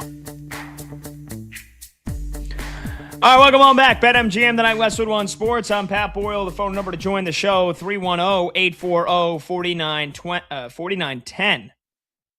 310-840-4910. English can be hard sometimes. I can't get over our corgi dog responding to me with a stupid AI photo. Dog sucks. Anyway, in case you missed it, you'll have to rewind on the Odyssey app. 310-840-4910. Let's get your scoreboard update, though, because it's been long enough. We haven't talked much about it, and I'm loving Game 1 of the Stanley Cup Finals here. 5 minutes to go in the second period. Carolina Hurricanes and the Vegas Golden Knights all knotted up at 3, but how we got there is one hell of a story. So I mentioned it when the game first began because not even 30 seconds after they dropped the puck to start the Stanley Cup Final, Nikolai Ehlers scored on a wrist shot off the post and in to beat Carter Hart and put the Hurricanes up 1-0. After that, they scored again. It was Nikolai Ehlers again to make it 2-0 Hurricanes. They were cruising.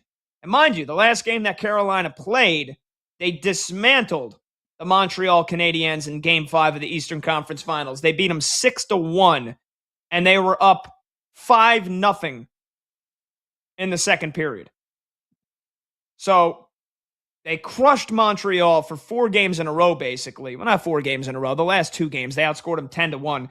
And then they were up 2-0 against the Golden Knights, who, by the way, coming off of a sweep of the Avalanche. So these teams are as hot as you could be coming into the final. Hurricanes went up 2-0 right away. And then, wouldn't you know it, Vegas answers back. Shea Theodore scores to make it 2-1. And then in the first 5 minutes of the second period, the Golden Knights score 2 more goals. And they go from 2-0 down to 3-2 up. 30 seconds into the second period, they got a goal from Ivan Barbashev, and then William Karlsson scored. So it went from 2-0 Carolina, and they scored a goal 30 seconds into the game. Then Vegas scores 3 in a row. They score a goal 30 seconds into the second period, and then Carolina just tied it up a couple of minutes ago. Jordan Staal makes it 3-3. So you've already got 6 goals. We still got 4.5 minutes to go in the second period. This series might be crack. And I don't do crack, but if you were to do crack, it probably feels like this series, this game one has felt so far. 3-3, 6 goals already. Back and forth. Carolina looked like they were going to blow Vegas out of the building. And then Vegas comes back and scores 3 in a row, and now Carolina has answered. So it's a great, hell of a game. Hell of a game. And we'll keep you posted, up to date by the second. All right, I want to pivot here. Talk a little tennis because we got a couple of minutes before the end of the hour. And then we'll get back to NBA Finals preview and some hot or cold. If you guys don't know by now, I'm a big tennis fan. The second major of the year, both on the men's and the women's side, but especially on the men's, the French Open has been carnage. It's been unbelievable. It's been one of the best Grand Slam tournaments I've ever watched. I mean, you got upsets galore to the point where, and again, remember, going into this, we had no Carlos Alcaraz. Wrist injury. And so it felt like it was Jannik Sinner's tournament for the taking. He was a minus 300 favorite. It was the largest pre-tournament favorite since Rafa Nadal in 2009 in the French Open, when, by the way, he lost. One of the biggest upsets of all time. Sinner goes out in the second round because he's up 6-3, 6-2, 5-1 against Juan Manuel Cerundolo, who's not even in the top 50. And then basically it was 95 degrees that day. It was 95 degrees for like the entire first week. By the way, it's gotten a lot cooler now in Paris. It's changed the conditions, but his body failed him. He had cramps, barely could walk. I mean, he tried to play through it and got steamrolled the rest of the way. So once Sinner went out, no Alcaraz, it was like, oh, this thing's wide open. You had Djokovic, though. And you still had several top 10 players left. Djokovic gets knocked out by the 19-year-old João Fonseca from Brazil, one of the teenage sensations, probably the most hyped player outside of Alcaraz and Sinner right now. Djokovic gets knocked out. He was up 2-0. You had the 6th seed Daniil Medvedev, former U.S. Open champion, never been a great clay court player, but he's at least done well. He got knocked out in the first round. You had Taylor Fritz, the second highest ranked American. He gets knocked out in the first round, and he'd been dealing with a knee injury, so that wasn't a huge surprise. Ben Shelton, the top ranked American man, he gets knocked out in the second round in straight sets. Top seeds dropping like flies. Dropping like flies. By the way, Fonseca got knocked out today in the quarterfinals by Jakub Menchik, who is also a player he's only 20, and he could be a top 10 player. He was on the verge of being a top 10 player. Then he had been dealing with some injuries earlier this season.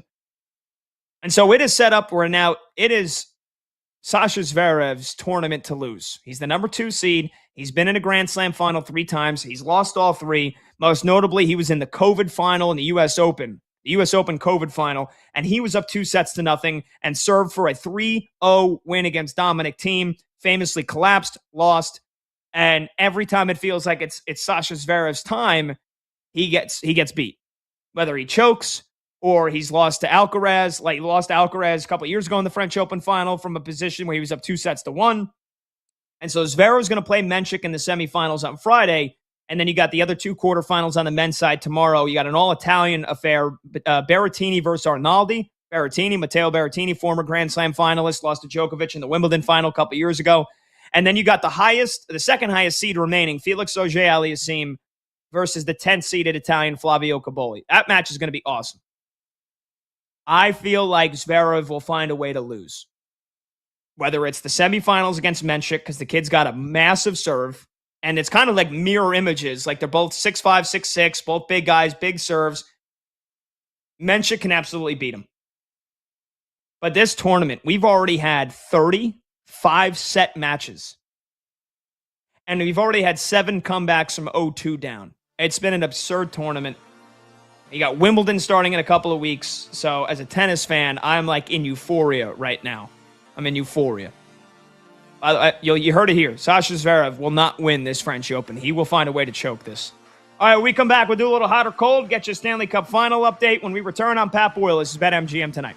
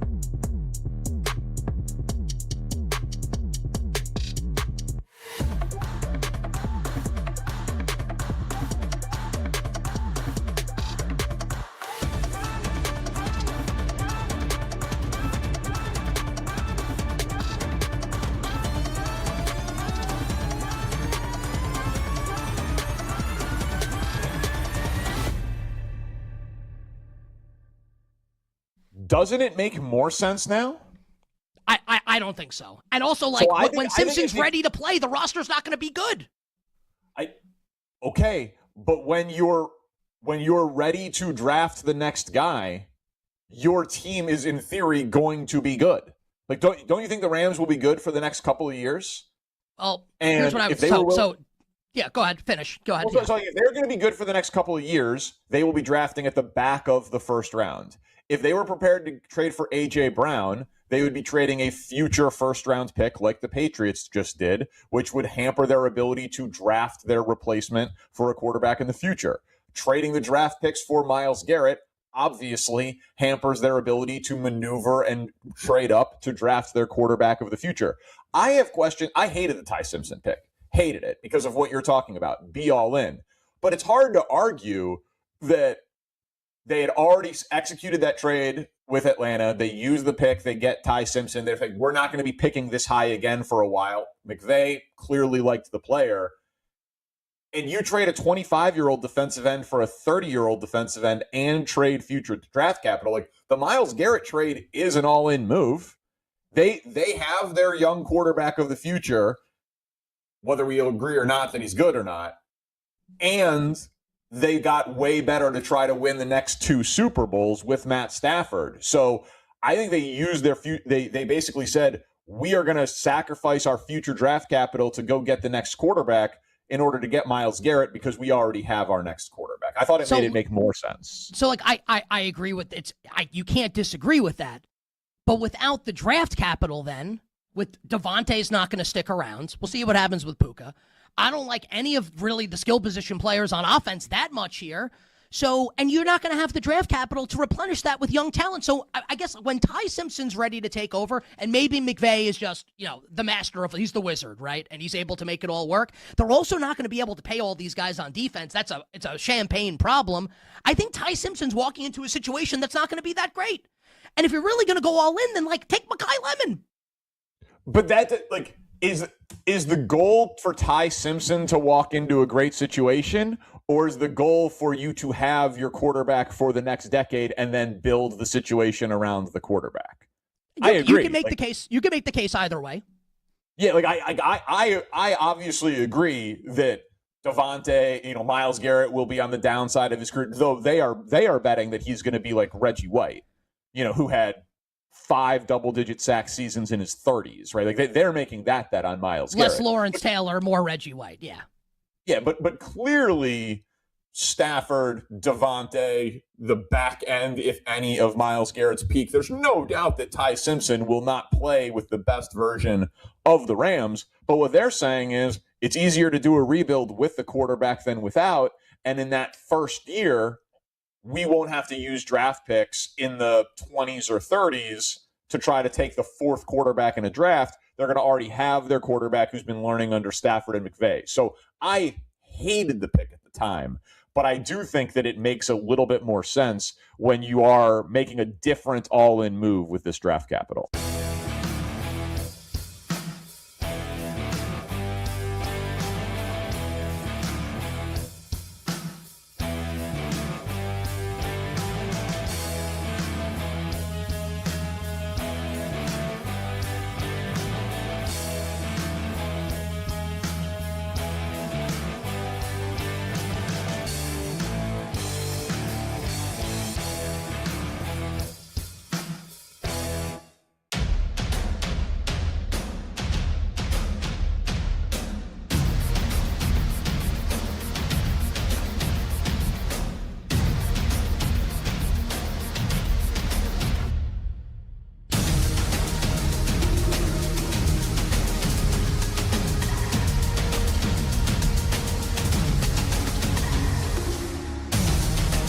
Shuts down. The games light up. Banking that ass left and right. This is BetMGM Tonight with Pat Boyle. I am owed a championship, and some freaking dog is not going to deny me. On Westwood One Sports.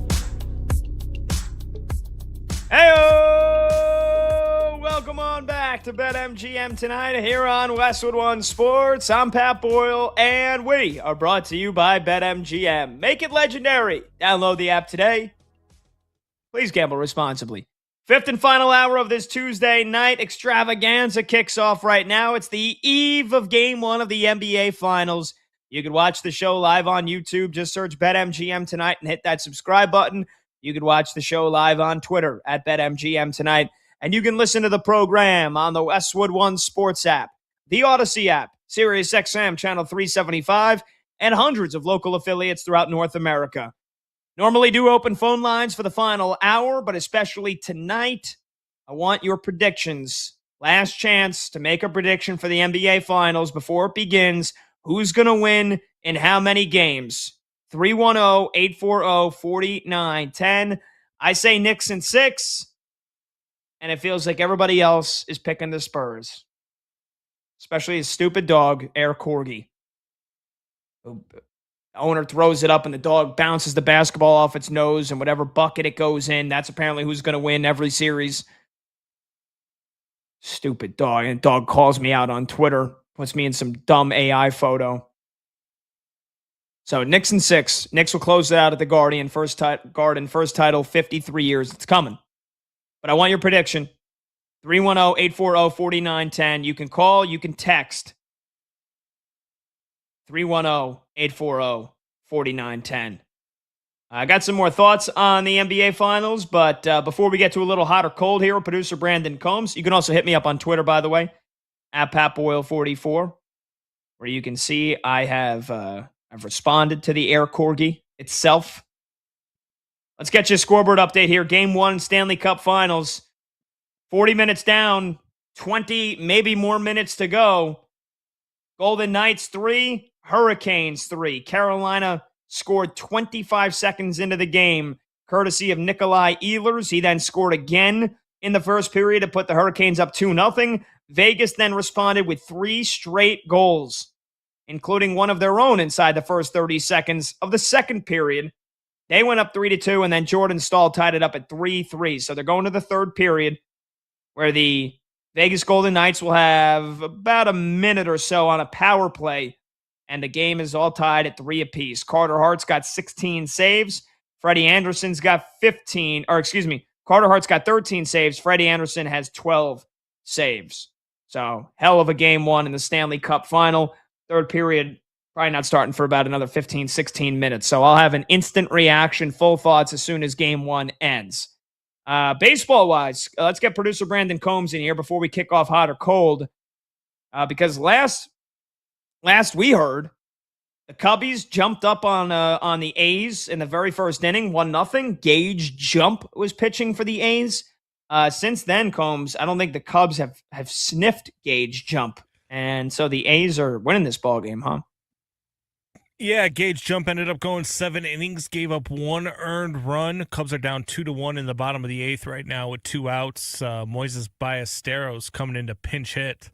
So, yeah, look, it's, Cubs are great at making mediocre pitchers look like Cy Young reincarnated.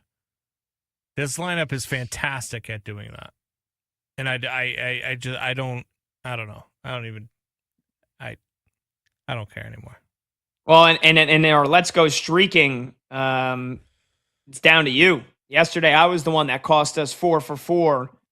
Tonight, I had, with the advice of our great video producer, Monty, he told me to take Nick Kurtz, and I did because I wanted to take Aaron Judge. And then he gets scratched from the lineup, which is very concerning, and we can get to that in just a bit. Then I was going to take Maikel Garcia. He's not in the lineup, so I went with Nick Kurtz, and he had a home run. He went deep off of Jameson Taillon in the third inning. That tied the game up before the A's took the lead in the fourth inning. Monty had Yordan Alvarez. He went deep in his first at-bat. Brad had Nico Horner. He hit a single on the first pitch he faced. You have Alex Bregman, who's on an 11-game hitting streak, and he's got probably one more at-bat coming up in the bottom of the 9th. Imagine Bregman game-tying home run or game-tying single. Oh, baby. Baby. Have some hope, Combs. Great. Yeah. And we can only hope. It's tough, man. It's tough to have hope with this team considering that the way that they've been playing over the last month and over the next 15 games, they got the A's, and then they've got a matchup of 12 games against the Giants and Rockies combined, plus these 3 against the A's. So 15 games against some really not so great competition. The A's are okay. The A's are kind of sneaky, but a 10-5 spot is what you kind of need if you're the Cubs here in June. And I just don't know. I don't know. You look at what they're doing tonight. You look at the pitching that they're going up against, and it's kind of the pitching they're going to be going up against over the next 15 days. I don't know. I just don't feel great about this lineup right now. Yeah, Monty says in our show chat they can never seem to hit a pitcher they've never seen before, but they can beat Paul Skeens. Mm-hmm. Yeah. Yep. That's true. Sounds about right. By the way, I'm going to put Shohei Ohtani on cycle watch because he doubled in the first, and he just hit a 2-run triple in the second. And the Dodgers are up 4-0. Ohtani's got a double and a triple in the first 2 innings, so he needs a home run and a single. And we know that you just jinxed he can him, obviously go. So that's good. Yeah. By the way, I picked Freddie Freeman last night for Let's Go Streaking, and he was the only one that cost us a 4-for-4. And when you know it, he hit a home run in the first inning. So Dodgers crushing the D-backs 4-0. My Yankees getting spanked 9-4. Cam Schlittler is human after all. He gave up 4 runs, raises his ERA to 1.89. And the Guardians lead the Yankees 9-4. So, Combs, let me throw one in here off script. And this is more so just, this is just a fun prediction. Well, not really fun for me, but I guess it could be a fun prediction for you to make. So, the news today, Aaron Judge has apparently been battling some nagging shoulder soreness, in the words of manager Aaron Boone. But it's something that Aaron Boone said. It's in his upper right rib. Somehow it's giving him shoulder soreness. I don't know, but anytime I hear Aaron Judge is out of the lineup and he's going for imaging, it scares me to death because the Yankees normally cannot function without Aaron Judge. So I'll just go hot or cold here, more so because of my own worst nightmares. Aaron Judge will miss at least a month. Hot or cold? Look, a quick, a Google search says, could just be some nerve pathways, muscle compensation, or structural alignment issues. So, he's a big, strong dude, and he'll get over it quickly. Hopefully, it's nothing crazy. Hopefully it's nothing serious, because I don't like to see any, especially I don't like to see anybody get injured, but especially the big stars in the game. It's just not good for baseball. So I'd like to see him out there sooner rather than later. But look, it's good to be cautious with a guy like Aaron Judge as well, right? Because you catch it early, you let him rest up for a couple of weeks while you're, it's still just now getting into June, and there's still a good chunk of time left in the season. So if he missed a couple weeks here in June, that wouldn't be the end of the world as long as he's healthy the rest of the way.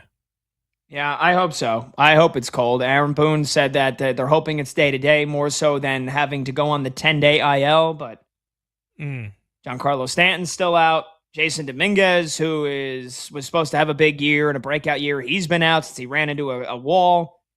Spencer Jones came up for a little bit, didn't really do much, so I'm fully expecting Aaron Judge to go on the IL and miss several weeks. I don't know. Felt like I'm always waiting for the shoe to drop with the Yankees when it comes to the month of June. That's when they normally start playing their worst baseball of the year. I hope I'm wrong. Fingers crossed. But yeah, Aaron Judge not in the lineup tonight, and the Yankees getting crushed by the Guardians. Yeah, absolutely. Look,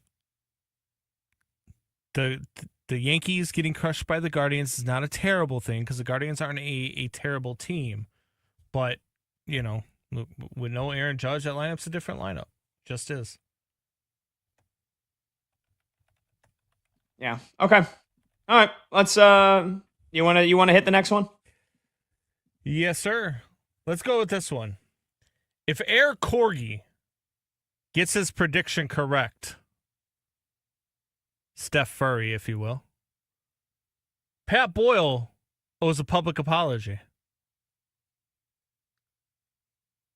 I mean, it should be cold, but I'll give you your pound of flesh and I'll go hot.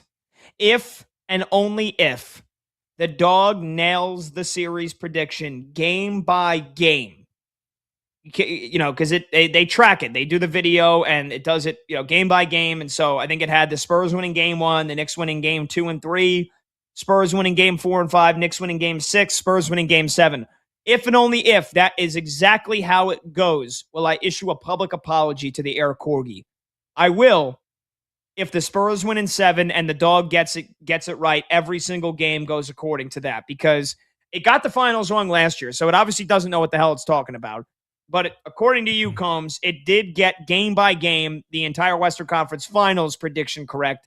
So if it nails the NBA Finals, I'll apologize to the dog, who I said sucks recently on tonight's show. I'll apologize to the dog on our show, and there you go. You can have it. If the Spurs win in 7. It sucked. Not only did you say it sucked, you said you wanted to catch hands with the dog. I mean, yeah, metaphorical hands. I don't want to fight a dog. No, the dog would win. You're afraid of a spider. I can only imagine what a dog would do to you. I'm not afraid of a spider. I just spider That's and why you just looked up to see if it was there. Spider and those 1,000-legger things, which I don't even know what you would call them because they're not centipedes, they're not millipedes. I don't know what their actual scientific name is. Those are the two things that on sight they're done. They're getting smashed. They're getting flushed down the toilet. Anything else in nature, I'm more than willing to release it back into the wild, let it live. Not a spider, and not those creepy crawly things. Okay. You think I should issue a public apology to a dog? If I do, because you kind of went hard at the dog, and if the dog gets it right, what can you say? If the dog gets it right, if the dog got it right and you're wrong, man, I know, I get it. You're a Knicks fan. It's been a long time, man. You really want this. I would say that I really want it for you, but I'm not Brad Evans. I don't want this for you. I want to be correct. I've been talking about the Spurs for a long time. I want to be right about the Spurs winning the NBA title. I think that they're good enough to do so. So I'm not rooting for you or for your Knicks. But, I know you're scared. But if the dog got it right, I mean, you've just got to, you kind of got to go out there and be like, look, I was wrong. I don't even care if you're doing one of those weird shirtless videos that you do on Twitter. Maybe I'm just salty that a dog gets more content views than I do. Maybe that's the root of the issue. I need to know what this dog is doing. Maybe I should just start bouncing a ball off my nose into a waste bucket and people start watching my stuff. That's an option. That's definitely an option. You might embarrass yourself in the process, but at least you would have tried. Yeah. All right. Let's move on, Combs. Hot or cold? We opened the show with this. The news that Josh Jacobs was at Packers practice today. Head coach Matt LaFleur said it was, quote, business as usual. Josh Jacobs was arrested last week, but has not been formally charged yet on multiple counts of domestic abuse. And there's an ongoing investigation by the league and by the police. So, hot or cold, Josh Jacobs should not be on a football field right now. Oh, that's hot. And for so many reasons. And I talked about this on my podcast this past weekend too. And I put some of the, my quotes out there on Twitter and on my social media pages. I don't know what the NFL does. And the NFL has to eventually be called out for this. But they have no leg to stand on when it comes to this because they don't punish these players for this. They don't punish players that continuously get in trouble for this in the NFL. It's really no league really comes out and speaks about this. We heard a teammate come out last week and talk about another teammate right there in New York about his political affiliation.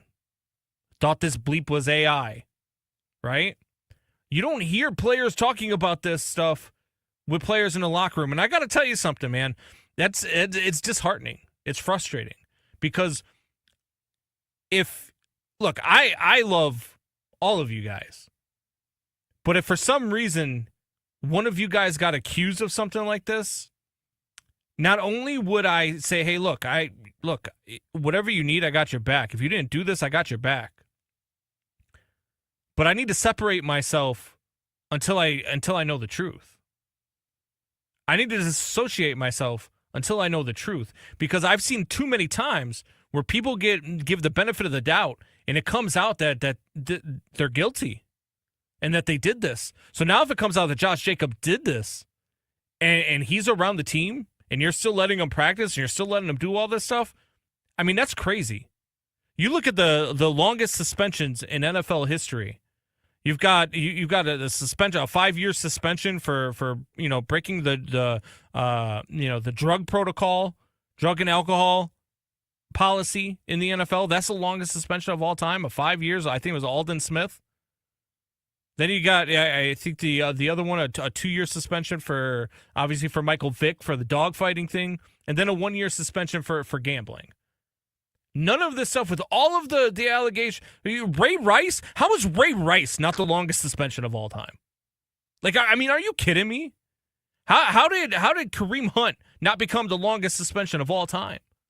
The NFL lets players get away with this time after time after time again, and it's gross. And it's not just the NFL. I mean, there's other leagues that do this too, where you let guys come back after they've done stuff like this, and it's just, why?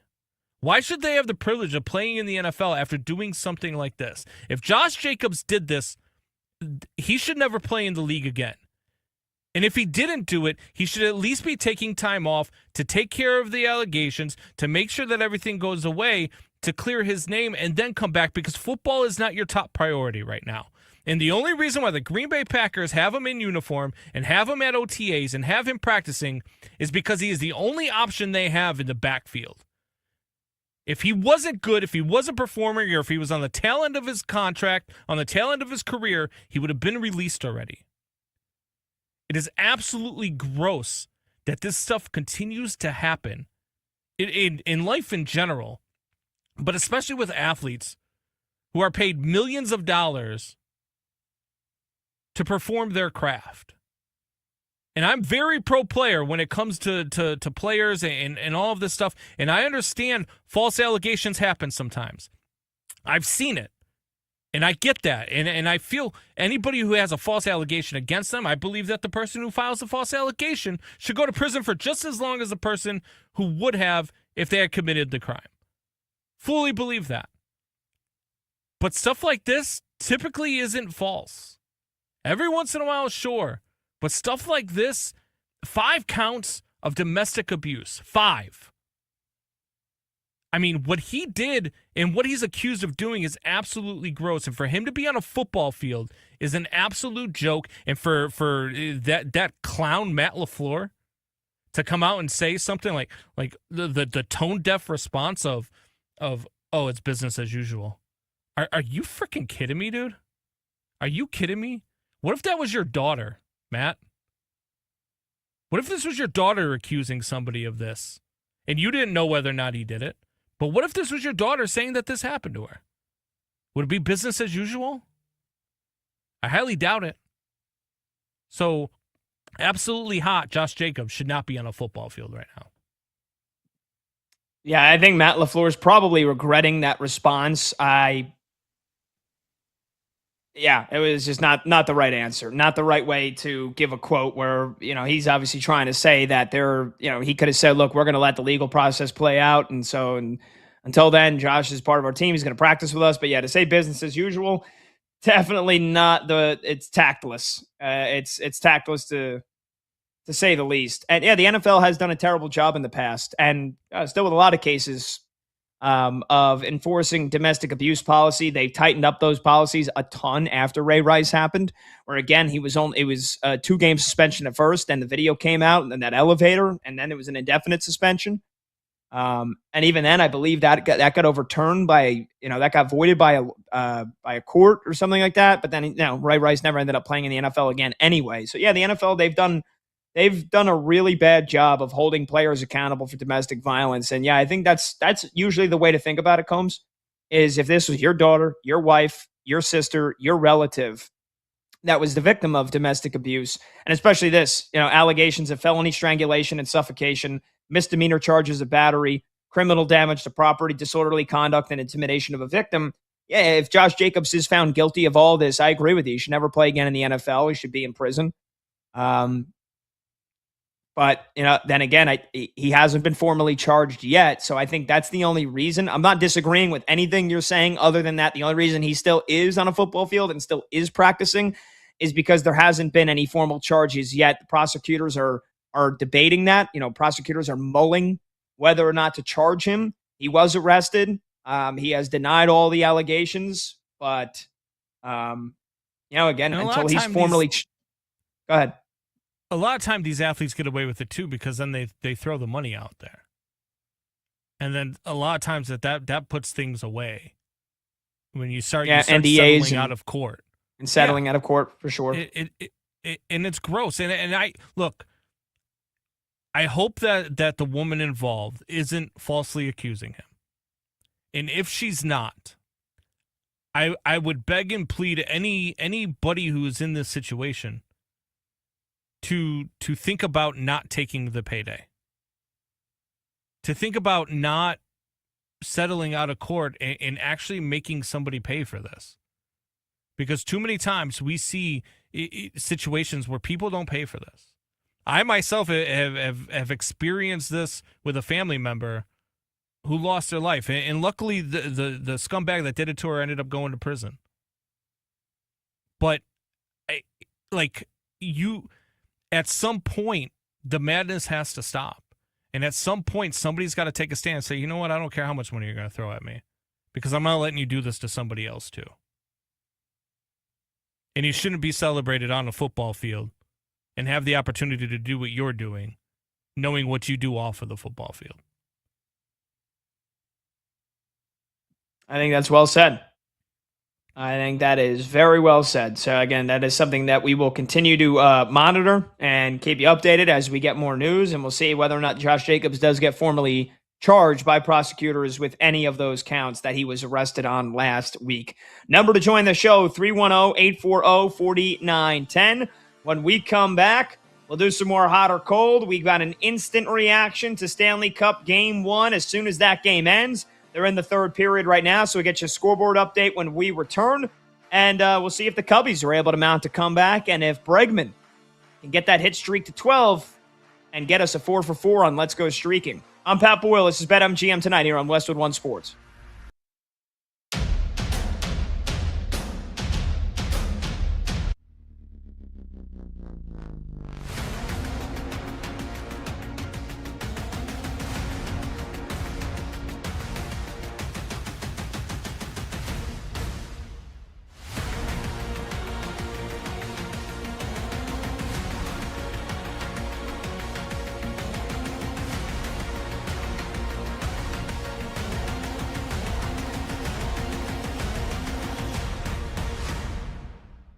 Don't look now, but the Cleveland Browns are actually a competent, well-run organization.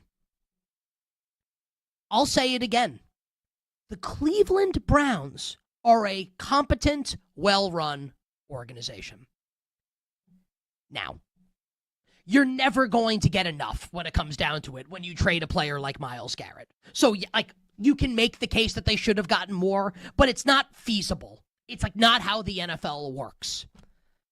What I will say is what the Browns got for Myles Garrett is, I think, significantly better than what the Cowboys got for Micah Parsons, what the Jets got for Sauce Gardner, and what the Raiders would have gotten hypothetically in the trade for Max Crosby with the Baltimore Ravens. That didn't happen. So I saw people saying, well, they only got 1 first-round pick. No. They got 2.5 first-round picks. Because Jared Verse is a excellent 24-year-old pass rusher who was a first-round pick. So this is a first-round pick that, like, you remove the uncertainty. He's good. He's really good. Jared Verse is way more valuable than a first-round pick because he's a first-round pick that's actually awesome. They got 2 first-round picks. They got a 27-1 in a generational draft. And look, maybe it's the last pick of the first round, but they need ammunition. We'll get to that in a second. Plus Verse, plus a 2028 2, and that draft's supposed to be. Did you see what Howie Roseman said yesterday? We'll get to the Eagles A.J. Brown trade about the 28 draft. It's supposed to be a great draft also. A 28 2 and a 29 3. Now, I love it for the Rams. Like, don't confuse this because I'm praising the Browns. I also love it for the Cleveland Browns. I've been saying for over a year, it makes 0 sense for the Browns to have Myles Garrett on the team. Think about it this way. He literally set the sack record last year. They didn't sniff the postseason. What's the point? He's 30 years old. He's going to be, let's say they're ready to compete in 2 years. He's going to be 32. Why are you doing this? Supercharge your rebuild. Trade him. And when the Browns, we talked about this in March, when they reworked his contract, it was obvious. Like, they can say what they want. We were never trading him, and the Rams kept beating down our door. Like, they were basically, this is like, I'll use this analogy. It's like a beautiful woman wears an outfit that she knows is going to get attention. People are going to look at her.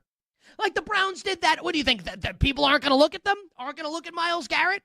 When they rework his deal to make it easier financially to trade him, of course teams are going to be interested in that. It's Myles frickin' Garrett. Come on. So this had to happen. It did, and it shows that this team has got its act together. And when you look at this Browns roster now, the young talent that the Browns have, right? In Quinshon Judkins, who's coming off an injury, right? They drafted Casey Concepcion and Denzel Boston in like the top 40 at the receiver position. Harold Fannon's a stud. Spencer Fano on the offensive line and a reworked offensive line. Carson Schweisinger, the reigning defensive rookie of the year. He's awesome. Here's Jared Verse, Mason Graham, Emmanuel McNeil-Warren. There are building blocks here for this team. I've never said they're going to be good this year. But now you can see the vision for when they drop a quarterback into this, that this could actually be a team that contends in 3-4 years from now. That is decent 3-4 years from now. It's not going to happen yet, but this is the rebuild, right? And now the Browns, who only had 1 first-round pick in what is apparently going to be, and we'll see, a great quarterback draft, now have 2. Even if it ends up being the last pick of the first round. It is still a first-round pick. It is still potential trade bait. It's an A+. It's a grand slam trade for the Cleveland Browns.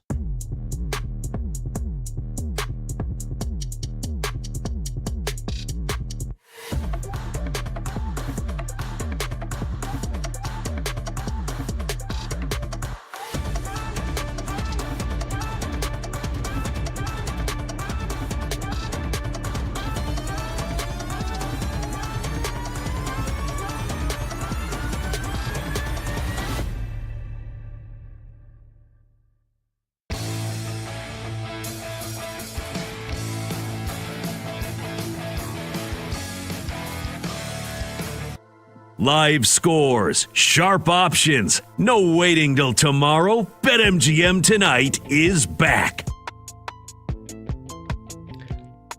Welcome on back. BetMGM Tonight. Westwood One Sports. I'm Pat Boyle. The phone number to join the show is 310-840-4910. You can call, you can text 310-840-4910. Why has it been so tough for me to give out the phone number tonight? Jeez. 310-840-4910. We got a phone call. We'll get to it in just a minute here.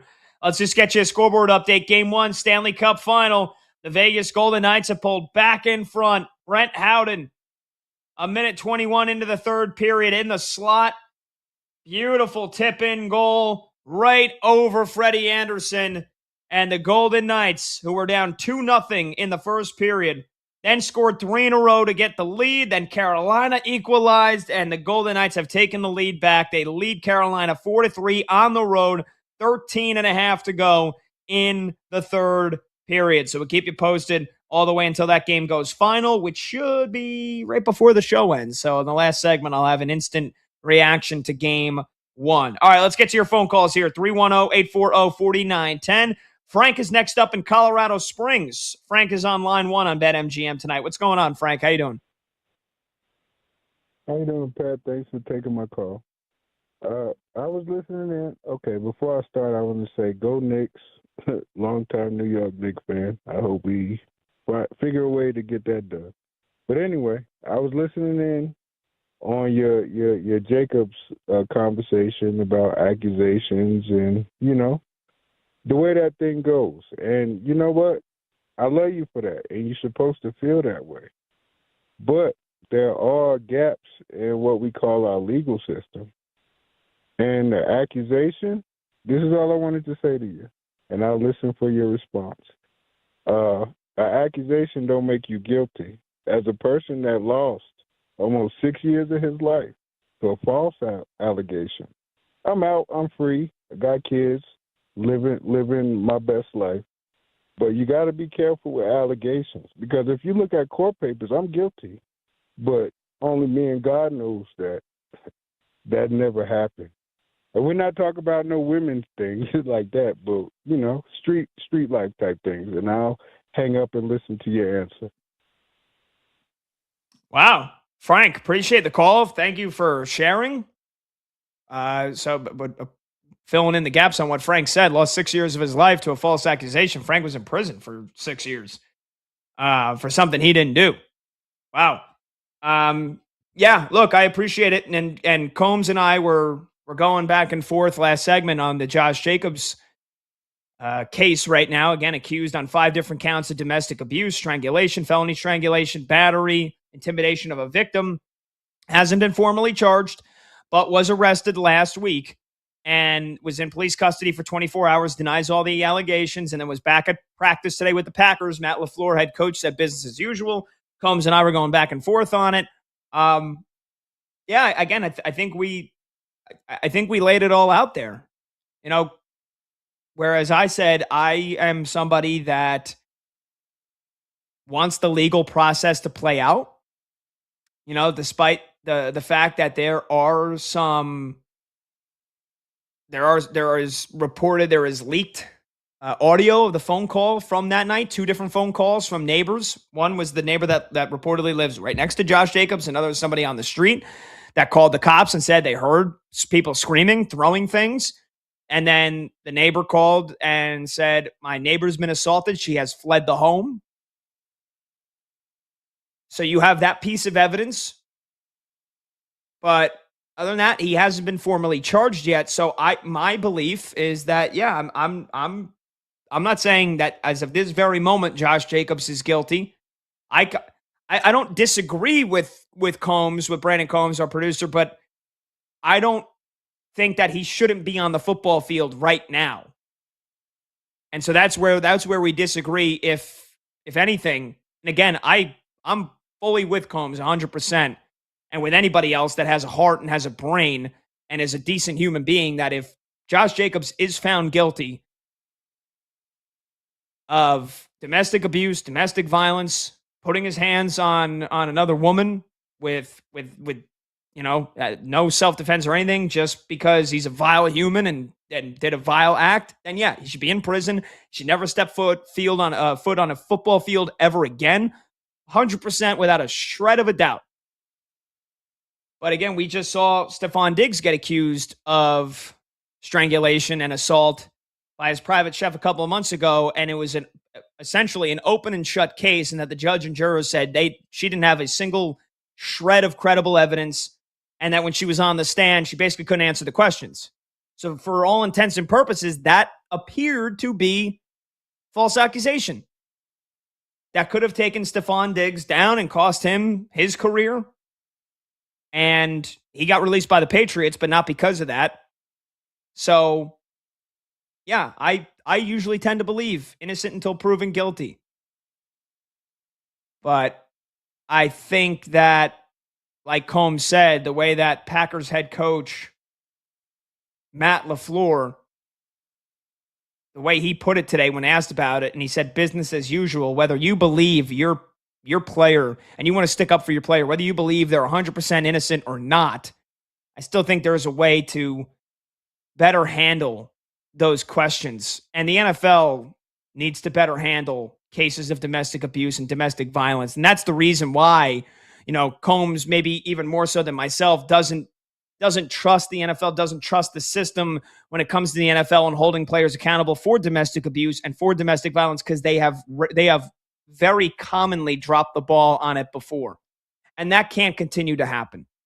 And so if I want to see how this plays out, I want the legal process to do its job. I want to see if Josh Jacobs is going to be formally charged.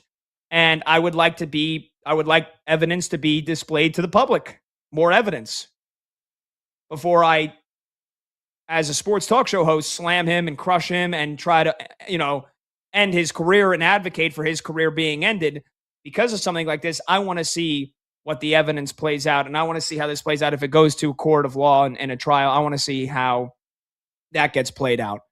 But false accusations are tough. And if, like Combs said, if somebody falsely accuses somebody else because they want money or they want money, then that person should be put in jail as well. So it's, again, it seems like we're only in the very beginning of this. He hasn't been formally charged yet. So, Frank, I appreciate the call and thank you for sharing your story. 310-840-4910. Let's get to another caller here. Chance is in Alabama next up on BetMGM tonight. Chance, what's going on?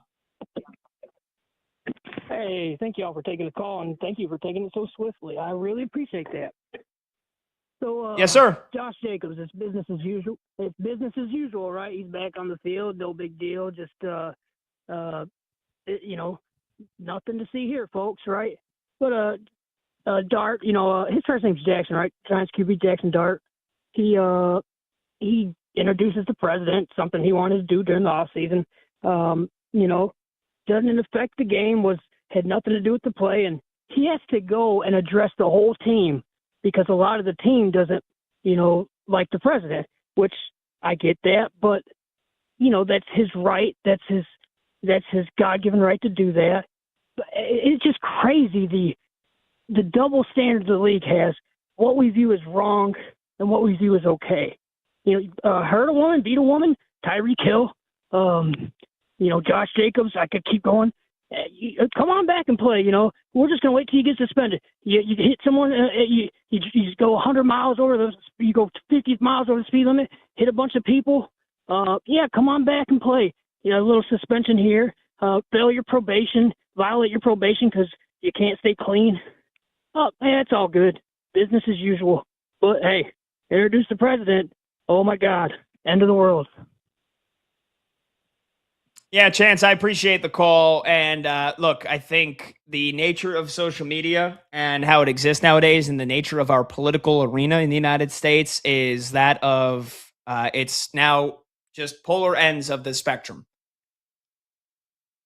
And I don't know if we'll ever get back to a point where we can civilly discuss, I guess, topics of a political nature. I don't know. I frankly don't care because I never bring that to my show other than how it potentially impacts sports. I mean, we talked about it.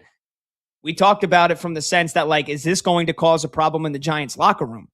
Not from a point of whether Jackson Dart was right or wrong or Abdul Carter was right or wrong. I frankly couldn't give a damn. And even if wherever my opinion is on that, you don't want to hear it because you shouldn't be coming to my show to hear about sports opinions and analysis and predictions and everything else we talk about the game and sports stories and hear about that.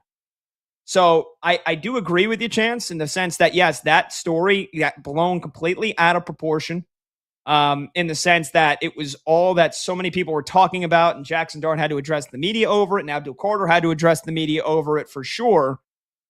But yeah, I mean, Josh Jacobs isn't going to be made available to the press probably in the next couple of days here.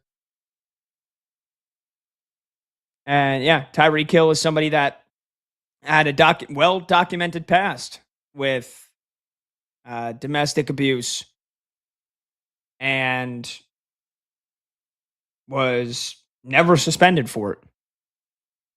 And the minor suspensions that have been given out for things that you would never want your son, your brother, your best friend, your colleagues, you would never want to be associated with that person if they've done some of the things that, and it's not just NFL players, but athletes, celebrities, anybody that's in the limelight that has ever been accused or found guilty or been suspended for domestic violence. And they're given a second chance rather quickly. And a lot of the times, stories like Josh Jacobs go largely untalked about on certain shows, if you will.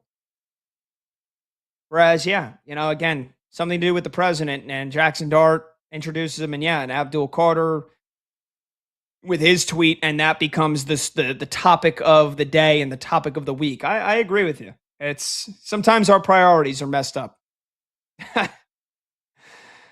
310-840-4910. All right, we will take a short break.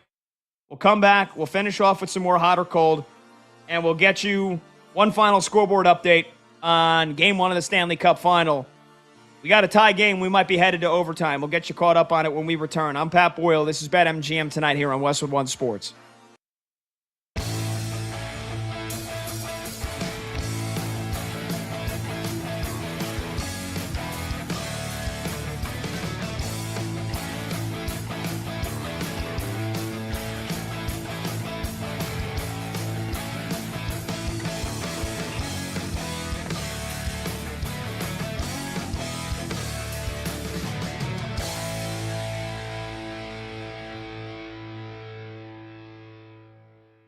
The Rams are not all in. And you can't say that they are with a straight face. And the reason why the Los Angeles Rams are not all in is because they drafted Ty Simpson in the first round of the draft. You want to tell me the Rams are all in? You can't take a backup quarterback, your quarterback of the future, in the first round. You really want to be all in? You take Mekhi Lemon. You really want to be all in? You take Monroe Freeling. You really want to be all in? You take a player there that helps you win the Super Bowl now. Now, I'm going to praise the Rams coming up in a list. This is a great trade for the Rams. It makes them, I think, easily the most likely team to win the Super Bowl. But that pick of Ty Simpson looks really, really bad today. And to be clear to the Rams fans out there, if they win the Super Bowl, who cares? And I understand that. But if you wanted to give yourself the absolute best chance to win, you don't take Ty Simpson.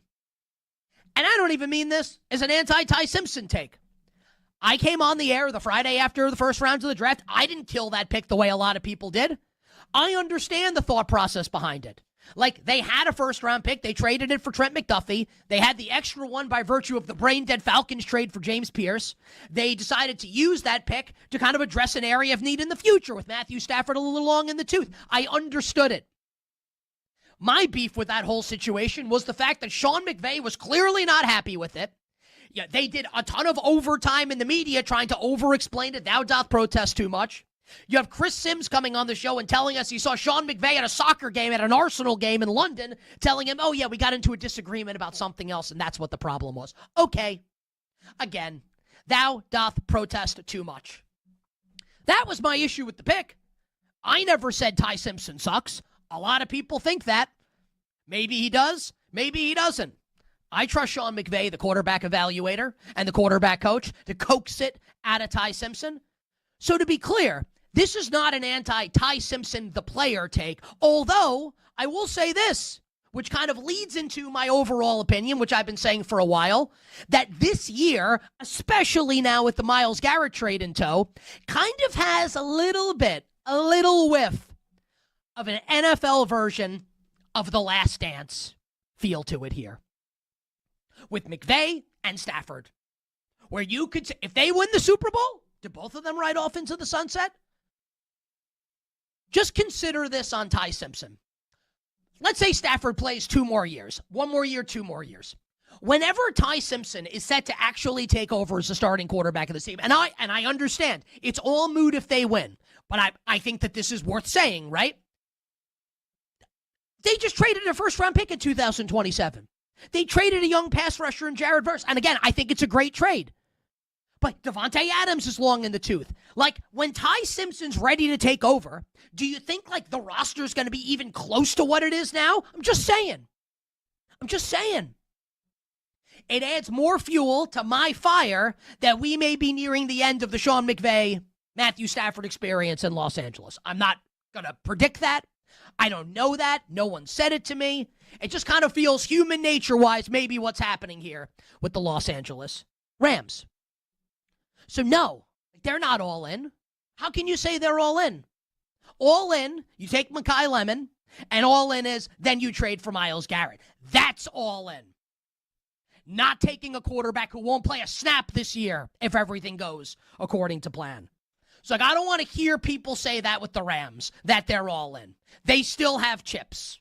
They're not all in. They're not. Doesn't mean this wasn't a great move, and it wasn't a hyper-aggressive move by the Rams. But to say that they're all in is actually factually incorrect.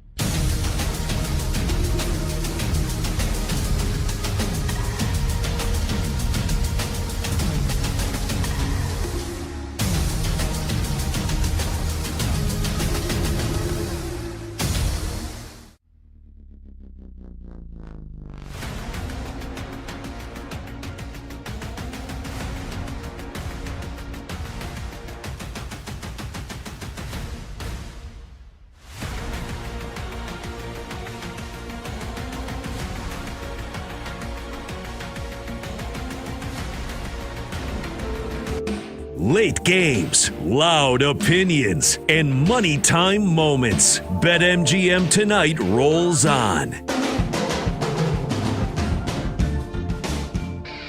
right, welcome on back. BetMGM Tonight, Westwood One Sports. I'm Pat Boyle. Last chance to get your phone calls or your texts in at 310-840-4910. You can also hit me up on Twitter at PatBoyle44.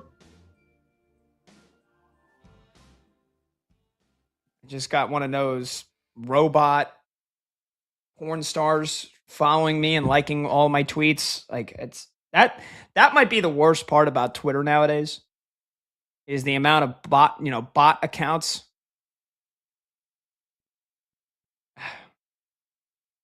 Whatever. Not going to get into it. 310-840-4910. We don't have enough time to get into it. Let's get you a scoreboard update here on the Stanley Cup Final. Game 1, we got a tie game yet again. This has been wild. And if the series is going to play out anyway like Game 1 is playing out, this is going to be an all-timer.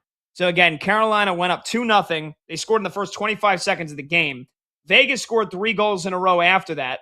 Then Carolina tied it at 3. And then to start the third period, Vegas scored to make it 4-3. And now Carolina has answered. Shane Gostisbehere has just tied the game to make it 4-4. And now there's 5 minutes left to go in the third period. And we've got a 4-4 ball game in Game 1 between the Hurricanes and the Golden Knights. So it has been crazy. And there hasn't been a ton of shots. I'd say a little bit less than average, honestly. I mean, these are 2 very good defenses. And yet we've got 8 goals on 44 combined shots. So that's a goal for less than every 6 shots taken. As expected, there has been a combined 60 hits between these 2 teams. There's only been 5 combined penalties, but there's been 26 block shots and 34 giveaways. So it's been a gritty defensive battle, but it feels like anytime there's a good shot, a good scoring chance, the puck goes in the net. It's like if I read you those stats, 24 shots to 20, but there's been 60 combined hits, 26 combined block shots, and 34 combined giveaways, and 0 power play goals, you would have said, oh, this is what, a 1-1 game? No, it's 4-4. Unreal. So we'll see if we get a game winner before OT. Otherwise, when we turn things over to my guy Denton Day, who's filling in for Linnell Willingham again tonight for Westwood One Sports Night, I'll have to give you the overtime game winner if this game does indeed reach OT. 4-4 with over 4 minutes left to go in the third period. So I'll have a reaction for you on game one tomorrow night. But my reaction right now, no matter how this game finishes, is that this series is going to be incredible. Both goaltenders are going to have to step up. Yes, there's been some great shots. Carolina nearly just scored again. But both defenses have played pretty well, despite the fact that there's 8 goals allowed. It's just been some awesome shooting. And I don't know if this is going to continue. Oh, my gosh. Wow. All right, speaking of goaltenders stepping up, Carter Hart just made 2 incredible saves in the span of 30 seconds. That was actually some bad defense by Vegas, and Carolina had a couple of pucks served up on a silver platter in the slot, and Carter Hart snuffed out both of them. I don't know how Seth Jarvis didn't just score here. I mean, Vegas lost him. He was in a sea of white jerseys on a one-time wrist shot in the slot. Probably 75-mile-an-hour shot from like 50 feet away, and Carter Hart just snags it with his glove. What a save. What a save. All right, let's finish up with a little hot or cold here. We got time for like 1 or 2 more. So let's try to go a little rapid fire here. Let's get producer Brandon Combs back in the mix. Combs, I'll ask you this one. A.J. Brown will rack up over 1,200 yards and 10-plus touchdowns this year now that he's a member of the Patriots. Hot or cold? Cold. I don't think that the Patriots' offensive line will hold up. And I don't think that the Patriots offense is going to be as good as it was last year. And I don't think Drake May is as good as he was last year. It's going to be a tougher road ahead for them as Vegas just scored another goal. So it's going to be a tough road for the New England Patriots this year with their schedule. A lot tougher than it was last season when they played one of the easiest schedules in the NFL. I agree with you. Yeah. Hurdle, by the way. And that's just, that was an unreal play. You had a behind the back pass on a dime. Like Carolina had him covered. Carolina had him covered, and you get a behind the back pass. I think that was from Shea Theodore. It was either from Shea Theodore or Colton Sissons. Yeah. And Thomas Hurdle, like literally behind the back as a Hurricane defender, their stick is like an inch behind his. He gets his stick on it and just snaps it into the goal, right inside the post. Unbelievable goal, unbelievable shooting. That's why NHL players are on a different level than everybody else. I've played hockey. To put tape to tape pass is one thing, and to be able to hit that. Hockey players do this so much, where it's just beautiful pass, tape, a backhand behind the back pass in coverage to put it right on your tape to allow you to take that wrist shot. It's just incredible, and it's incredibly difficult to achieve that. These are the NHL players, best in the world. I love hockey, man. I just love it. Yeah. I'm going to go cold as well, by the way. I do think, I said it yesterday, I think this is a rare trade that can actually hurt both teams. I don't think the Eagles should have given up A.J. Brown, especially for basically a first-round pick 2 years from now. And like the Patriots, like on paper, obviously they got better. Their wide receiver one before this was Romeo Doubs, and they cut Stephon Diggs so that they could have A.J. Brown. But I agree. I think that he's caused distractions in the past. Just because Mike Vrabel's his coach doesn't mean he won't be a distraction. There is other mouths to feed on this offense. You don't want to have any offense that you're throwing a receiver 13, 14 balls a game to. Like, you got to be more balanced than that. But we know that if A.J. Brown isn't getting fed the ball 10, 12 times a game, like, he's going to complain about it. So I think that's the last thing Drake May needs going into a pivotal year 3. All right, fun show. Thanks to producer Brandon Combs. Thanks to video producer Monty. Thanks to all of our guests. Thanks to my co-host Brad Evans. Thanks to Zach Kroll, Max Sheedy, and Chloe Pratt. I'm Pat Boyle. We'll see you tomorrow at 6 p.m. Eastern on BetMGM Tonight.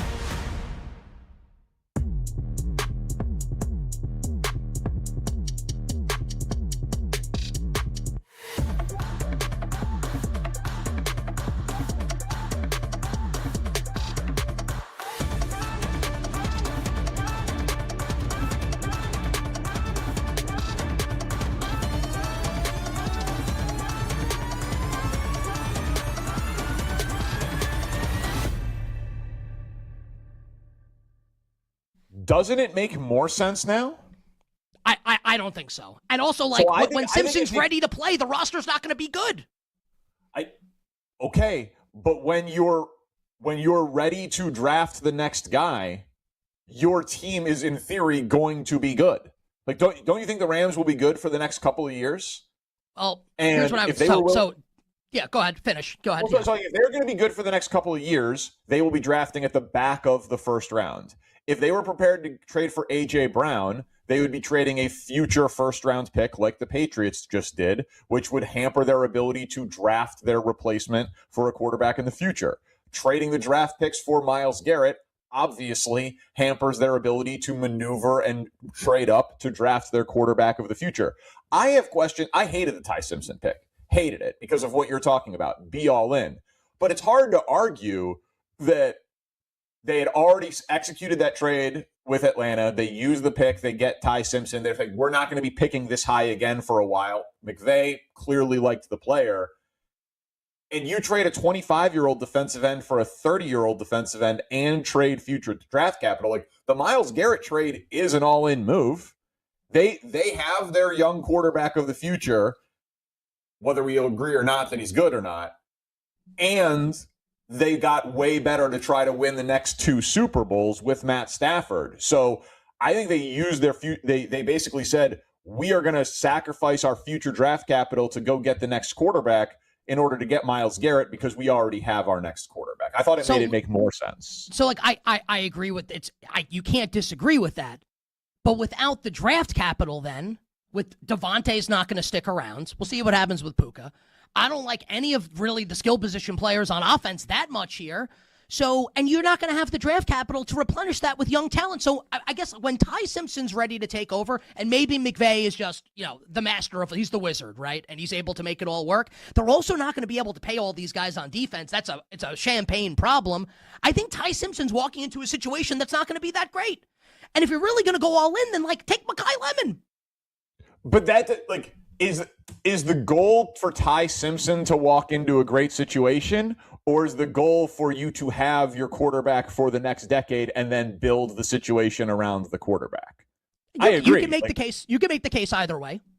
Yeah, I obviously agree that Devontae, Myles Garrett will be on the downside of his career, though they are betting that he's going to be like Reggie White, who had 5 double-digit sack seasons in his 30s, right? Like they're making that bet on Myles Garrett. Less Lawrence Taylor, more Reggie White, yeah. Yeah, but clearly Stafford, Devontae, the back end, if any, of Myles Garrett's peak, there's no doubt that Ty Simpson will not play with the best version of the Rams. But what they're saying is it's easier to do a rebuild with the quarterback than without. And in that first year, we won't have to use draft picks in the 20s or 30s to try to take the 4th quarterback in a draft. They're going to already have their quarterback who's been learning under Stafford and McVay. So I hated the pick at the time, but I do think that it makes a little bit more sense when you are making a different all-in move with this draft capital.